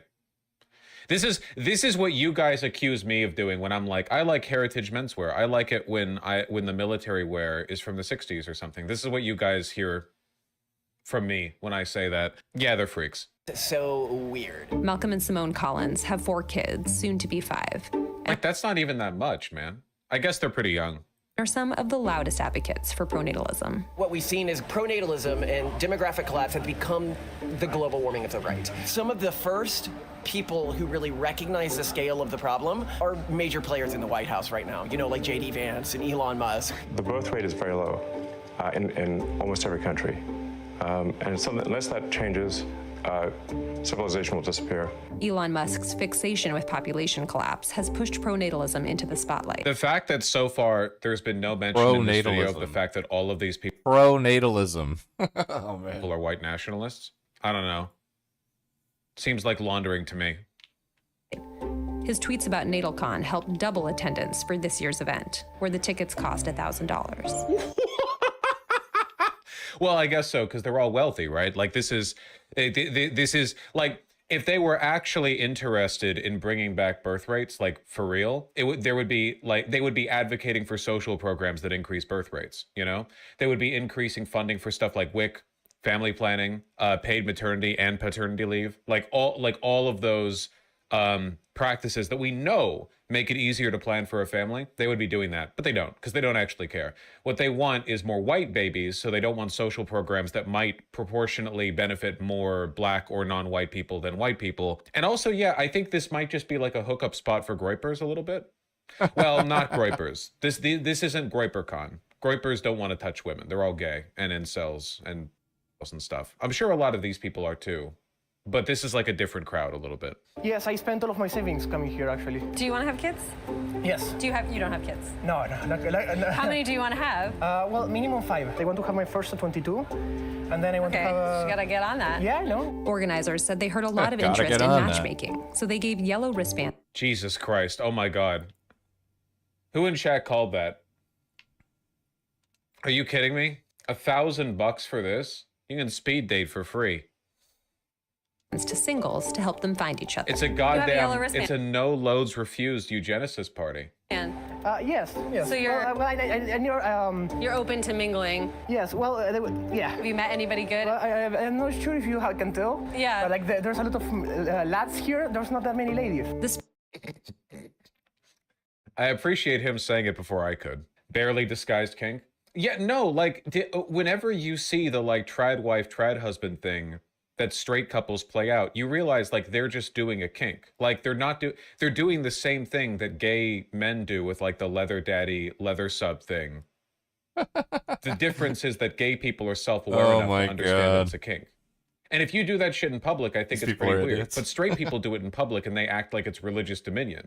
That's the difference. Like the difference is when queer people do shit like that, they acknowledge what it is. When straight people do it, they're like, no. When I have my wife wear a bonnet and like big Amish circular glasses and we talk about breeding all the time while I like shuffle my legs around to hide my erection, that's not a breeding kink. This isn't like a kink or anything. This is just like, I don't know, a biological mandate or whatever.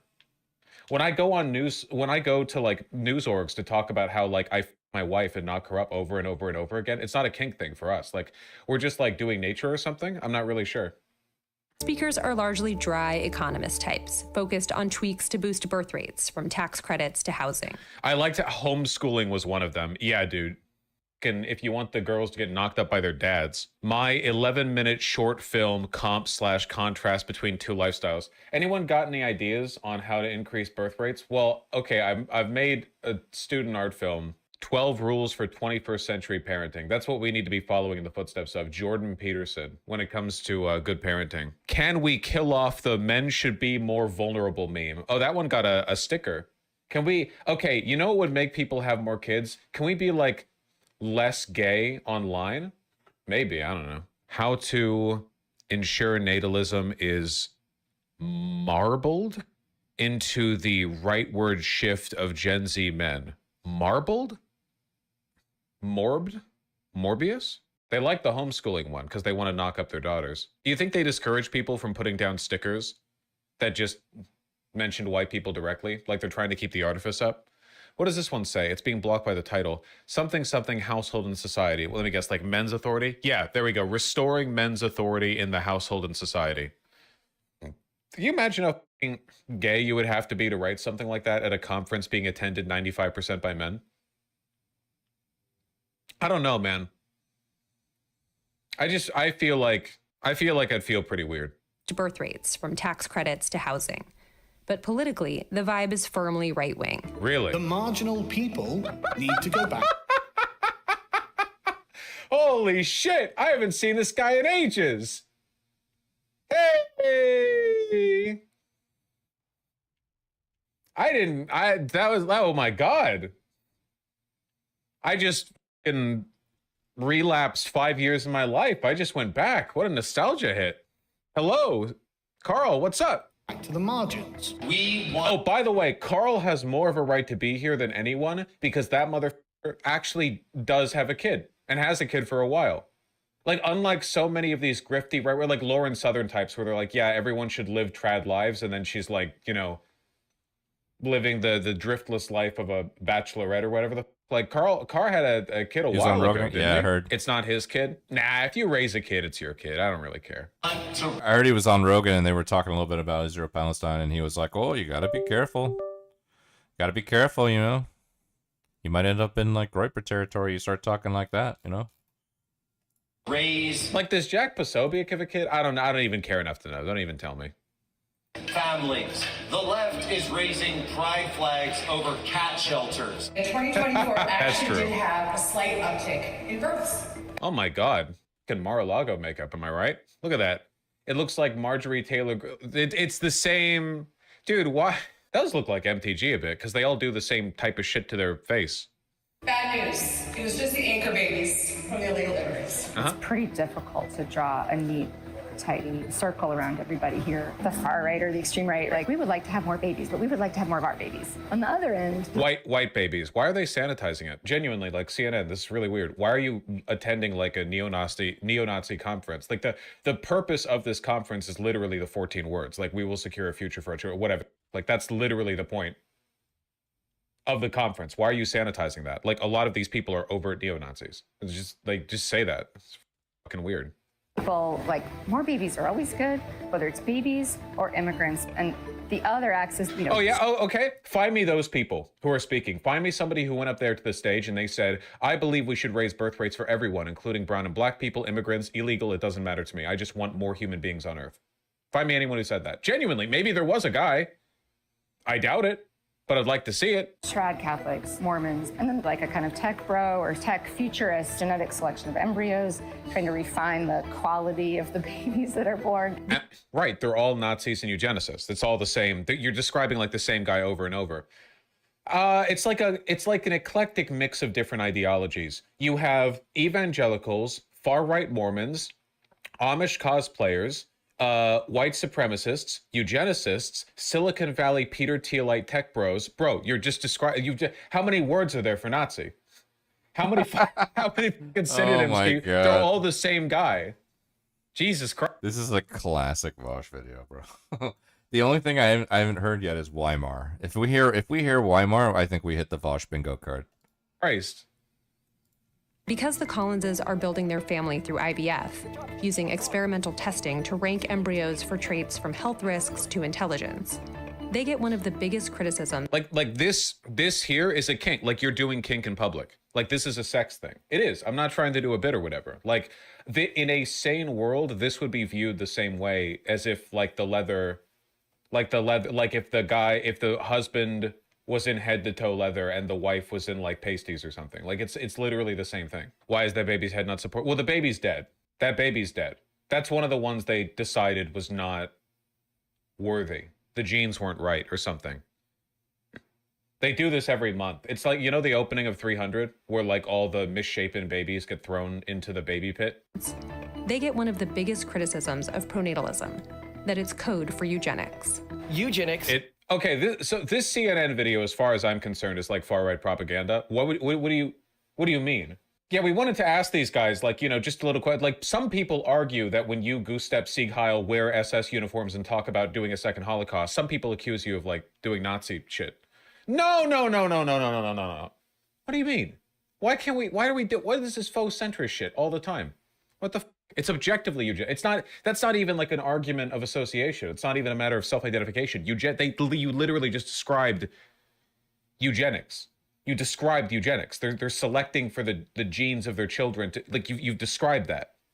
It's not an accusation, it's a factual statement of the world. Is when you say, these are good traits, these are bad traits. This is just people choosing among their own embryos. We're not talking about sterilizing people or all the classic problems that are out there with eugenics. Yeah, it's eugenics as applied to your own children, which is still eugenicist. But if you're at a conference where you're arguing for the moral virtue of doing what you're doing, which you are, you're advocating for applying it in a broader sense.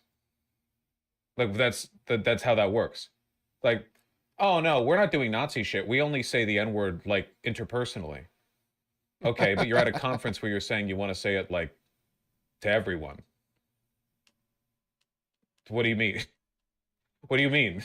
What are we talking about? It's time to start debating again? You wish. Well, what am I fucking debating here? The breeding kink? At most, I feel like half of people have a breeding kink, okay? Most people aren't this weird about it. They're just weird with it, okay? You can go on Tinder and find any chick and like her and you're like, oh, I'm gonna knock you up, and she's like, oh, you better not, and you're gonna like, oh, I'm gonna knock you up, and she's like, oh, you better not, and then you don't because you're not like crazy, and that's like literally just like another day in the life, just another Tuesday. These are the ones being freaks about it, not my problem. It's not barely even a kink. It's just like the normal thing. It's just what you're supposed to do, basically, before some caveman invented pulling out her condoms or whatever the You know, the birth rate decline's a real problem. It is genuinely. Our birth rates are eventually going to stabilize out at a like lower point, and it's going to cause serious economic problems. I feel like the thing that people don't want to talk about, and a lot of lefties don't want to talk about this either, is that like the main reason people don't want to have kids is because having kids sucks. Like you have all of your passions and interests, and then you put it on hold basically indefinitely for like a significant portion of your life. Like there's a lot of benefits to having a kid, but remember, in order to hit replacement rates, assuming everyone pairs off as a couple, you need like 2.1 kids. Like you need 2, some people need 3. It's so expensive, it takes so much time and effort, there's so much stress and anxiety. You both of you need to be totally on it. You need a stable household and relationship, right? So much of the like environment in which we raised kids in the past was kind of like based on the assumption of female subservience, where they would dedicate their lives to child rearing and they couldn't leave. So no matter how bad the relationship got, the guy would just like cheat or whatever, or maybe the woman would. Usually the guy, by the way, like historically. And the kids would just get raised in a loveless household, and that's how it was like forever. And only reason, so basically what I'm saying is that right-leaning people are correct when they say that feminism destroyed birth rates. That's actually true, in the sense that like treating women like people removed their viability as like a domestic slave that can like shore up the fact that people don't actually like raising kids that much. There just used to be more of a benefit to raising kids. Raising kids used to mean you have money, right? Because they would like work on your farm or something. Now that's not really a thing, not in most cases, certainly not in developed countries. It also used to not be that expensive, right? You raise kids, but like, how difficult was it to raise a kid back in 1850? Not compared to today. Like nowadays, it's just constant supervision, and you're worried about like, does this affect them that way? Does that affect them this way? Education, this, that, the other, diversity of food, make sure they did it. Whereas like it used to be, yeah, here's like rabbit stew for the household. I guess we've got another hungry mouth to feed for a while, which sucks. And you have to like breastfeed them or something.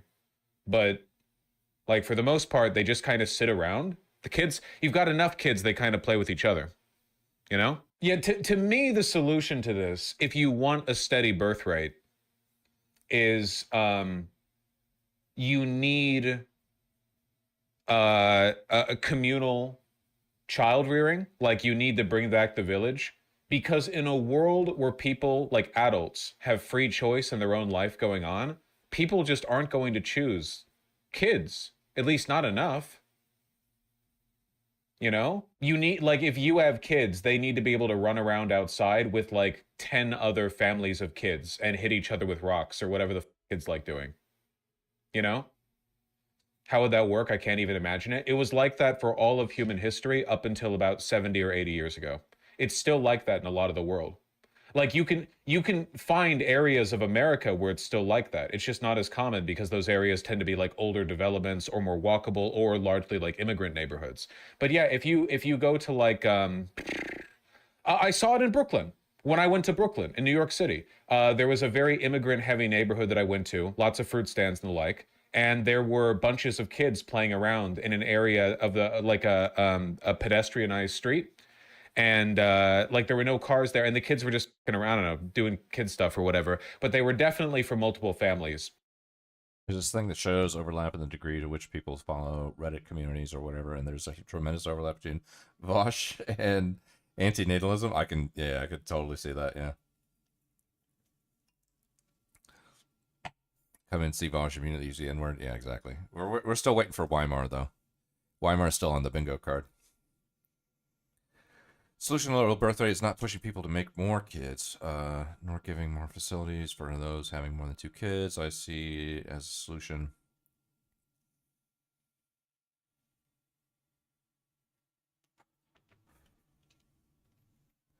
Bringing out people abroad and educate, support and raise their citizens. Because, interest is supplying quality, educated people, not people of a certain color. Yeah, I think. Well, I don't know about the bringing them in from other places part, but I think Shing would agree with most of that. I think planet has too many people already. Okay. Okay, that's a take. Imagine how worrying How much worrying occurs will responsible parent starts to realize the danger of the bad relationship with the internet and bad experiences that can happen on social media. Yeah. Well, I don't really like parliamentary democracy. I do think it would be substantially improved by limiting suffrage to married parents with children, perhaps also veterans as well. Yeah. Oh yeah, for sure. I'm on board with that. I mean, you know, I would add selective service to that too. You know, selective service and veterans by default are already covered with that, and married couples. Yeah. Too many of them, different skin tones, whatever. There were multiple parents looking. It wasn't even a park. Like nowadays, when stuff like that happens, people think of going to a park, but like it has to be more than a park. It can't just be like a little like grass enclave surrounded by high-speed traffic where you bring your children for 1 hour of mandated outside time. It has to be like a genuinely integrated environment. Like your kid. Vosh, you surprise kids play outside? I don't get it. Are you listening to the stream on mute and trying to read my lips so you're only getting like half the sentiment? What are you talking about? You need to be able to like let your kid go outside and like on their own and like do stuff and then come back inside. Like that's we all did that up until like the 1990s. That was common even in suburban neighborhoods. Like even in suburbia that was more common. You know, nowadays, CPS will arrest you if you leave your kids alone at home for an hour, even if the oldest one's like 12. Yeah, we need to make society like Ed, and Eddie. Exactly. That's how I grew up. It was common in England in the 80s. Yeah, but like, it's just not today. We live in a very low trust society. Like nowadays, people are petrified of crime. People are petrified of their kids getting abducted. And don't get me wrong, like obviously that's something to be concerned about. And I think that you should be like cautious as a parent. I'm not going to lie, man. Like I would be I could imagine myself as a dad. I'd be like terrified sometimes. Like you yell outside, hey, come back inside, and I don't see my kid. You run outside with like a gun or whatever, ready for the day. I understand there's a lot of paranoia because children are fragile and very stupid. But like at the same time, that's just life. That's just life, man. Unironically, I was like this where I'd wander around in the suburbs and my parents had the cops called on them. And my parents had the cops called on them multiple times for it. Oh, like people called the cops on your parents because you were wandering the suburbs. Yeah. As if crime is happening in the daytime in the fucking suburb. Like, it depends on the area, of course, but like, Jesus Christ. That's not enough, though? No, it's complicated. And a lot of these trends are cyclical, right? Like, keep in mind, we're only right now seeing a population decline after a century-long post-industrial revolution population boom that took us from like 1 billion to 8 billion people in no time. So it's not like the end of the human species or whatever. Like if the population dipped from 8 billion to 6 billion or something, like that would be returning back to the level that it was at like 15 years ago. It's not a huge deal. Like it would lead to economic contraction, it would lead to some issues, but it could be dealt with good policy. It could be dealt with. Again, but none of this has anything to do with what these people want. These people are just fetishists and neo-Nazis, right? We're talking about like actual societal change. We're talking about what, you know, you could do to improve the world. These people are just, cream pie fetishists, LARPers, Amish lovers, evangelicists, whatever. Are both natalists and anti-natalists far right? No, cream pie fetishists. Holy shit, man. So basically all men and mothers, yeah. Well, I don't know. I mean, I would expand even fucking, you know. Look, suffrage. Okay. If women want to be in the selective service, they can vote. That would be as simple as that, you know. It would be an option for them. Natalists are edgy teenage anarchists for the most part, but don't listen to them. They grow out of it.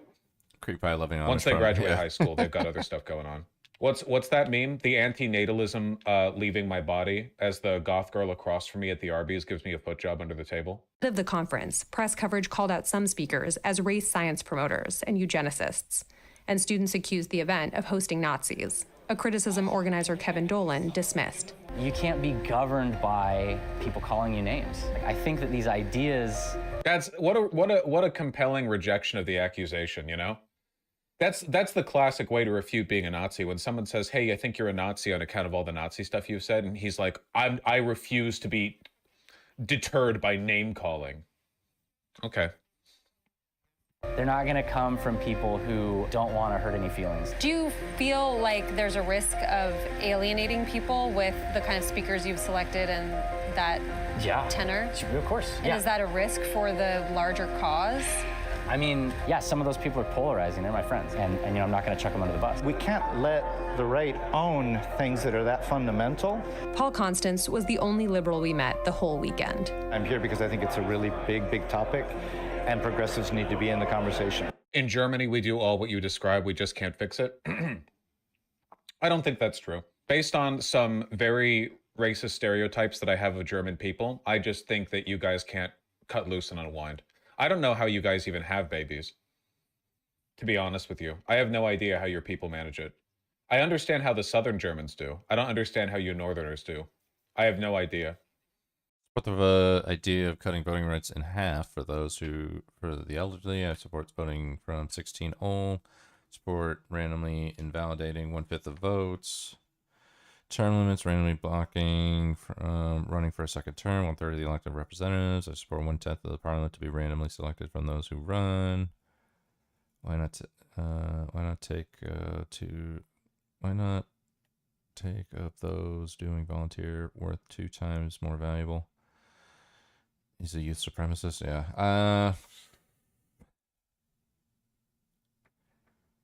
I don't know about 16. Yeah, I'd probably go military age. And you learn, I mean, you know, especially in those years, you learn so much between being 16 and 18. I mean, it's not like, you know, you're not becoming worldly in that 2-year gap, but you do learn a lot between 16 and 18. You know, between 16 and 18, you just got your license. Maybe you got in some car accidents. Maybe you got one of your first girlfriends. Maybe fucking things happen with your family. Maybe you got a job. There's so much that can happen in those 2 years that I'd probably just keep it at 18 or military age. Using Bosch logic, I would say this makes Malibu a fascist. This is the fascist glorify youth and some early proto-fascist proposed systems of representation that favor the youth. Yeah.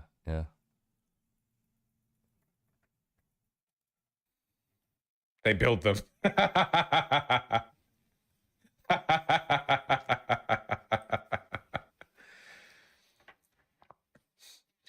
We're actually quite kinky. Yeah, no, that's what I mean. Like, I feel like you're either too industrial to have sex or you're too busy, like, shitting on each other's chests. I don't understand at what point sex happens. Why is this such a big deal to you? So I have kids in their 20s. Young people today feel very hesitant or unable to form families. It's very easy to talk about cat ladies and to imply that people on the left don't care about kids. It's much harder to actually put forward policies that would make everyone of any political stripe be more inclined to form a family. I think that one of the things that often gets skipped over in any discussion of natalism today. Ooh, you know what would be a really great pro-family policy that we kind of touched on a little bit ago? The single staircase apartments. The fact that most apartment buildings, because of zoning laws in America, are designed to only be studio or single bedroom because they only have windows on one side. But you can't really raise kids in a single bedroom apartment. I mean, you can if you have to, but it's not ideal. I think it'd maybe be a little bit easier to imagine raising kids if the standard unit of living was a little bit more family viable. Bring back courtyard apartments. Courtyard apartments are huge, 100%. And smart zoning to try to keep people of roughly the same like age and point in their life. Also like really, really, really important. So like the ideal being that like stuff like this, you know, there's a lot of these in Seattle. Obviously Barcelona has the mega blocks, but shit like this, very, very good for families. You have apartment designs that have windows on multiple sides of the unit. And like you have a park basically down here. I mean, not like really a full park, but you understand what I mean. Like like if you want to go like with your kid and chill for a little bit and like have other kids, you can like schedule stuff with your neighbors, but you need a high trust society for that. Like you need to be able to go like, I would love it if all the kids in this apartment block could get together and hang out during the day after school. So you print out some flyers and say 4 p.m. Friday, fun little pizza party down in the apartment courtyard, be there or be square. And then you attach like a photo of your family and you're all smiling. The crazy thing, like that shit could happen 30 years ago. Nowadays, I feel like if you tried to do that, everyone would assume you were insane. Like if you saw that flyer, you'd go like, what the, this is like some kind of crazy Chinese crypto gang Tren de Aragua scheme. But it's like everyone did this. This one looks sterile. Okay, this one looks a bit sterile, but you understand what I mean. High trust society is what led to the Baraboo serial killer shit. No, it's the opposite. Low trust society leads to greater social peril because nobody trusts each other enough to help out or like relay stories or information or whatever. Like everyone's in a bubble. It's the opposite. High crime in the 90s wasn't caused by high trust, right? Because high crime is in areas with low trust. Like the crime in the 90s was mostly relegated to areas where it was not support 450 feet between the sides of the inner yard. That's really specific. that is incredibly specific, Malibu. Like it wasn't like people were trusting every guy who was like, hey, come down this alleyway, I've got some candy to give you or whatever. It just didn't happen like that, you know? High trust societies make us all stronger and safer because it means that you can rely on your neighbors for help, you know? It saves money because rather than needing like an expensive babysitter from a firm, you can rely on like the neighbor's kid or something. You know, you can help each other out. That's why serial killers often targeted prostitutes and drug addicts that no one cared about. Yeah, because people don't trust homeless people. People don't trust prostitutes and drug addicts, so they're easy targets. You know who the highest trust individual in society is? A young white woman. Because when you see a young white, old enough that you don't ignore what they say because they're a kid, because if a 10-year-old says like, they're probably just, I don't know, mad that they have to go to the dentist, right? No one fears them. No one fears the young white woman. No one thinks they're a threat. So they get a lot of default trust, which means that when they scream for help, they're the ones most likely to get, you know, a response. That's why the police respond the way they do to claims like that, right? Whereas if it's like a black homeless drug addict, it's like, oh my God, well, who cares? White women are huge threats, though. You're not understanding what I'm talking about. Finally, the privileges of being a woman. I mean, yeah, right? Isn't that like one of the known things? That's why like racist white women have weaponized that against black men. The idea that a white woman's cries for help are treated the most seriously. This is tangential to the point we're trying to make. The point that I'm trying to make is that low trust society has destroyed everything, and it's bad. Finish the damn video. Is kind of the actual lives of women who make decisions about whether or not to bring a child into the world. Don't forget about the ladies. Don't forget about the people who have the babies. That's great. Well, thank you, CNN, for both sidesing and enlightened centristing a neo-Nazi conference full of neo-Nazis. That was really, that was very journalism of you.